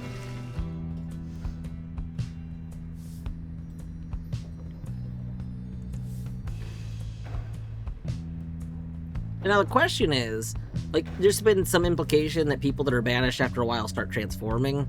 So was, like, Ruki, like, a regular person originally?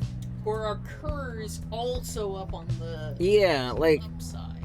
Because, like, I don't know. Because I know one of the things with, what's her name? Jodie, is that, like, they, like, in the lore, like, you understand what happens to people as they stay here longer. The impression I got is that the reason Jodie, like, has horns is because she's been here longer. And I'm wondering if that's supposed to be, like, the kind of thing with Ruki, too, is that Ruki has been here a lot longer than, like, the other people, and is, like, kind of fully transformed into something else. We'll see.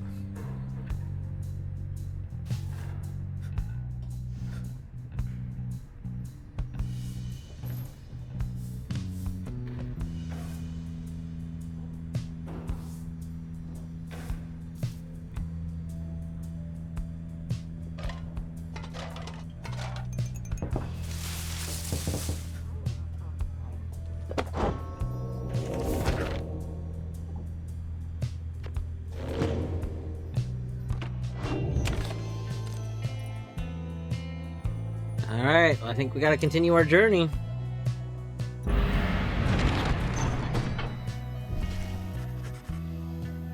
Come dawn, you find Hedwin and Jodariel assessing the current situation with the minstrel. Are you most certain? Aye, madame. I make no claim the journey shall be pleasant, but it is necessary. Hedwin motions to you as they continue talking. Seems we'll have some work to do once we arrive in Flagon Hands. Let's get going. Soon as you're ready, sooner we get there, sooner we can leave.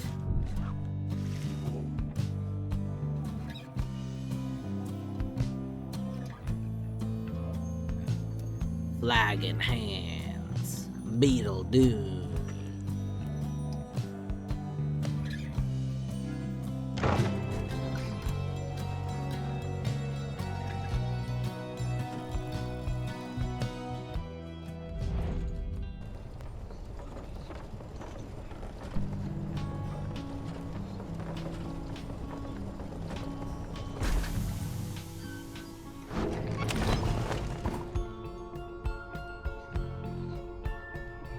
Alright, we gotta consider how to proceed.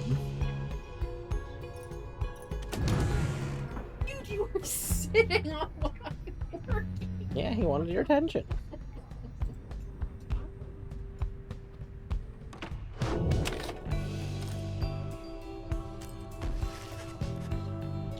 The Flagging Hands region proves as dismal as Jodariel indicated. The air is thick and foul. How far to the Pit of Milth? Millith. The Pit of Millith. According to the stars, the next rite shall soon commence here. Najitas.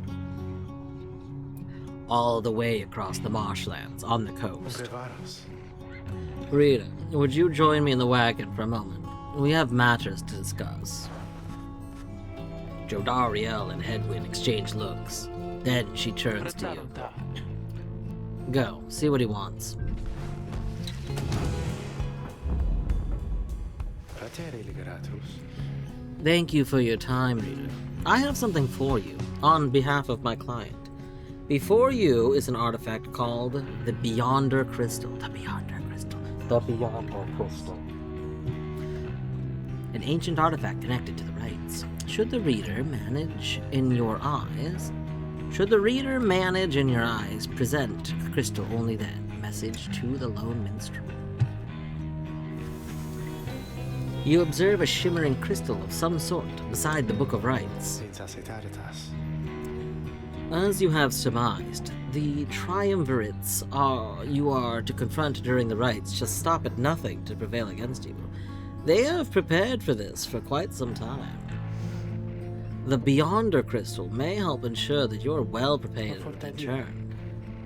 It is a resource now at your disposal to be used at your discretion. Gaze upon it and you shall see what I mean. Henceforth, you may use the Beyonder Crystal. It is calling you.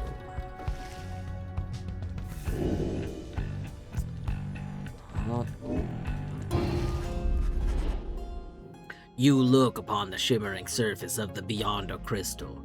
Some of your senses fail, though you retain to hold your consciousness. An apparition appears before you, clad in the remnants of the rites, but incorporeal. I sense that you are not a total idiot. She reaches for the clasp on her mask. So, the Night Wings have returned. Oh, but where are my manners? You must be their lovely reader. Please call me Sandra. Sandra the Unseeing. She is a wraith expelled for eternity within the Beyonder Crystal and bound to serve the rites. We met briefly before when you first beheld the book, when you were stuck inside of it. I was among the phantoms your companions banished there, no doubt stroking their egos. You listened well enough to that damned voice. Now I suggest you listen to me. Voice described within the book. It calls to you during the rites and reminds you of your exile, the narrator. I see. I am bound in servitude to you, along with any idiots whose freedom happen to be intertwined with you. I know the rites better than anyone. I soon can whip you into shape, but if you but take advantage of my services. First, I offer scribe trials to those friends of yours. If they can pass, it shall be worth their while and yours. Ooh. Secondly, my Beyonders and I avail ourselves for practice rites, should you be inclined.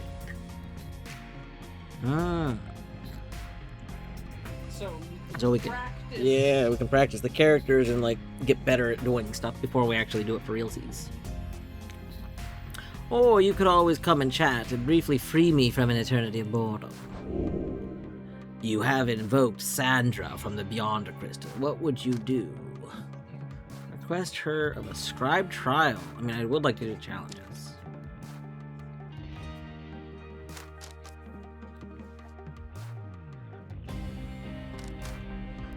I want to do a trial. Indeed, it looks as though one of those failures of yours is ready for a lesson in pain. Who is worthy? Well, only one of them's left. You ask Sandra to administer one of her special trials for Ruki. What, the loud-mouthed cur? I suppose that he is ready, technically, though I have a litany of reservations about him. But let us bring him forth. Soon Ruki appears, in the heat of the summons. Chum, why are you looking at me like that? Get in this ball, dog. Curs such as Rookie Greentail are exceptionally quick and nimble in the rights.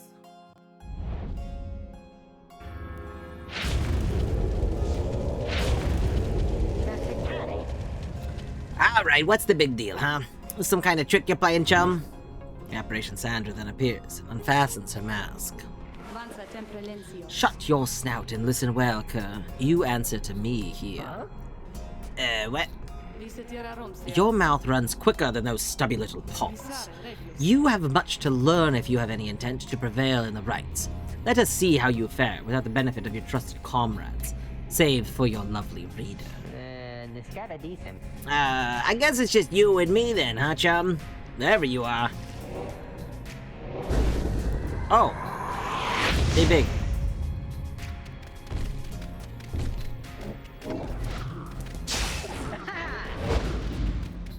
Oh.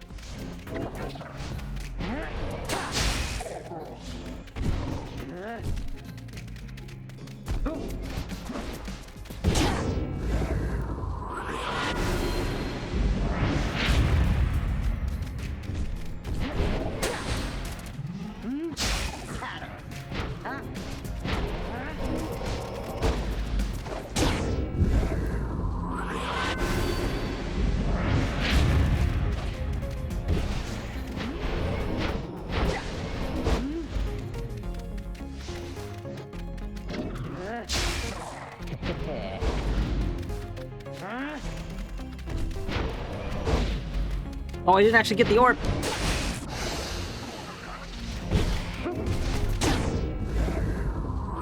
But now that I had the orb, that was concerning.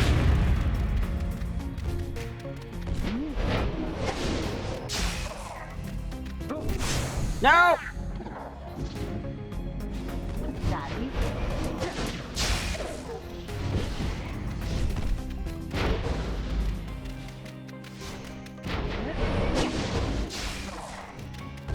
No!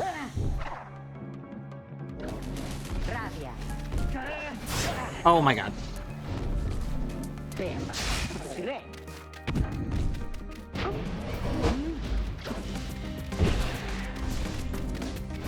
Oh! Yes!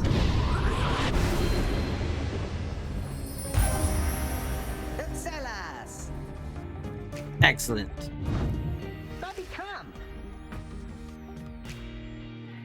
That is how we do it, right, chum? It is, and you acknowledge likewise that you did not do it on your own.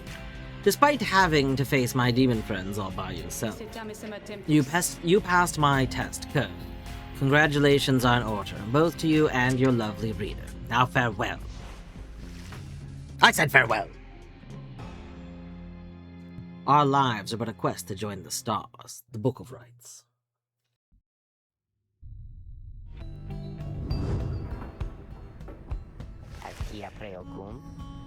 That Sandra kinda gives me the shakes, if you know what I mean, chum. Hey, what's that you got? You received Jomir's Fang for completing Rookie's Trial. Ooh. A rank 5 legendary talisman. After Rookie casts his aura, it lingers longer than usual. Oh. That's cool.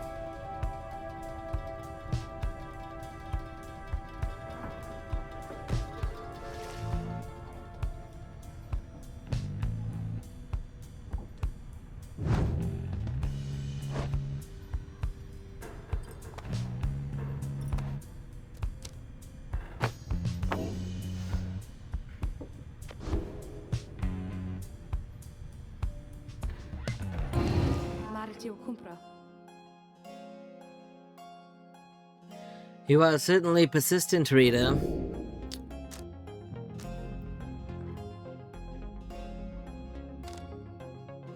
What's on your mind?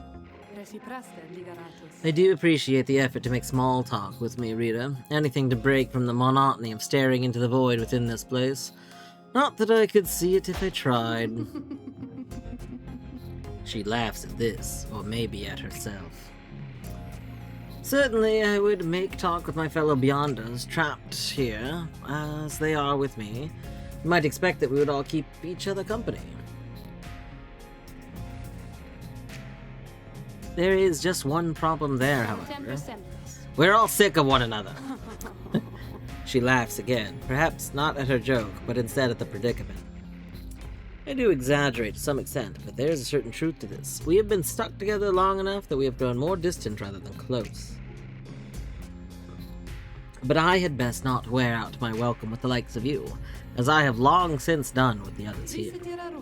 So carry on for now, and if those fools with whom you travel learn something, come bring them forth to me. I shall see to it that they learn some more.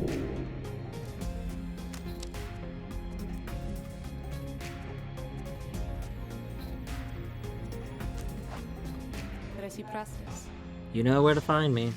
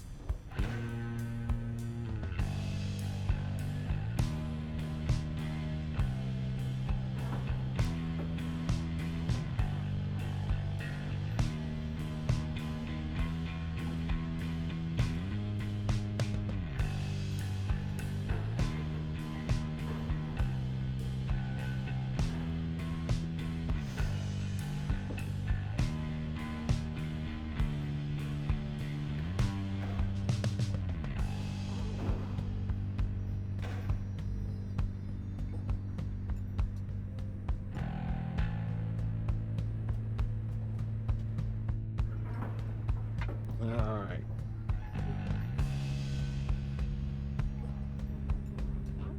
V. Hey V. Welcome on in.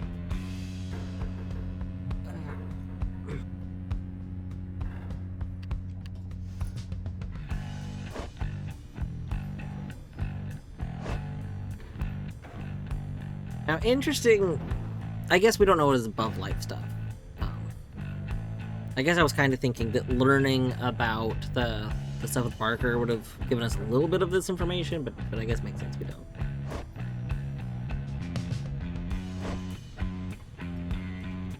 Sentencing not applicable. Born in the downside and thus not bound by Commonwealth law.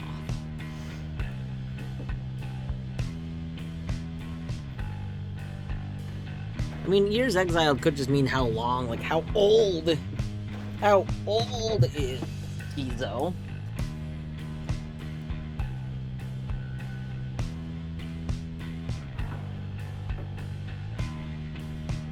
See, we've got some treats redeemed.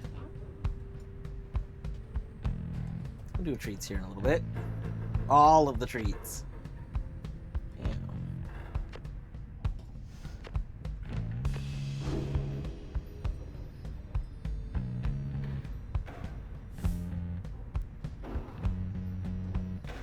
Let's see. Should we do the treats now before we go on to the next thing? 'Cause I think that should be all the treats redeemed now. We can do them now.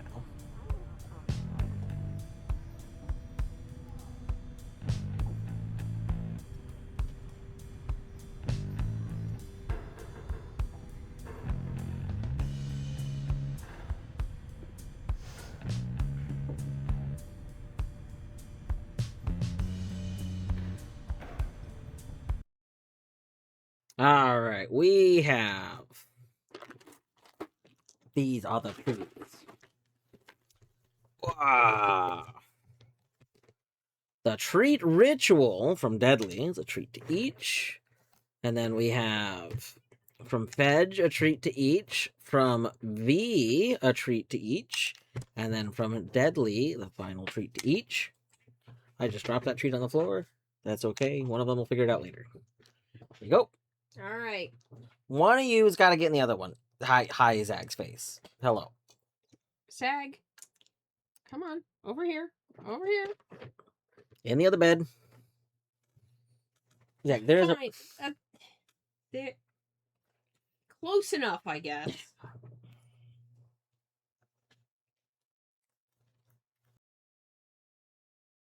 one.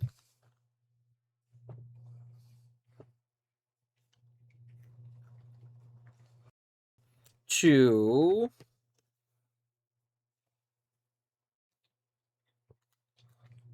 Three. You didn't chew that one. And 4.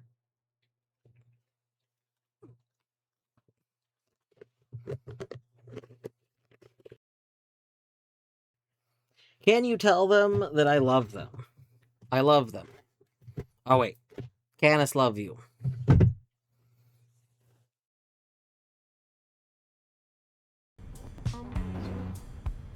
Also, hello, Toronto.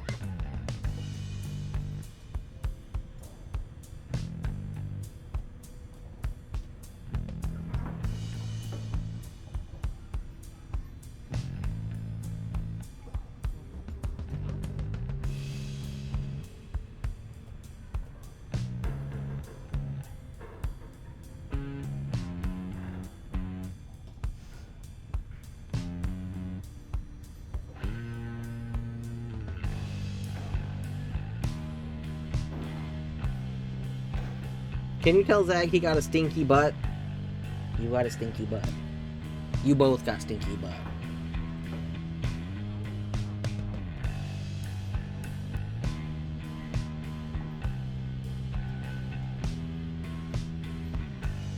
They are the stinky butt boys.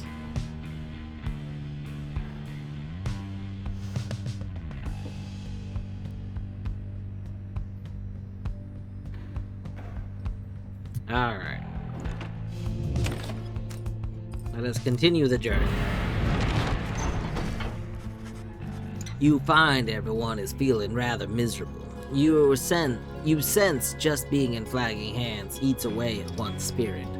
Only the Imp Tizo seems unaffected. Most of your fellow exiles lose -1 hope for the next rite. Oh. Suffer alongside them. A moment, Rito. There are several courses we may take through the Flagging Hands, if you choose to prolong your stay, maybe worth your while.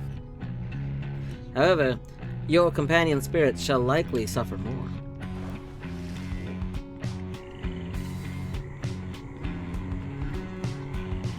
Okay. The north route through Flagging Hands crosses a mass grave. You can get a valuable item if you take a job here. The middle route cuts straight through to the Pit of Melith. Edwin suggests this faster route to reduce your companion's loss of hope. The south route crosses seas and wilted plains. You can improve a talisman if you take a job here. Well, we gotta go through the cold moat. Yep, there's Mio stream. I know. I looked in Colette's stream while Batman was there. It's very good.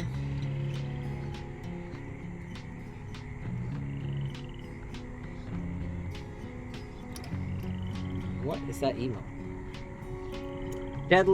Sorry. Tesla, I thought that was like a new Oat emote that I hadn't seen, and I was so confused because it looks very similar to Oat's emotes.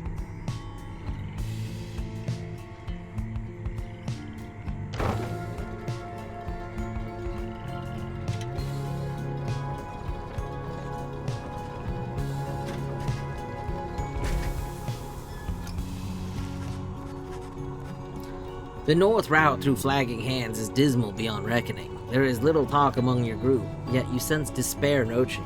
Only Tizo seems unaffected. Most of your fellow exiles lose -1 hope. Yeah.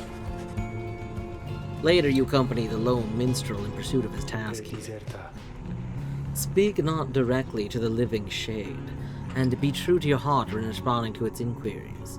Make no attempt to look in the eye. The lone minstrel offers these and other words of advice as you approach the burial mounds of Cold Moat, where many exiles of the downside see their final days.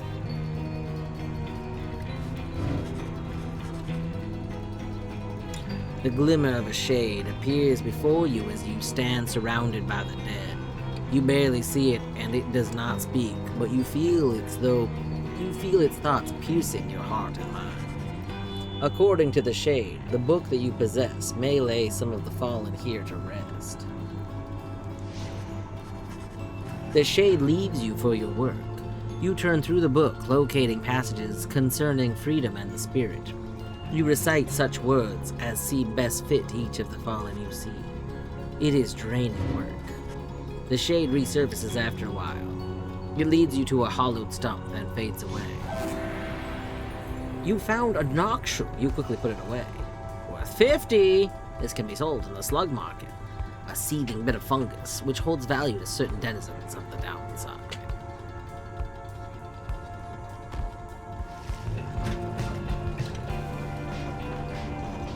Quado is live, nice. I assume is Quado doing stuff for Hollow Knight? I don't know if Quado was doing any runs.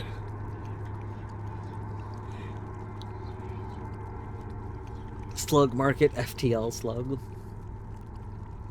Is Snuggy live too? What's Snuggy doing? Quado's doing bingo, yeah. I think today is like a bingo day for the Hollow Knight anniversary celebrations. By the time you reach the pit of Melith, everyone besides Imtizo is feeling even worse than before. You sense the desire to leave this place as soon as possible. Most of your fellow exiles lose minus one retcon. Everyone is so injured. Prepare for the right anyway. Page revealed. You reach the celestial landmark and soon stand against adversaries. Okay, first let's go into the wagon. Let's talk to Ruki. You find Ruki rummaging through the corner of the black wagon. Isn't losing -1 a good thing? That's true. That's true. Hey, chum, know what? It's good having somebody else around here besides those two. So, come to think of it, here's something I wanted to get your take on, and have to promise to tell me honestly. Would you say, what I mean is, he hesitates, trying to find the words. Nah, look, what I'm trying to say is, you sense something serious is troubling. He moves in very close, making sure no one else is in earshot. It's about my mustache. I've been getting some conflicting reports about it.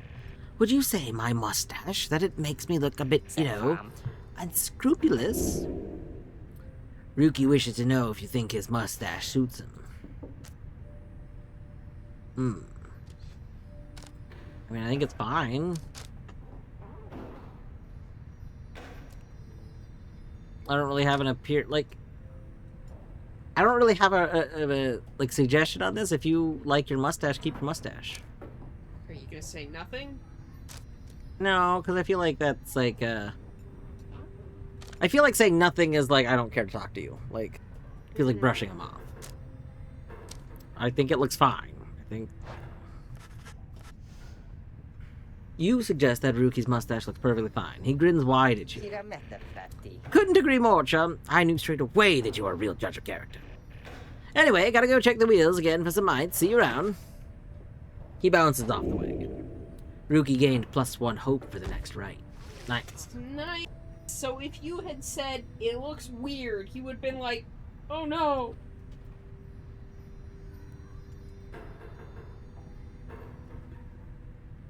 This bothers me particularly because I deal with data sheets where negative quantity has the most negative limit under the max column. Snuggy disguise. It's a fox with a mustache. Excellent.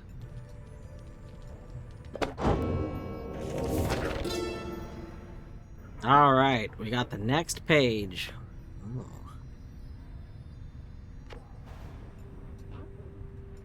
The Empire's collapse. It was not long before the Empire began to crumble. With my liege gone, his own country quickly turned upon itself. I must admit that this collapse started long before the Emperor's disappearance. His decision to give chase after a myth, but hastened the inevitable. All the while, the rope caller stood by, awaiting such a time that he could rule in my liege's stead. He would be our people's savior.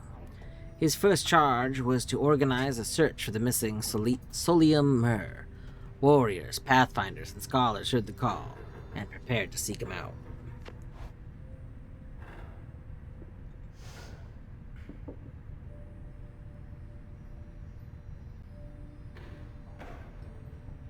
What are you boys doing?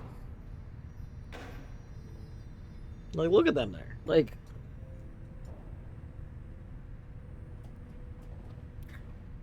they're like barely separated by the little thing.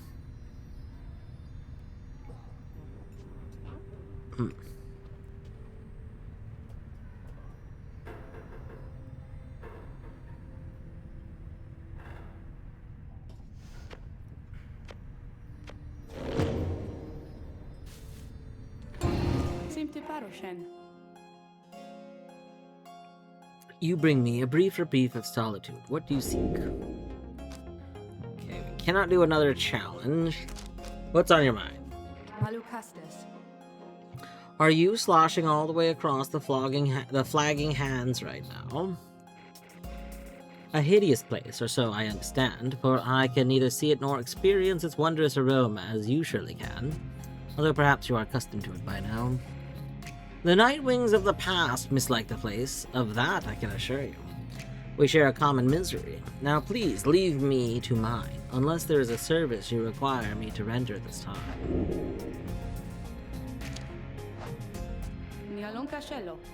Let's do this again sometime.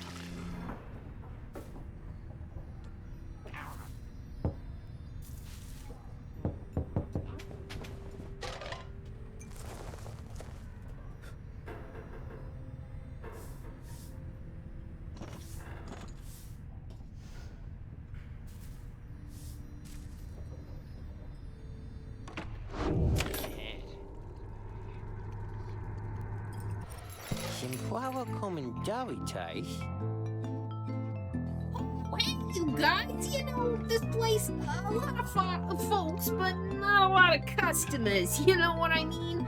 So have a look around. You know, items. Okay, first of all, let's go ahead and just sell this. I assume we can't upgrade that. Shell the Nox room. Proceed. Okay. More Stardews. Describe rock. Answer 2 presents. I don't remember what presents is. Is that 2 your hope. aura? What, my aura? The presents, is that the... Maybe? I don't remember. Yeah, I don't remember. Plus I mean, I could go to this to figure it out. Yes, that is your aura size.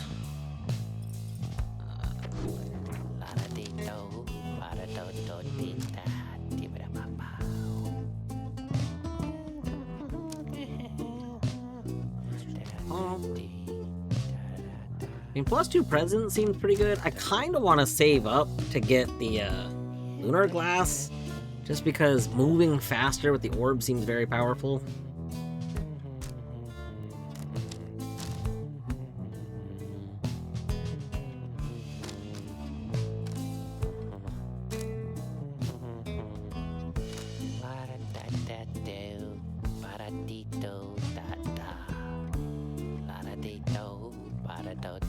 There's another slug up there this time. And there's weird sausage links that are multicolored.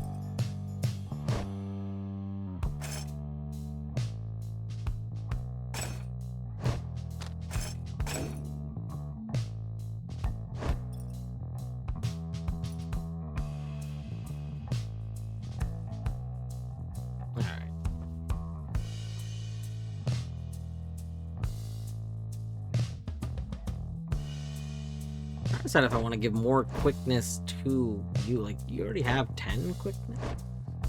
Oh, yeah, actually, your quickness isn't very... Oh, because I guess we're supposed to charge with you.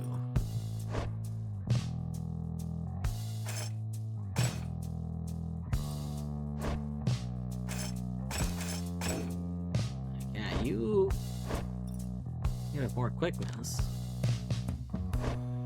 You could have this.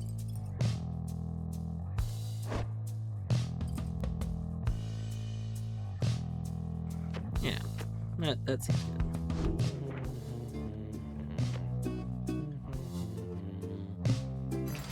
Poppy Figgy Toste. Leaving, Dad? Just look at how much we got this time. Wait, but didn't I just sell something? I don't think I bought anything, which means, like, I mean, I guess if you're excited, you got the mushroom. Alright, let's do some sports ball. Oh shit, it's the superb owl. Yeah. As you make preparations for the coming rite, you wonder if the stars above will even be visible through the dense fog hanging over the pit of Milith. And then... Tizo is very concerned about something. The little imp disappears in a hurry. Wait, I was gonna have you fight. Oh, is Tizo alright? He was so frightened. He is not frightened. He was issuing a warning. Silence, everyone. Take cover. Jodariel makes quick note of several hiding places among the nearby crags and rotted husks. You wait. Something about the place dampens your senses. All you feel is a creeping dread. Then, from the shadows, a writhing shape slides forward. Its hulking form drapes in raiments. Dead guys, of course it's gonna be. The shape stops. Slowly its head turns from one of you to the next, each in turn. Wise of ye to hide yourselves from us, little wings. Ye trespass on the resting place of the astral born. We shall see ye when the stars muster the courage to illuminate this place. The creature vanishes into the dark. After a time, your companions reconvene. That was a bog crow. Serpentine creatures native to the commonwealth's southern bogs, widely feared. Indeed, that was Witch Udmildi of the Withdrawn. This song is fascinating because it has what almost sounds like words but not words going on, like oh.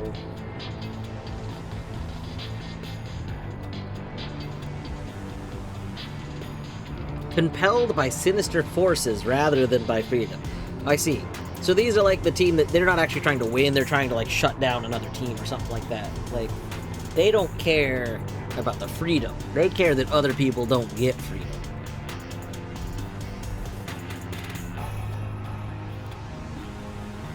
An ancient witch with an unhealthy obsession for Lash, the astral-born monstrosity.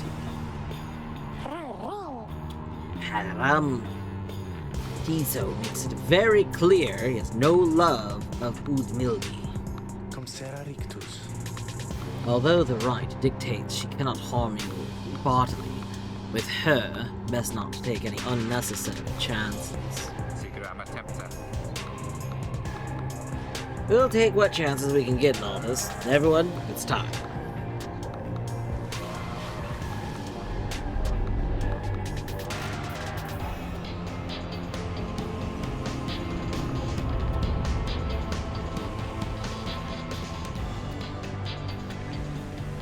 Your fellow exiles gain enlightenment after each rite, whether they prevail or not. Why, you made it, reader. Made it all the way to the detestable pit of Milith. In doing so, of course, you have disturbed your ancient adversaries, the Withdrawn. The deranged witch who leads them has big plans in store, should she prevail in all this. Now, as you know, I normally would wish you a shameful defeat. But in this case, I wish you a little bit of luck. Oh man, the narrator doesn't like them. The crone Udmildi sees your companions gathered by their pyre. Little plain, as that shall never warm ye here, much less survive that. Hear us, ye slash. Make the night wings suffer.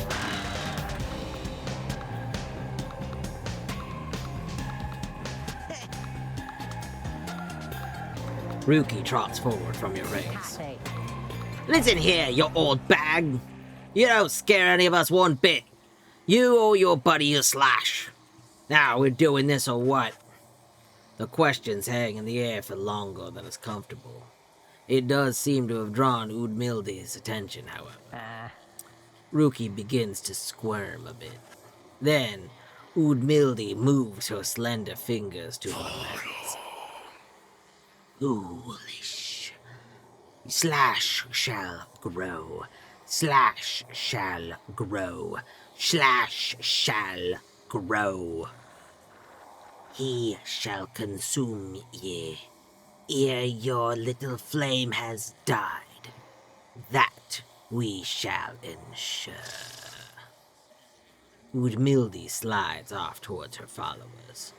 Rookie remains motionless for a time. Oops.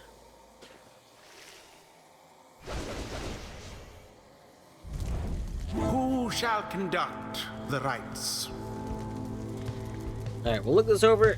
It is about to be a break time in a moment, so we will actually play it after the break, but we'll start looking these over right now. Let's look at their stats.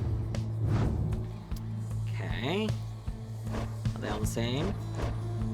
One of them is leveled up. I see. You've got an ability. We charge up. Okay, so you're the equivalent of our Fae. See? So you got 2 Faes, and then you got a Chrome. We don't really know what you do. Got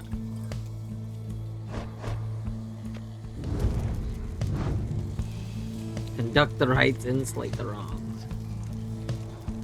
I mean, I think we already know our team. Our team is you, and you. We'll choose you first. Tizo.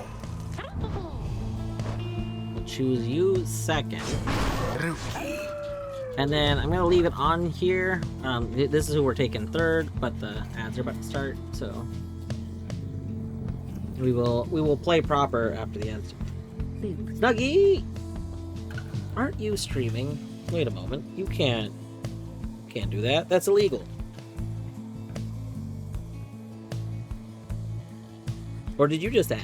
Actually, you might have ended.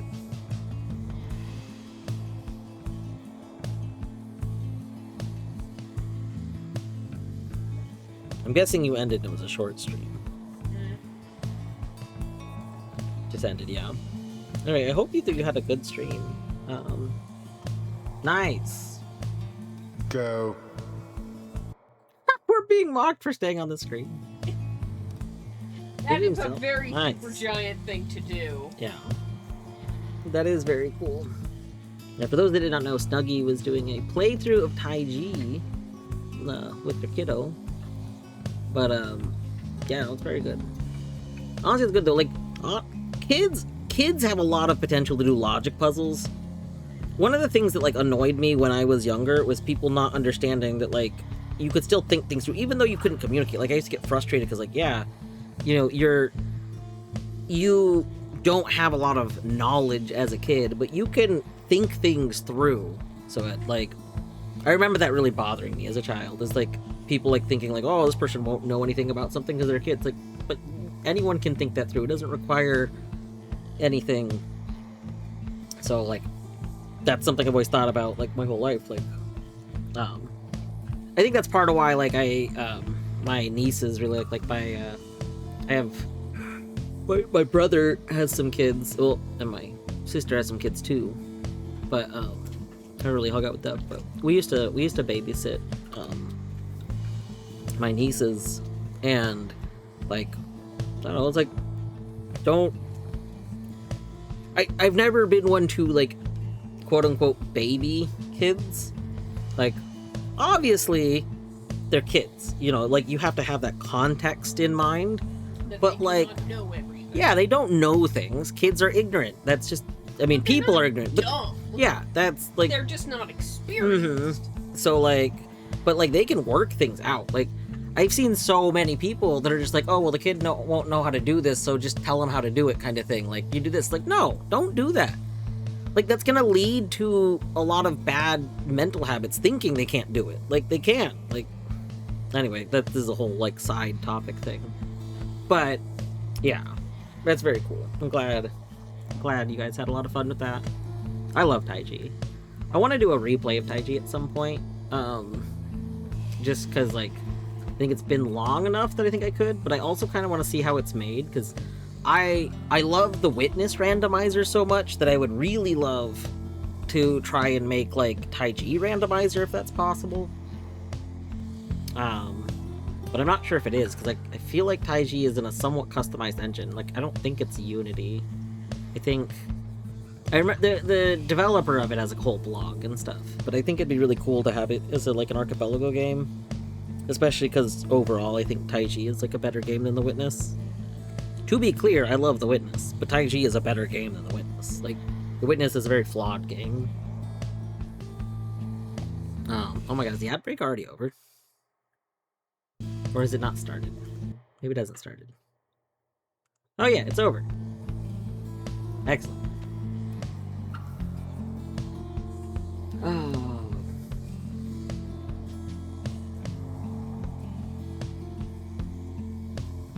No, let's send a message. Yeah, check messages. One sec.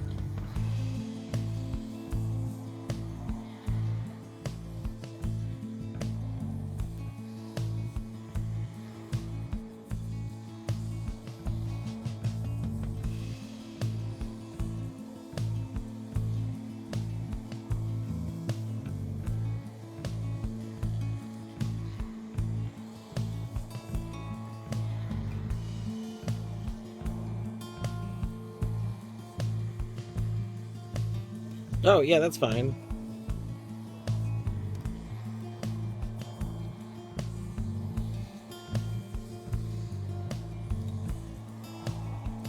I mean, I could technically post about it, like,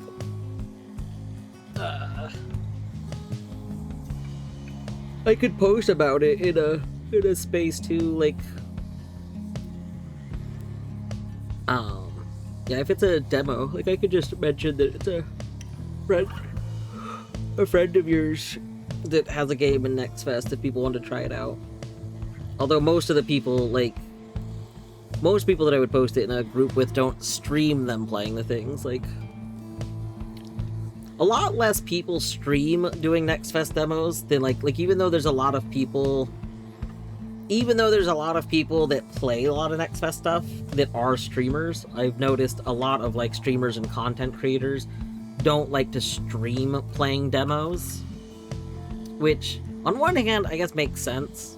On the other hand, like it makes sense in it's not like their normal content and whatnot. But on the other hand, I do feel like, I don't know, I love streaming demos because I think streaming demos is a cool way to, like, kind of see things and potentially, you know, give feedback and stuff on them.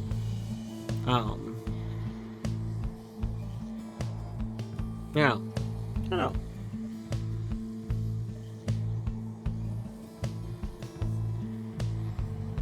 Yeah, I think that game has a lot of potential, which I know I talked about that when I was playing it. I think my biggest gripe was some feeling odd ends with some of the writing stuff that was in it, and I don't know if that's changed or not. Because I don't think the writing was doing what it was intending to convey a lot of times. I think the messages were coming across a little weird. But I know that was talked about back then. But I think the actual gameplay was very interesting. But I don't know. I wish more people would stream game like Next Fest and just generally game demos. I think it's a really cool thing. I wish it were easier to stream game demos. I think that's the big thing. And maybe I need to try. I know Deadly has mentioned software before that I keep forgetting to get. It's on Steam. Is that just by you or something? No, He sawed you? stabbed me because he was trying to get my attention. But, I need to train. but, like,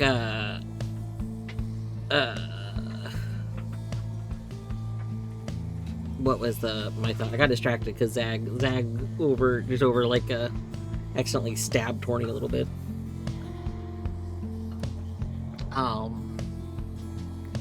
Oh, Deadly has mentioned software before to kind of like sandbox games so that you can make games that don't have like windowed mode have windowed mode. I want to see if that software lets you just capture it. Right now, one of my biggest issues with doing Game Jam streams is that I think so, Deadly, yeah. I really wish I could capture one thing very easily that essentially was like a sandbox window that I could put demos and stuff into. Like, essentially, I wish I could capture a virtual machine, but I don't want to install an entire virtual machine that I'm then gonna, like, have, you know, kind of bog down my system overall. But, like, I want essentially a virtual machine that just I can put, like, all the demos into. I just think that would be really nice, because then it would be really easy to swap between demos very seamlessly while streaming. And I don't know, it would help offset when the like demos have various issues.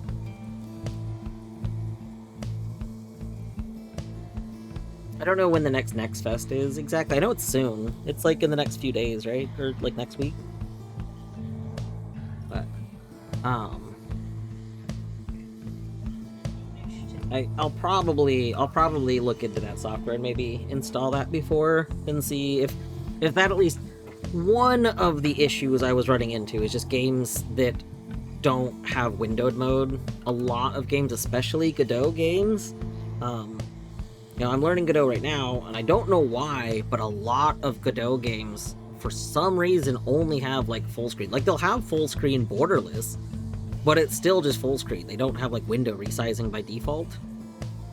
And that's, like, a huge issue to me. It really, really irritates me, because I don't like playing in full screen.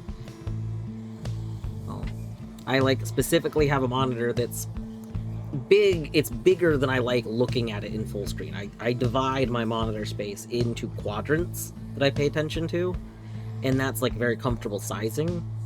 I think I've mentioned this before. I actually treat my monitor the same way my stream setup is.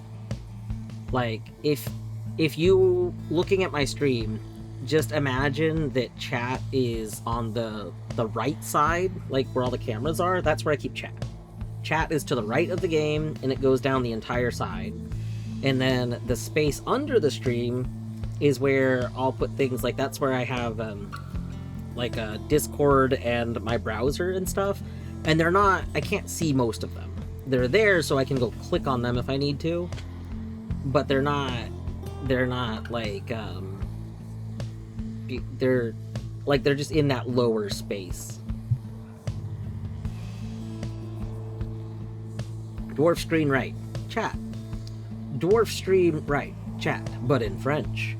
Mm-hmm. I don't... Chat in French is cat. I see, I get it. Alright. I was gonna get up during that break before we started this round. I'm trying to think if I should, because the break, I talked through the break. Nah, we'll just go. We'll just do it.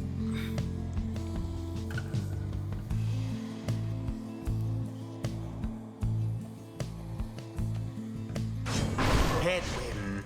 Carastos. Very All right. well.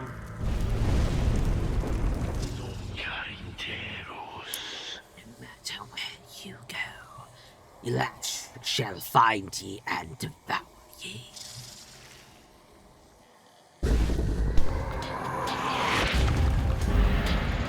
Commence. Nope. Well cast. Ah! Oh no! Oh, we got a button. Oh, we got a button. Nope, nope. We got a button. We finally got a button. Button of friendship. It was almost cool. Nope.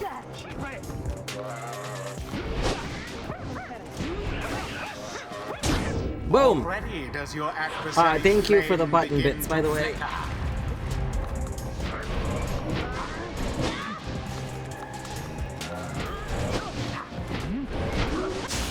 How comical.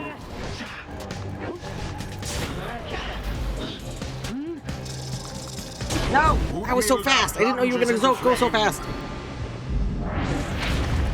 This is the road to ruin. How very fortunate. Brilliantly done. Oh my god. This character is so good. It's ridiculous. The Nightwing's pyre burns brighter for now. Oh, no, no, no, no! Poor Headwind. Nope. No! Your pyre sputters. Oh god, you do a lot of damage. I've only been hit twice! Perhaps you are unworthy. Oh, that's the wrong button. Udmilda's not so scary now. Oh. Why, that was all of them. Magnificent! The two flames now burn equally as bright. A banishment.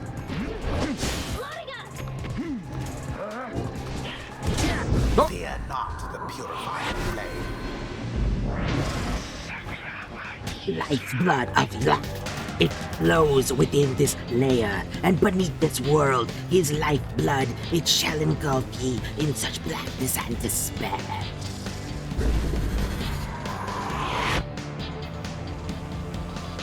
Well, that's terrible. That's cheating. Which invokes a profane name I shan't refute. Best beware of foul sorceries. Seize the orb.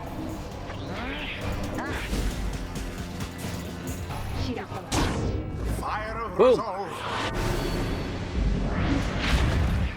The rite is nearly ended.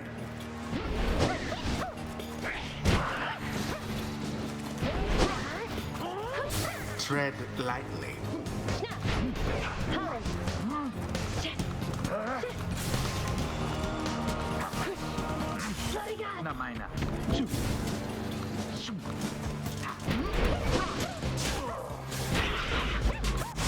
No! Beneath No, no, no, no, no, no, I didn't mean to! I didn't mean to! I didn't mean to! No! the fire's wane.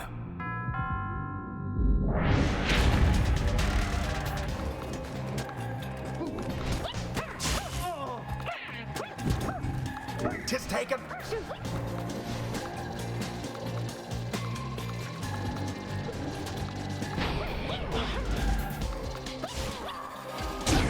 So Boom. it is.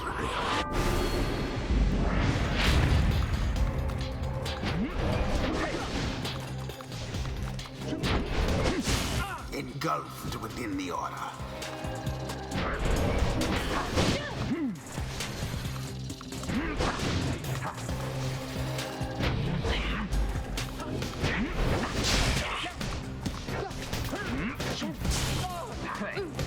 No mercy shown. No, no, no, no, no, no!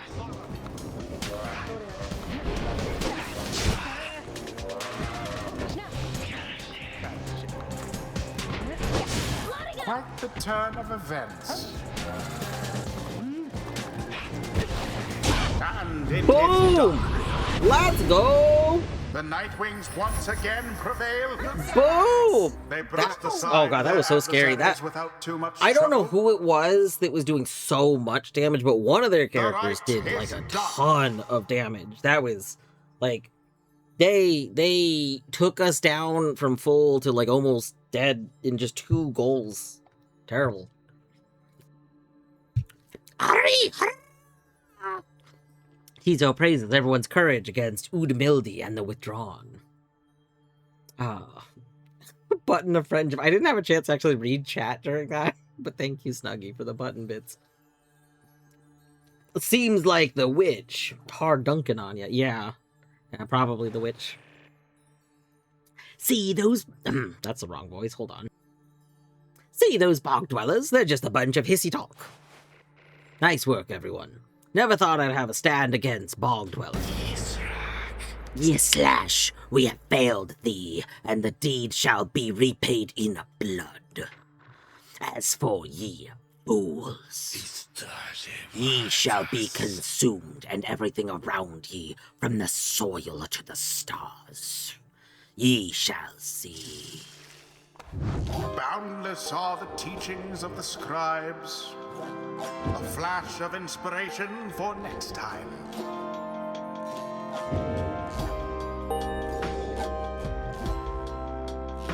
Oh, so no one leveled up, but we did get like a lot of experience in general. That's pretty good. Until the next rite. During the rites of position exiles near to each other, they shall link auras. Ah.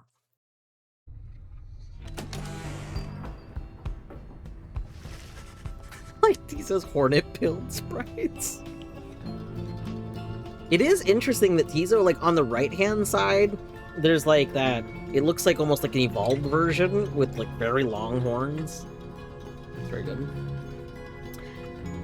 Having overcame the withdrawn in the right, you and the others have some moments to recover from the ordeal in the relative safety of the Black Wagon. So, when can we get out of here? What, the Green Tail? Had enough of Udmildi's hospitality for the time. Oh, Jody, thanks. I'm good. The Reader and the stars will point the way, as ever. It's just so far, we've kept on going north. If that's the case again this time... The Sea of Solace spreads north and west from here, for untold leagues. I could not tell you when last a vessel dared sail those waters. Possible oceanic expanse, pock-marketed by crude little islands. Well, we're definitely taking our wagon onto a ferry, right? We're definitely fighting pirates. Yeah. Tizo asserts himself during the conversation. What is the matter, little one? Tizo is trying to get you to come look at something outside the wagon. Reader, please go see what he wants. You excuse yourself and follow the imp into the dark night. You find Faye and the lone minstrel already gazing up at the stars. Can you not read the stars yourself then, Mr. Minstrel? I fear it is not so simple as matter of can or cannot when it comes to me, Faye. We shall see what the Reader has to say, for this is their charge. And here they are, in fact. Thank you for fetching them, Tizo. Tizo is happy to have obliged the lone minstrel. Reader, it would seem the skies have cleared to some extent.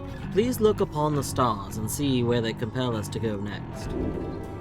You look towards the heavens. Seek now your destination.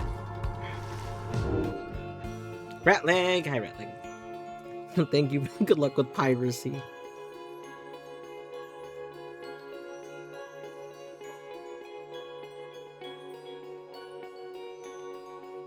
Oh, they are not gonna like this. They're not gonna like this. Oris, the Azure Star. The Azure Star burns bright over the ruins of Lost Frigate in the Sea of Solace. Oh yeah, they're really not gonna like that.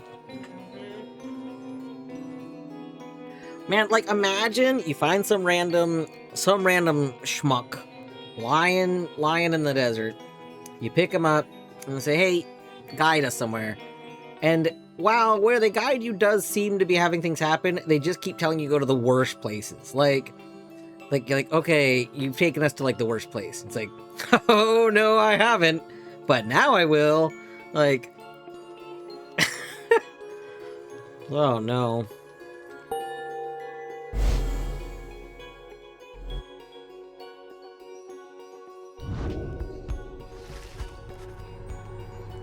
The rites beckon you still further north, towards the middle of the Sea of Soulless. Solamiten. That's not good. You're joking, right, chum? Certami facrem. Does the reader seem the joking type to you, Greentail? We do not argue with the stars. You talk like we can just go right out there into the water. Premiscavas. Pardon my interruption, though. Perhaps we can. Here's the little-known secret about the wagon. The wagon's a boat. Mm-hmm. Wagon's a boat. Say what? Tamagraje. My client, Sandalwood, he has a way of anticipating such eventualities. West of here lies a place called Big Bertrude. Come on down to Big Bertrude's. Here, Big Bertrude's. We got boats. We got Big Bertrude's boats. Big Bertrude's boats.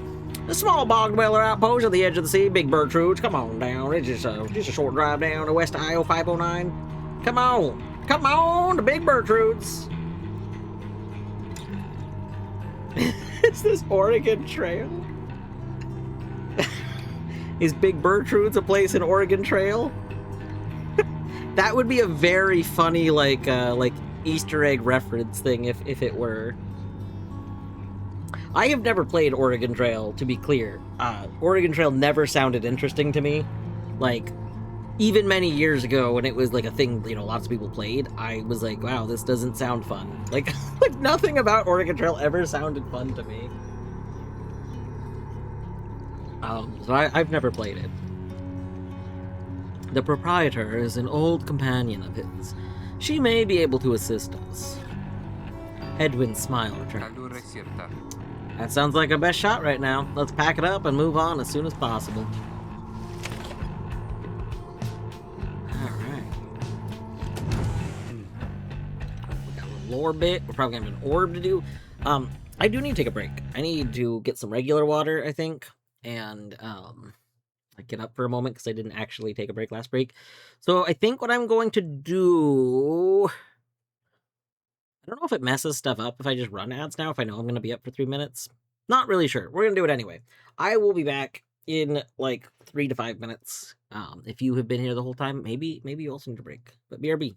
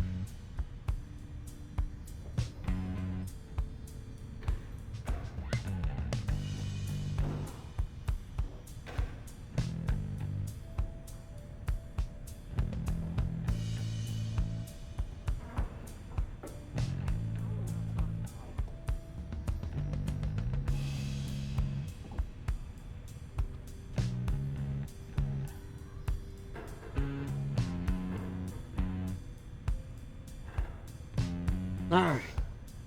We are back.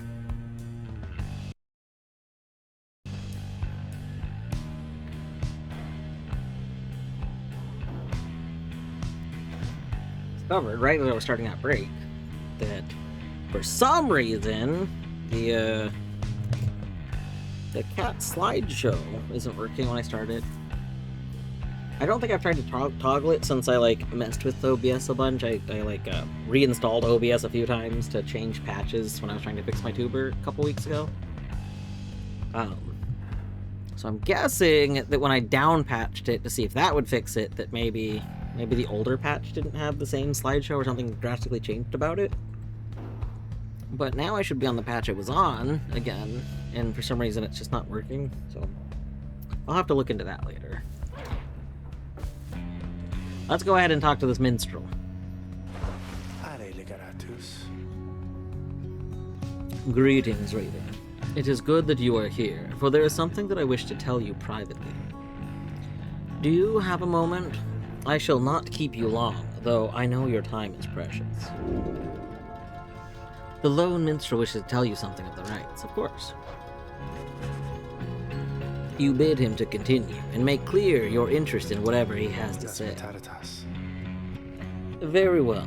Thank you for your time, and I should further note, matters that pertain directly to the rites, I must reveal to you alone, and thus I am obliged. In any case, when we confronted the Withdrawn and witch Udmildi, you might recall she tended to invoke a certain name. Yislash, the Astral Born. I hesitate to say it even now. You would be forgiven if you took the ravings of Udmildi from your nonsense. However, her words, as it turns out, ring with a certain truth. Before the union of the 8 scribes, when first they found themselves here in the downside, this land was even less hospitable, if that can be believed. It was ruled over by the Greater Titans. The one called Yislash was the eldest and most fearsome of the lot. The Greater Titans, colossal monsters that once roamed the downside. The scribes together slew them, one by one, and through this forged their bonds. Just the same, the scribes managed to defeat it. They later used Yislash's own hide and ichor to bind the Book of Rites. However, Yislash did not truly die, for by some accounts, it seems to be incapable of death. The creature is regenerating even now, though very, very slowly. Its vow is to devour this land and everything in it. Only then can it return onto whatever plane that banished it to ours. Cogna benedictus. So, in a way, it is an exile, just like you. If ever should the creature be reborn, it shall be many ages hence. Thus, the ravings of humility are more or less inconsequential for the while. Yet, the history of Yislash is inexorably linked to the rites, and therefore must be known. I trust your research of the book shall lead you to discover more in time. I hope all this is some reassurance, and now I leave you to more immediate concerns. I shall go check to see how everyone is faring at this time. He heads out in the evening, bidding you a good rest of the evening.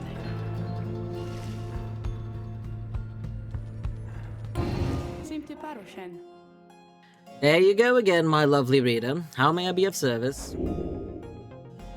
Let's see. I can't do another thingy. We can't even ask her what's on her mind. I don't really want to do... I assume the practice rites are just for practice, so they don't really seem like they progress anything. I shall be here if you need me.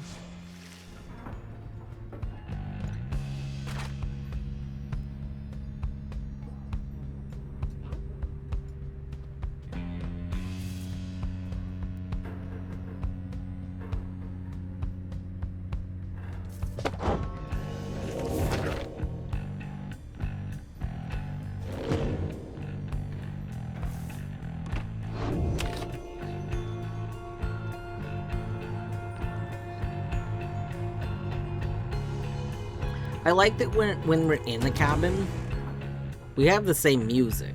The guitar, the bass, is like playing either way, but if we leave, we add these like chimes. Like there's another layer of the song that exists outside that's not inside. That's very good.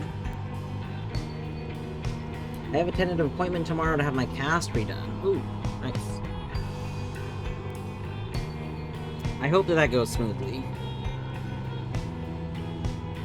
And hopefully when they recast it, it's better.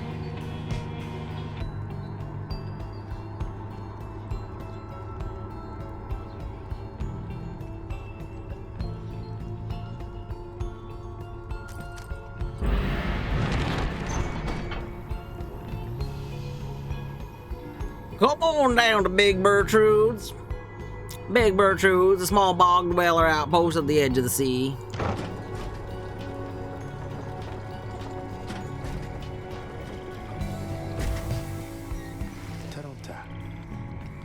This is the place. Let us go see my client's companion as soon as you are ready. Seek Big Bertrude. Anything in here? No? Okay.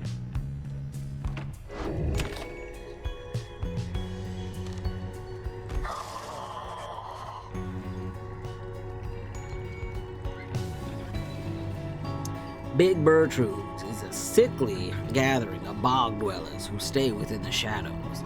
Yet you can feel their eyes surveying everything. The lone minstrel steps forward. Salindum sale. Sandalwood sent us.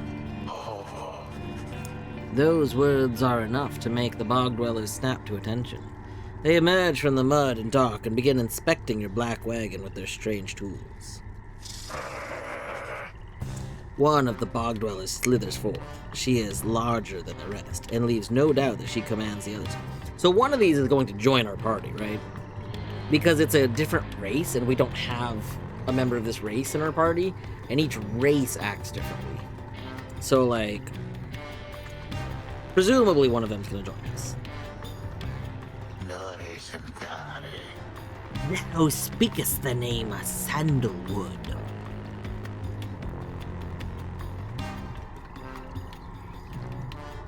We would know his whereabouts. Reveal them to us. Gratum sare. Good day to you, Big Bertrude. It's a pleasure to meet you at last, for Sandalwood has always spoke highly of you and your handiwork. Did he? Did he?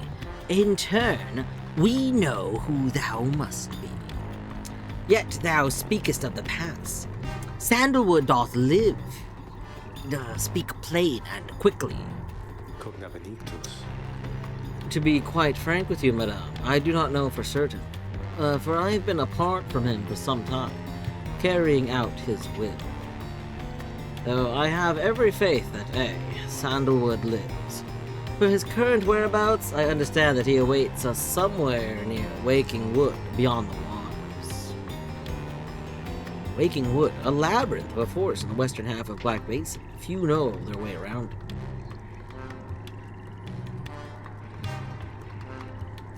We wish to seek him there, though as you can see, our wagon is ill-suited for the task.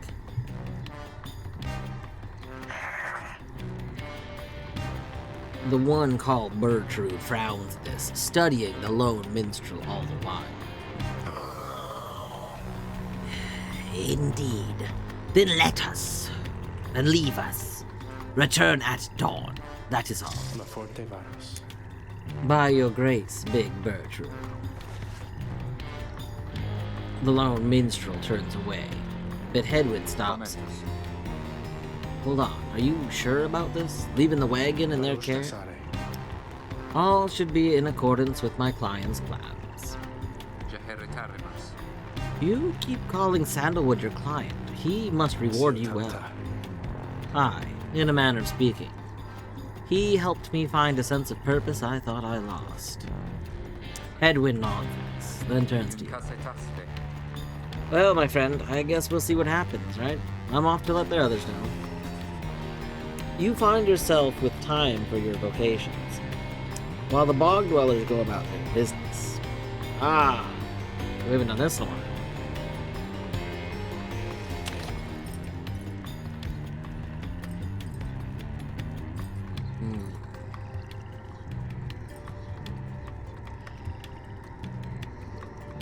So let's go ahead and study in private this time. You find a relatively quiet clearing to study the Book of Rites with undivided attention. Through greater understanding comes the reader's influence.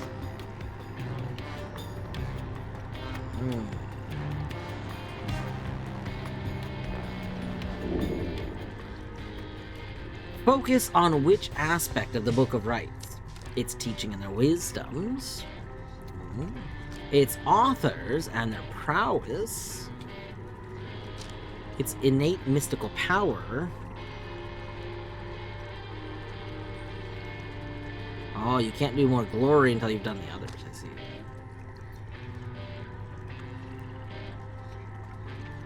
Okay, I'm a little torn because I feel like I just want to max out speed. Like, speed is just so powerful, I feel like. So being able to get speed maxed first seems like the way to go. Maybe that's an incorrect, like, thought, but I think my thinking is this. If I can get the orb, and then I can just outrun everybody, then nothing else really matters, right? Because, like, we can outrun them. So, I mean, having big aura sounds cool, but I just think speed is just the best. You concentrate your knowledge of the 8 scribes and how together they compose the Book of Rites among their many feats. They have so many feet. I mean, there's 8 scribes, so there's at least 16 feet, and that's just assuming each only has 2. Inspiration comes to you in a flash, whether from the book or from within, you cannot tell. You've gained the reader's influence, celerity. Celerity. Each rank raises your fellow exiles' quickness, making them move faster. Nice.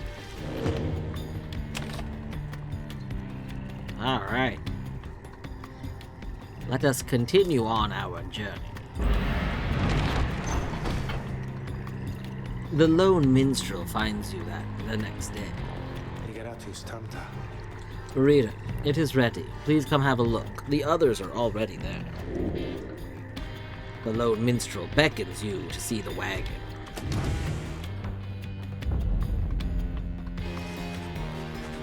The black wagon appears different now than it did even a day before. The hull is fully sealed and reinforced, and all matter of nautical equipment adorns the port side.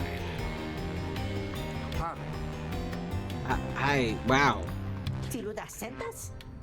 Are you people seeing this? I'm gonna have a look around.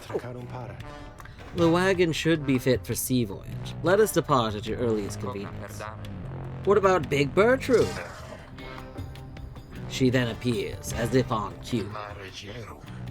Tell that Sandalwood he owes us twice over. If I may, Big Bertrude, you could tell him yourself if you wish to accompany us in our voyage north. Our group would welcome someone in your vast experience. Also, Hedwyn is definitely voiced by the person that voices that one person.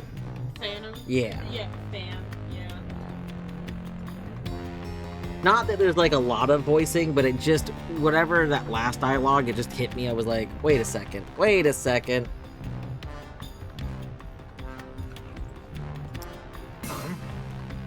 Dare thee make flirtations upon us? We weren't flirting with you. We were just asking if you wanted to join us. That's not flirting. No? Lovely's like, no. Enough.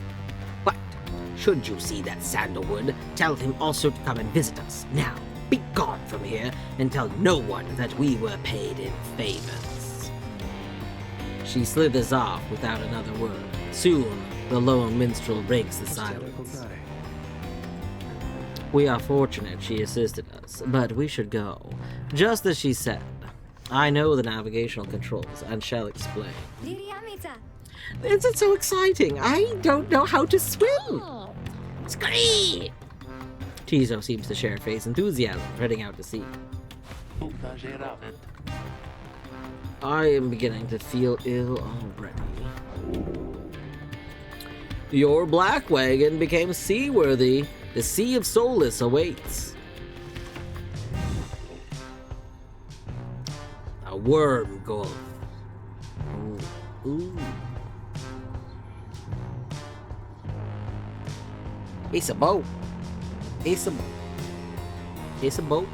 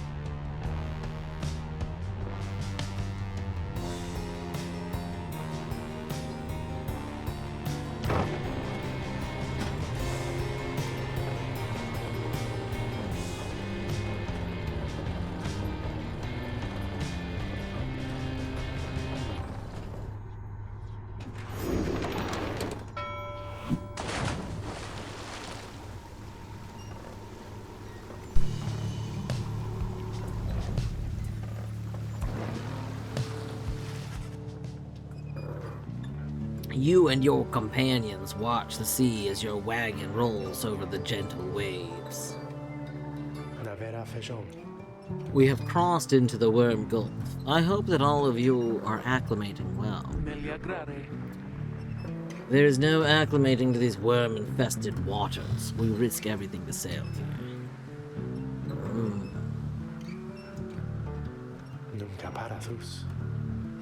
As long as we follow the cold current, Big Bertrude indicated we shall be safe.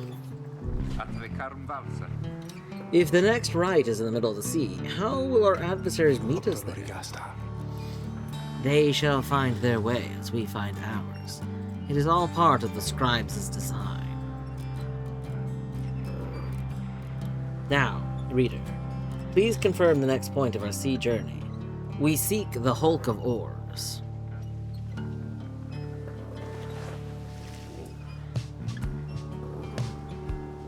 The Outer Solace, I mean, we only have one option, so, you know. I guess we go that way.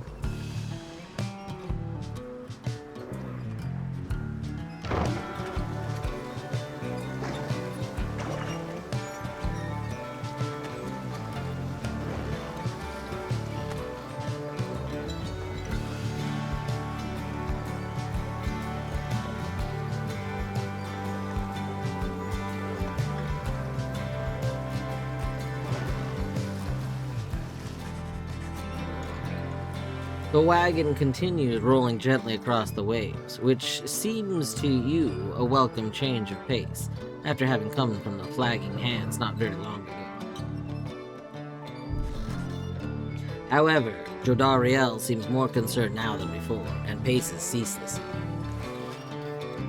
When she notices Ruki, she stops him from some questioning. Stops him for some questioning. Greentail, how is he doing? Who, Hedwin? Oh, he's pretty much the same. Been up all night, ratcheting into the waters, if I had to guess. It's his first time at sea. His first. She turns to you. Reader, please check on Hedwin when you have an opportunity. He requires our support, and we require his swift recovery. Poor guy's seasick. You wish them a good afternoon as you go check on the others. Later, you find Hedwin looking out of sorts. It's not look good. Hello, my friend. It's just this sea has not been good for me, I guess. It's funny, all this trouble, just to get back to the Commonwealth of all places. Tell me something. What do you miss the most about that place? What do you miss the most about your past life? Your book collection? Sure, it was illegal, though just the same, you miss having access to them. Your friends? Life was always difficult, but several of your longtime confidants did help you get by. The food? Your mouth waters at the thought of it, at least compared with the past sustenance here. Nothing comes to mind. Hmm. Hmm.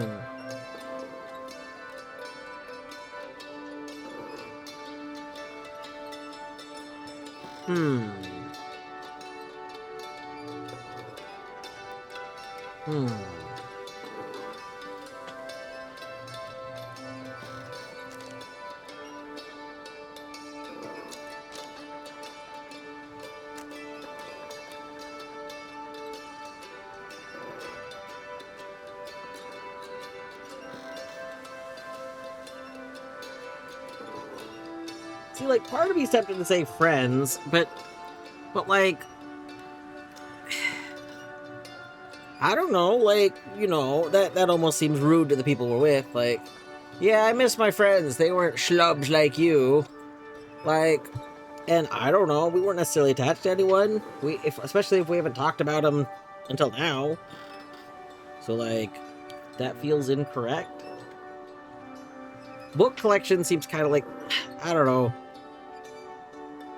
See, I could see saying, like, you miss reading new books, like, reading them, but I don't love being attached to, like, the books as objects. Like, that feels like hoarding. Like, I miss my collection of books. Like, well, I mean, I don't know.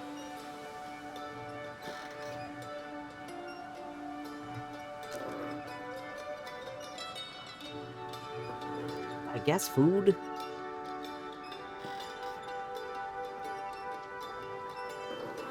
Like, I don't know if we had access to good food.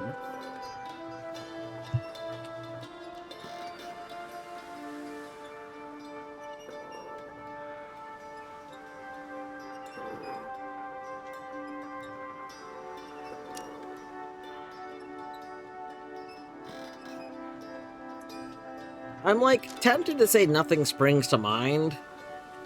Just be like, honestly, like... But that almost makes it feel like, well, then why are you trying to go back?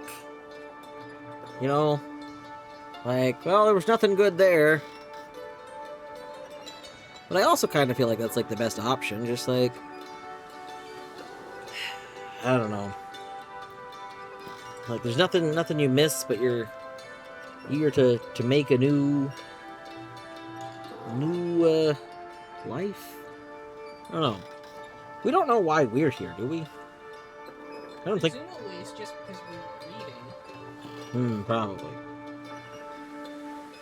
You know, being literate is illegal. Yeah.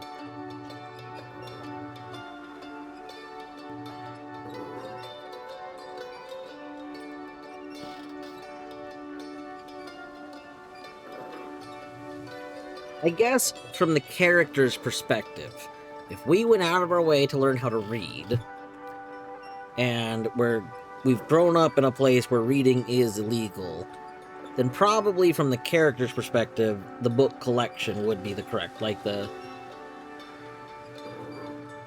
would make the most sense. So I guess we'll go with book collection. You missed your book collection most of all, after taken many pains and risks putting it together.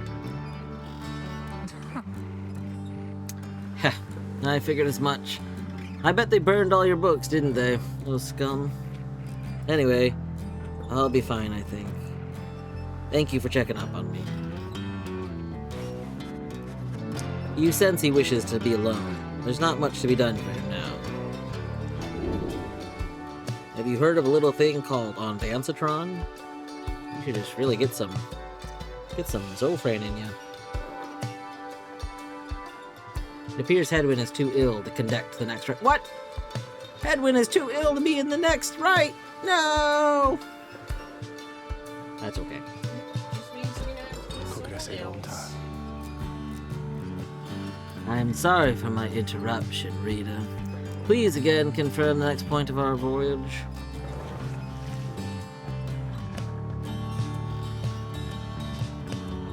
Right there.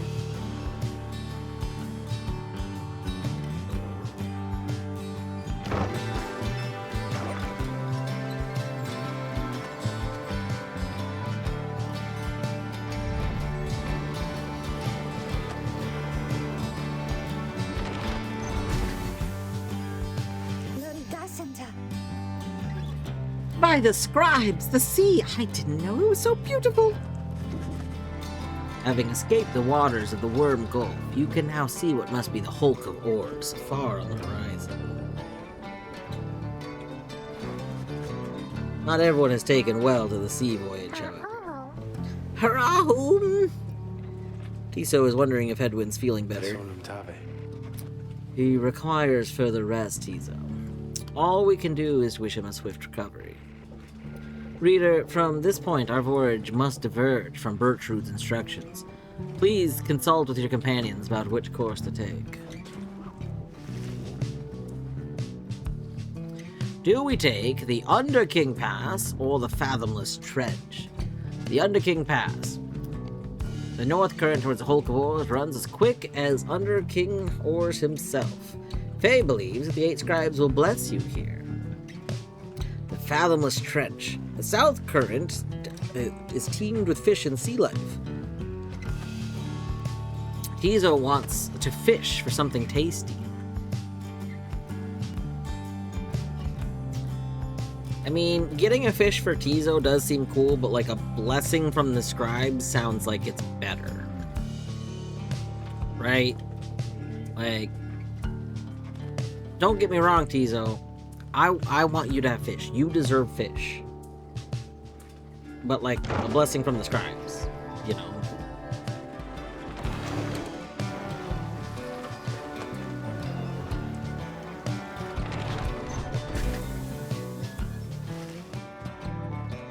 You find Faye gazing down into the depths. The water is so very beautiful, and yet it's very dangerous. They always said it's very dangerous if you fall in or drink enough of it. But the scribes, they have protected us. They are watching, I just know. Even out here in the waters of the Underking Oars, they urge us on. I feel it. I know it.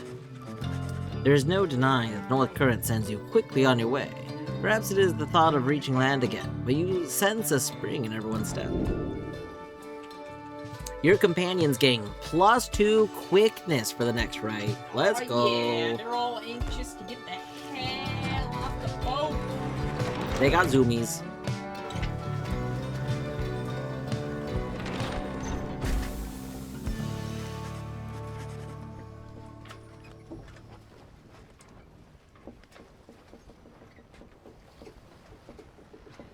At last, you arrive at the Hulk of Oars after journeying across the sea. It seems the next rite is to commence here soon, though there is no sign of your next adversaries yet.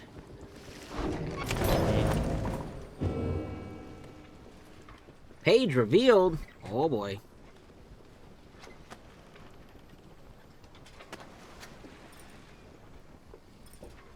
We gotta probably do the page reveal first. Oh, we got all kinds of things going on in here. Hold up. Hold up.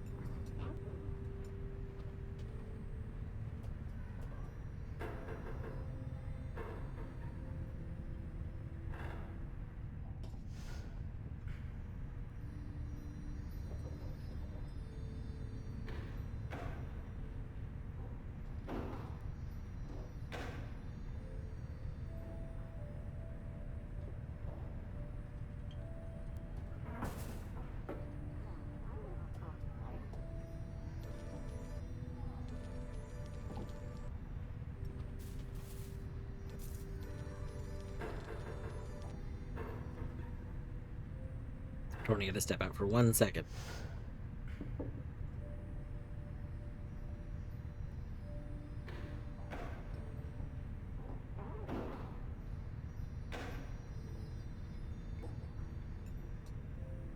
Alright, so we got in here, we got a bell, keepsake from Big Bird Shoes to signal when food is ready. Everyone ate food recently.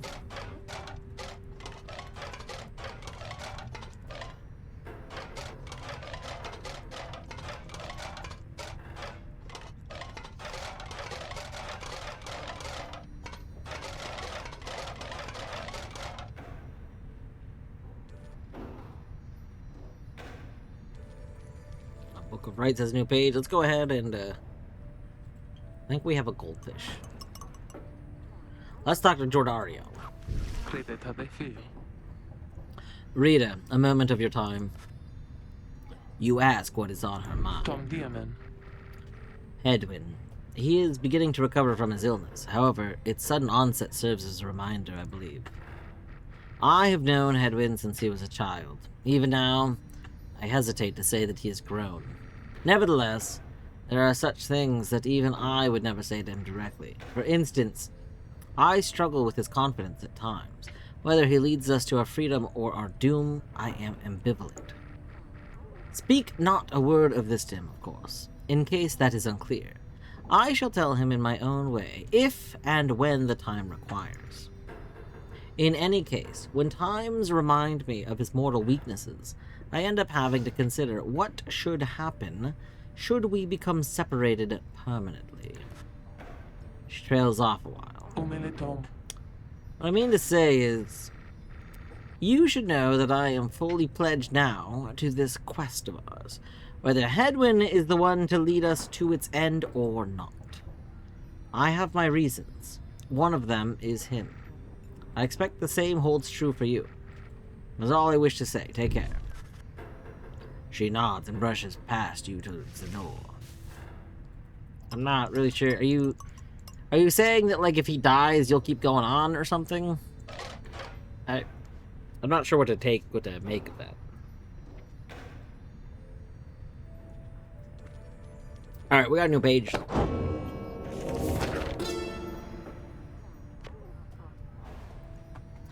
Down the river. The Emperor Solium Mur knew naught of this, of course. His expedition yielded not the treasure he desired, but brought him closer to his country than he had ever been before. As he traveled down the river Skolorian in pursuit of greed, he found instead an inkling of shame. He saw the sunken faces of his people, heard their words for him. In time he could not ignore it, and it proved more than he could bear. The river finally claimed him, his belongings, and his retinue. Once the people heard, I understand they cried with joy. Perhaps he ought to have perished, but the mercy shown to him, I think, is what transformed him.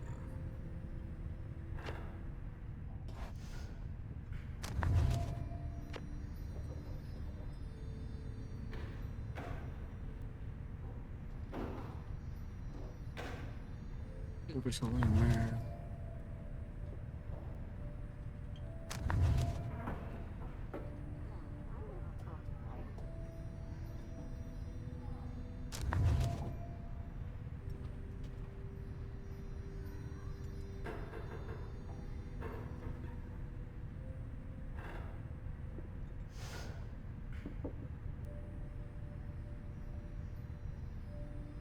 Okay, so the Emperor went on this, like, journey to try and find this treasure, and, like, abandoned the people.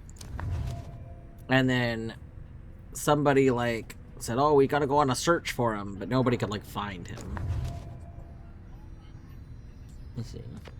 But, like, he was fine, he was just on this expedition. Okay.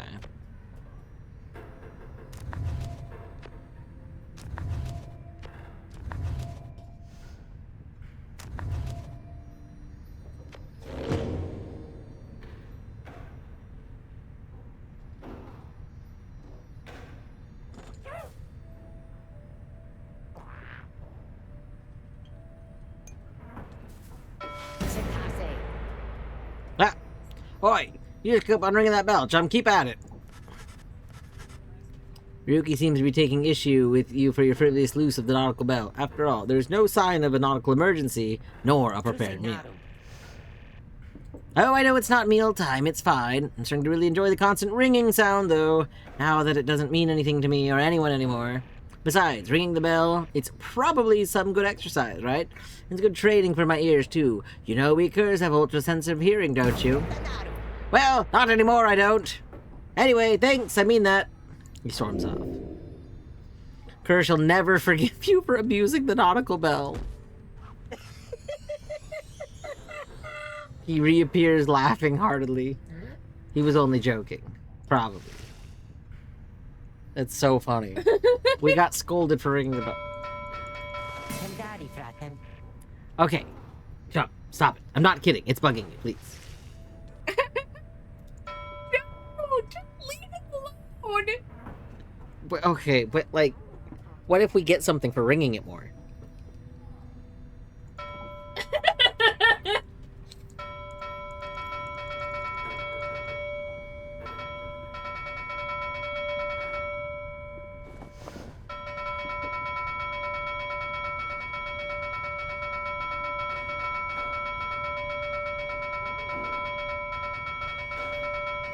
Alright, we're probably not going to get anything for ringing it more.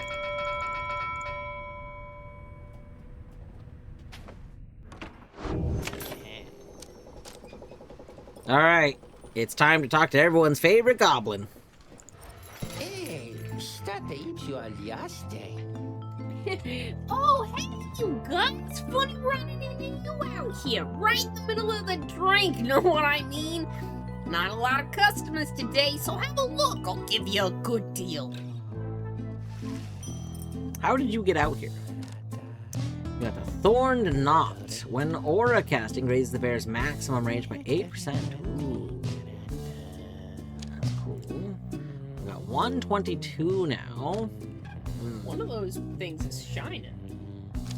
Oh, is it just because it's new? Okay. Yeah. Oh. You're offering a dash of Stardust. Raise something by 2 points.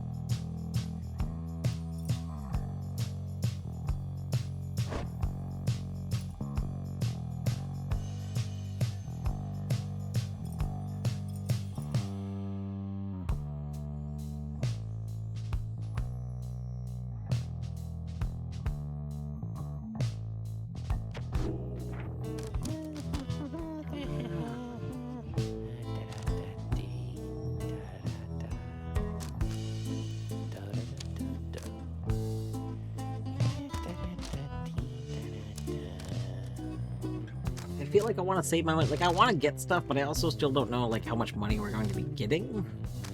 And we're so, like, low on money overall.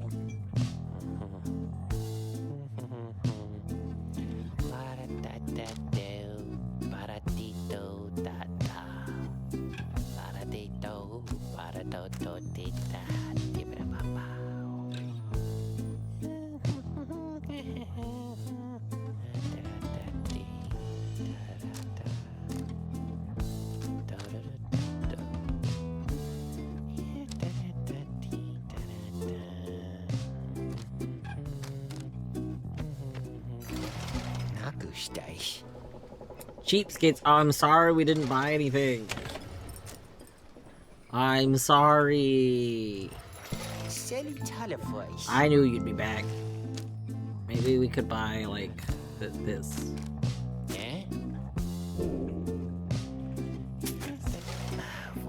Ha! I know you're gonna like that stuff, guys. It's pretty woo, you know what I mean? And if you want some more now, I know just the individual and his dad who can get it. Catch my meaning, yeah? Just stop on by some other time. Right, eyes.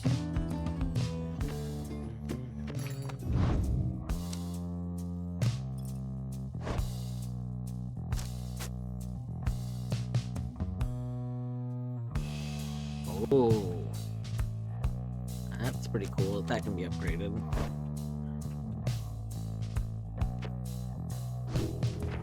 Oh, we didn't click the orb. Thanks for stopping by, guys. Once more, you have returned to me. What is it, reader? What's on your mind?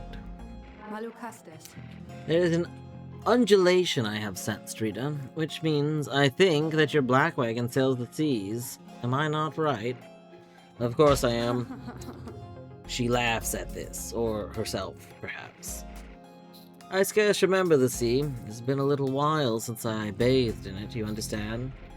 My memories of it are wistful, nonetheless. Although, if I remember correctly, the Sea of Solace is a disgusting mockery of the Emerald Sea near to the Empire. Do be careful out there, will you? Now, let me seize my property, lest I extend my sentence by another such eternity or two. We had best stick to business.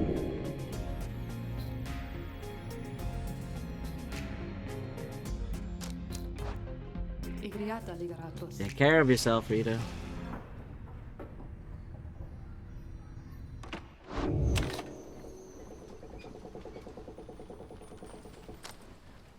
Alright, let's continue on.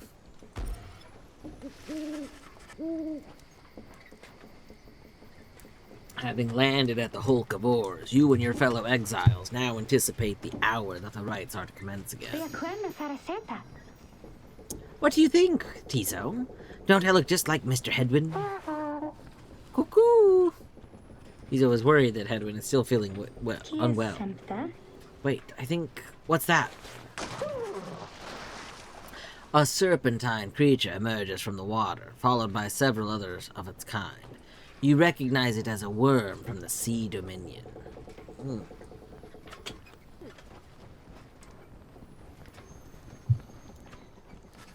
that was the other option. If it wasn't pirates, it was... Fish. Yeah. What they're all doing here, you see plain by the ritual raiments. The nearest one somehow loosens its mask. Good sirs and good ladies, it's a worm night. Goodness gracious. So, it is you that heed the summons to glorious competition against the knight and his brigade? Well then, let us do battle now without delay. More than our freedom is at stake here, but our very honor. And this knight fully intends to reclaim his. Oh, and lest this knight forget, he is called Sir Gilman. Sir Gilman. He is a once proud knight of the Sea Dominion on a self-made quest to regain his honor. He salutes you all on behalf of Pyre until the contest. Pyre, a triumvirate of worm knights who perceive the right as a great battle to be won. He splashes out of view just as the stars above begin to shimmer with a strange light.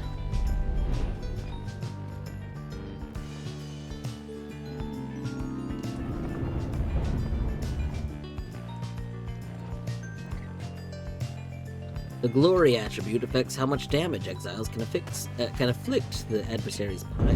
Relentless, aren't we, reader?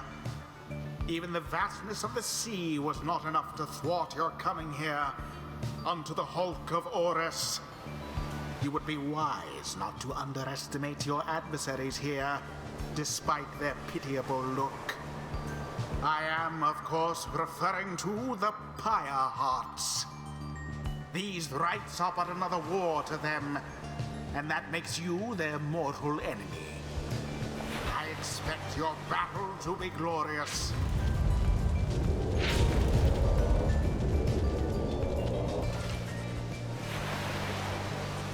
Your fellow exiles are gathered on the rotting deck of the Hulk of Ores as your adversaries clamber into view. Ruki paws up to them. Say, what are you worms even doing here? Can't you just swim back to the Commonwealth or the Sea Dominion or wherever you're from? Ha ha! An excellent point. Seems then that these adversaries and the rights are clever, wouldn't you say, sire? Just get rid of them already, Gilman. As your commanding officer, this knight hereby commands it. Ha! This knight wishes to introduce this noble commander. No worm knight in history has withstood as many frontline battles. Doff your helm, sire, as is our custom. May our adversaries tremble at the sight of you. Sir Gilman attends to his commander's mask, despite protests. Give this knight his mask. This knight hereby presents you the great Sir Deluge, a noble visage, is it not? Sir Deluge, he is a petty worm knight in the Sea Dominion who somehow survived countless battles. I love how it's somehow survived them. Sir Deluge trembles and squirms. You can swim or not? Ha! Of course we knights can swim. All knights of the Sea Dominion can. But we are exiles in this land, same as ye. We can swim, 'tis true. But 'tis summarily impossible to swim back up the river down which we were flushed to end up here. Nay, there is but only one way to return. Silence, Gilman! Nobody cares! Back to your post! Sir Gilman hesitates, but does as he is told. This knight knows who you are, Nightwings, and he is not afraid of you. He somehow climbs back into his mask and coils up to full height. Now, and gone! This is a very sea shanty song. The exiles of the worm triumvirate, take their positions as you focus on the Book of Rites.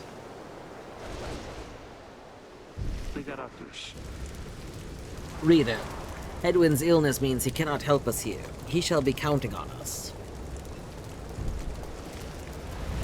Who shall stand together here this night? Let's look at their team. So, they are quick. They are a quick group, all of them very quick. After Sir Marsh banishes an adversary, one of his banished adversaries returns. Oh, if they banish, they get one of their people back. Oh, I hate that. Oh, that's a scary team. They're scary for the same reason. Like I like to be quick, and they are quick. I was gonna bring you because you get the bonus, but I'm a little scared of how slow you are. But also their presence isn't gonna be big. So like, that might be okay because you're so big that you're gonna kind of make up for it. I think that'll be okay. Alright, so we'll choose you. What was your ability again? Yeah, and once you banish someone, you can like dash. So we can dash to banish and then you can like dash again kind of thing. Okay. Yeah, that'll be fine. And then probably still you.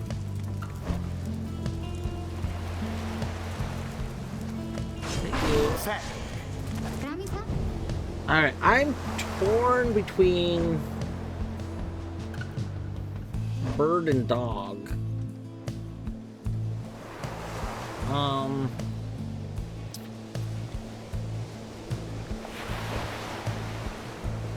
Like, bird just got a really good kit, but I think dog might just be better a little bit here.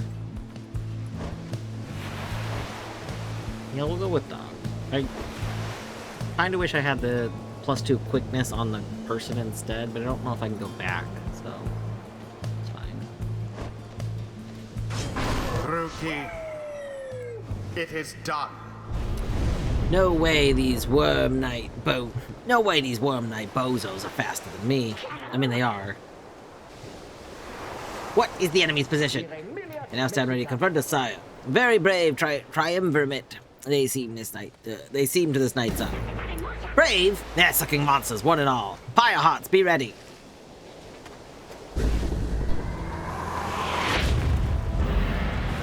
Begin.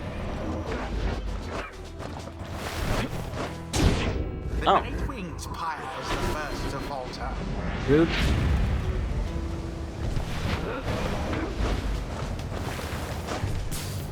A stroke of luck is all.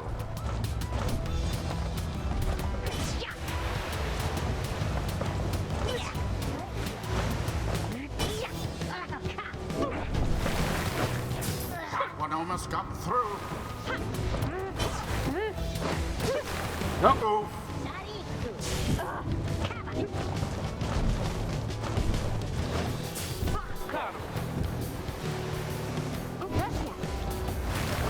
A swift recovery.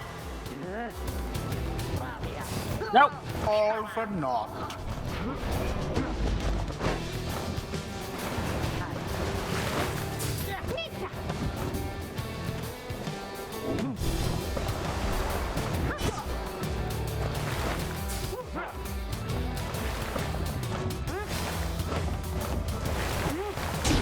There we go. Plunged into the pyre.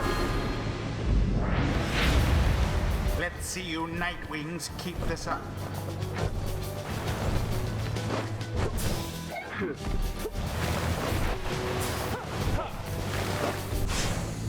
Such fervor.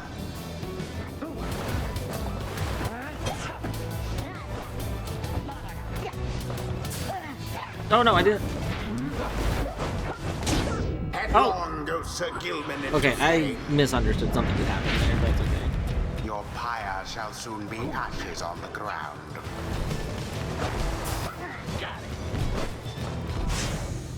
No sign of the pyre hearts for now.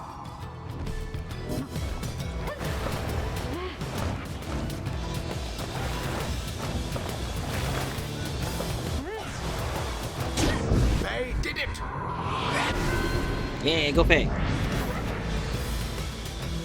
Gilman, your form is sloppy. Fight them as though your miserable life was on the line.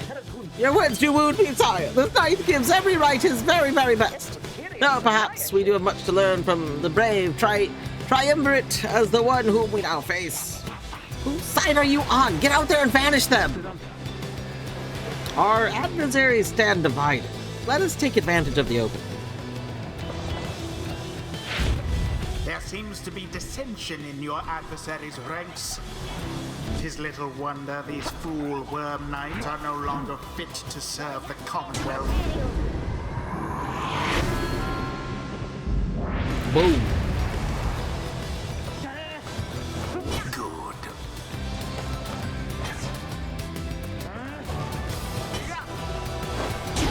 Rookie plunged into their fire. Your victory is at hand.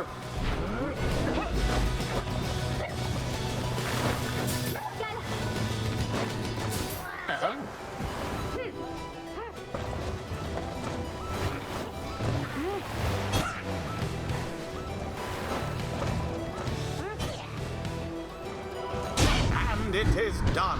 Boom. The Nightwings prevail.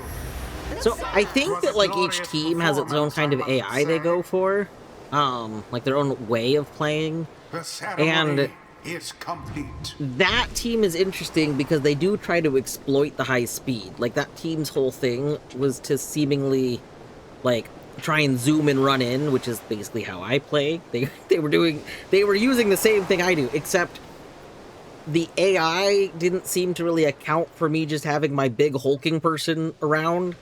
Like, they didn't really know, like, normally what you would do if they were to just leave the big hulking person there is you would throw the thing. That's why there's the throw mechanic. Except, they weren't throwing it over the hulking person, they were just running up and dying.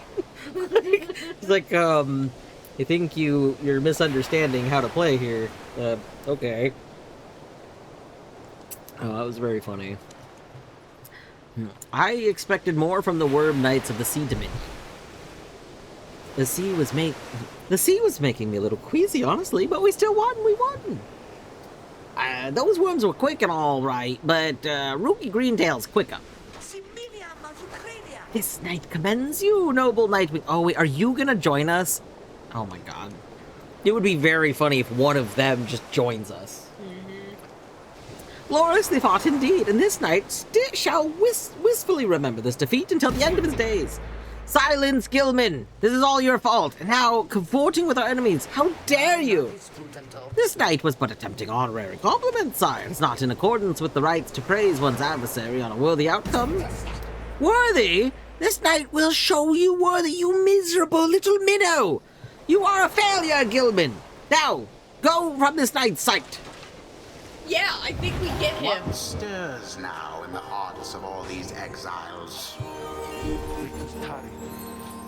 Focus training prowess, the path towards survival on the Bloodborne. These rites make similar demands for us. The Bloodborne. Oh.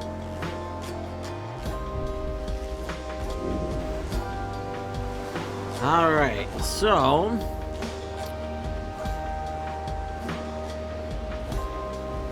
So us getting like a bonus 35 is nice and all, but again, it's not like... It's not nearly as good as just having a bigger aura. Like, in theory, we shouldn't need more of our Pyre's health, because in theory, things aren't getting to our Pyre. And you know how things don't get to our Pyre? Because we got a big hulking aura. So, that... Oh, you're so close to leveling up.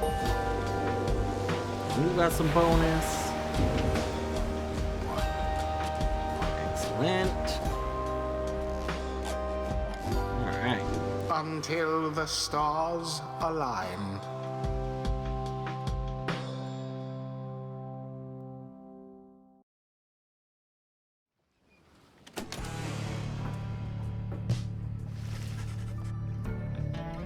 After thwarting the Pyre Hearts in a rather one-sided contest, you at last return to the wagon with your companions. Yeah, that one went well. I think they got first blood, but I don't think they got another score. No, well, they got one more score.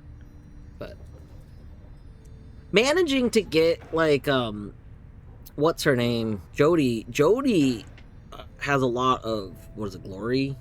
I don't remember the name of the mechanics, but Jody deals a lot of damage, probably because it's kind of hard to get this hulking person. Like, once she's holding the orb, she's very vulnerable. Like, she's very slow, so getting her to the spot with the orb is hard. So, I guess probably the way to best use Jody is to, like, move her forward without the orb. Like, how do we get the orb? Because whoever has the orb becomes who you're controlling. I don't know. I don't know how to best do it. I guess you're... Ugh. I don't know. I don't know how you'd get her there without the orb and then get somebody else to give the orb to her. I'm not sure. But that seems like it would be the play. There is little discussion of the Pyre Hearts, who seem to have already swam off towards wherever the stars directed them. Instead, your fellow exiles' attention returns towards your companion, who was absent for the ride. How's Hedwin? The lone minstrel makes a sound, but no words form as yet. Something's troubling him. I urged him to remain bedridden. And he would not listen. I am very sorry, but... Wait, what? Everyone stares at the lone minstrel in stunned silence. The lone minstrel breathes a heavy sigh. But then... Hey, what's with the long faces, everyone? Minstrel, I should wring that neck of yours! As I was attempting to explain, Hedwin is already up and about. What I love is I don't think the minstrel was trying to, like... be dramatic. Yeah. And upset everyone. Like, he was probably going to say, like, I tried to warn him to lay down, but he didn't, and now he's up and about and it's fine. Yeah, I tried to get him to bed, and he's like, no, I'm fine, and he's fine. Yeah, like, very funny. Oh, man. Despite my having strongly recommended further rest, those that are unaccustomed to sea voyage take ill. They are very likely to experience further symptoms if they do not remain bedridden, or at least sedentary.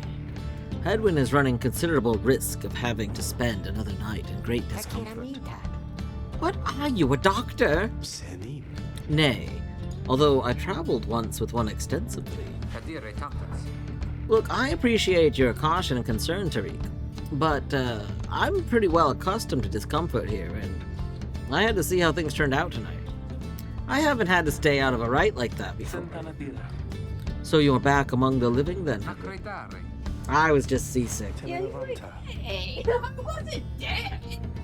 Nevertheless, your full recovery requires rest. Coglia ramtas. I think we could all use some rest after tonight. Anyway, thank you everyone for your concern. I'm sorry I worried you or caused you further burden. He turns to you. Reda paritas. My friend, what do you say we figure out where to go next? I'm beginning to miss being on solid ground. You follow him outside to where the night sky awaits. Oram tavares. Hey, I wanted to thank you for conducting the rite back there without me being there. I could rest easy knowing that you and the others would get through it. Anyway, I'll leave you to your reading. Can't begin to imagine where we'll be off to next. We're well past anywhere in the downside I've ever been. Even Jody hasn't gone this far.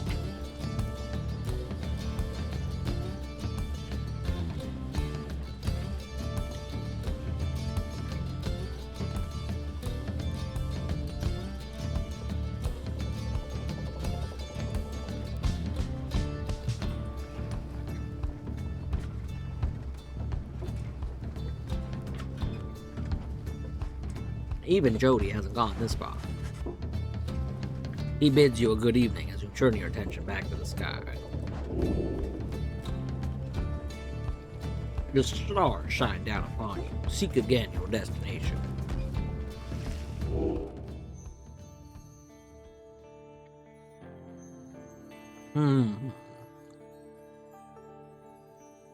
Oh boy, here we going up again.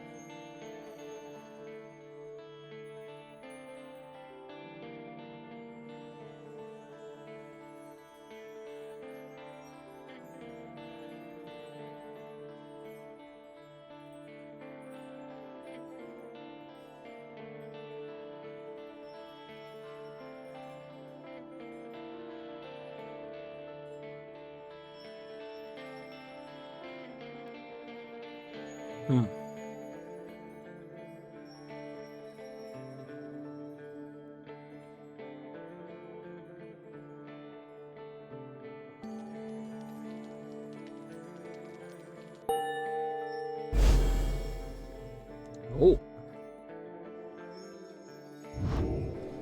Cogere tantas. Still further north then. Did you think we weren't going further north? Autumn Tarisa.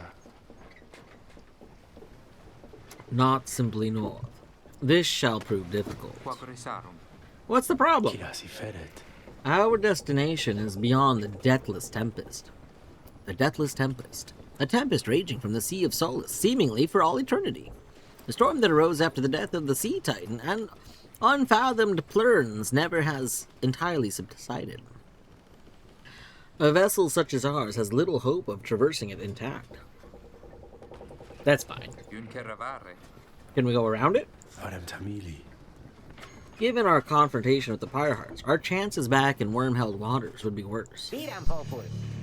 Come on, people. I'll just be another day in the downside. Go get yourself some sleep while we can. I bet you'll feel better in the morning. Your optimism is infectious. Isn't it? You all concur that rest is in order, for the sea journey has been taxing to everyone. Come daybreak, you shall have to find a way to sail past the Deathless Tempest.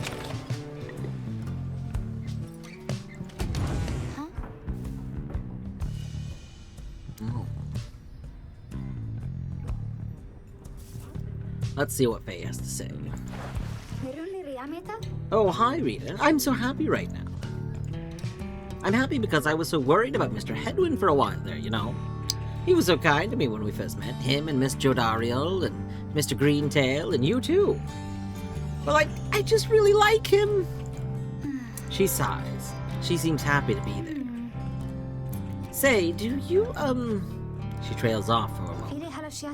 Do you think he likes me too? Faye is wondering if you think Hedwin likes her.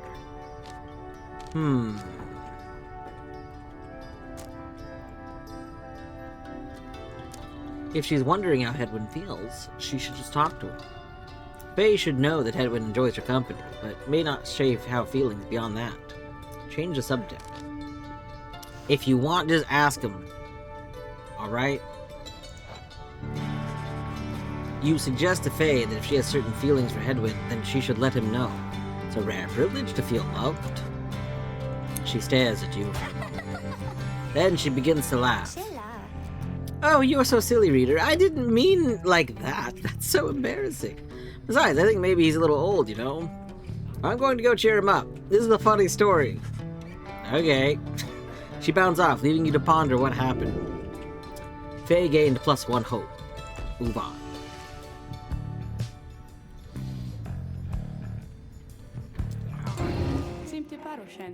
My lovely reader comes to me again. Oh, what do I owe the pleasure?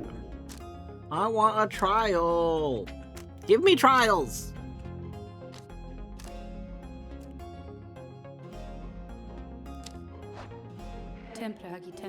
Visit me again sometime.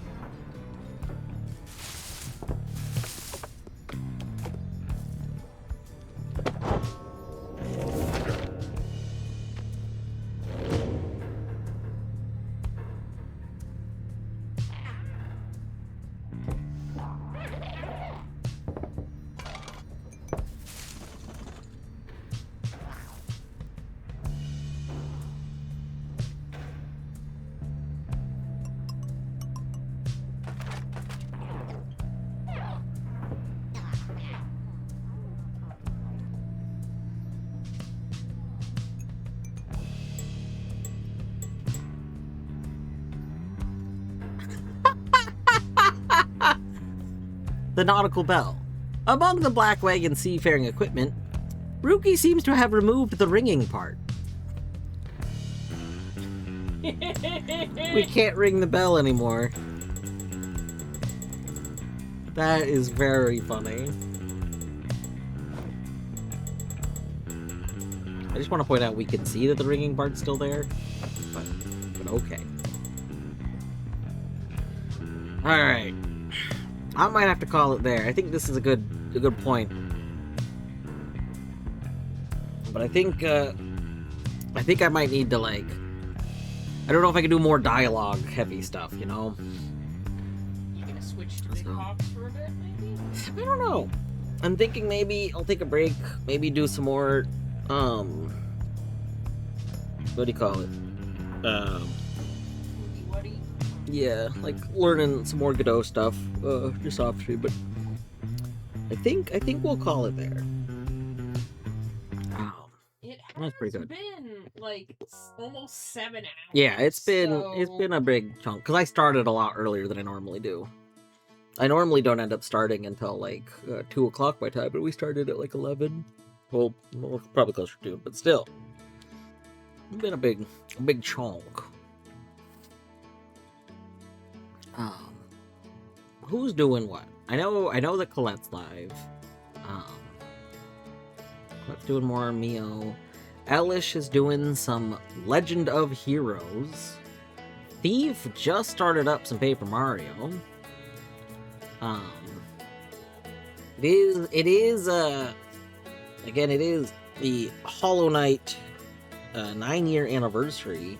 And the speedrun community is doing today is Bingo Day, where they're doing just various bingo events all day. Right now is Wingy. I don't know which one Wingy is. I know earlier I was watching Blomgy, which was 3 lines, except if any grub goals were there, you had to get the grub goals in addition to any other goals.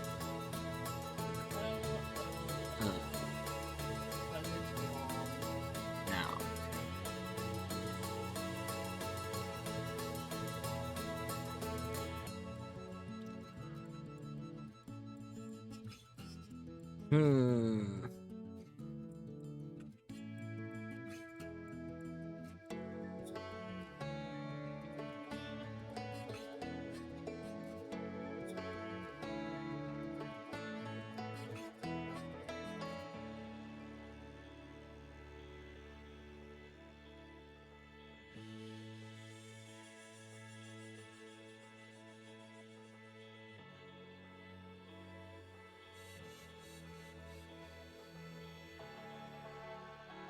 I think we'll go over there. I'm not sure.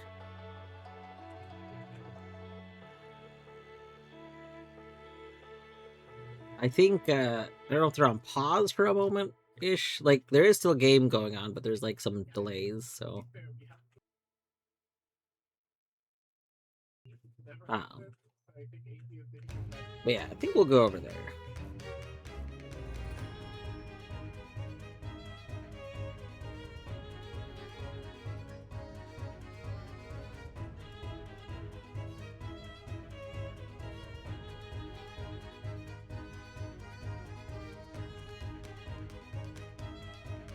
Anyway, thanks for hanging out.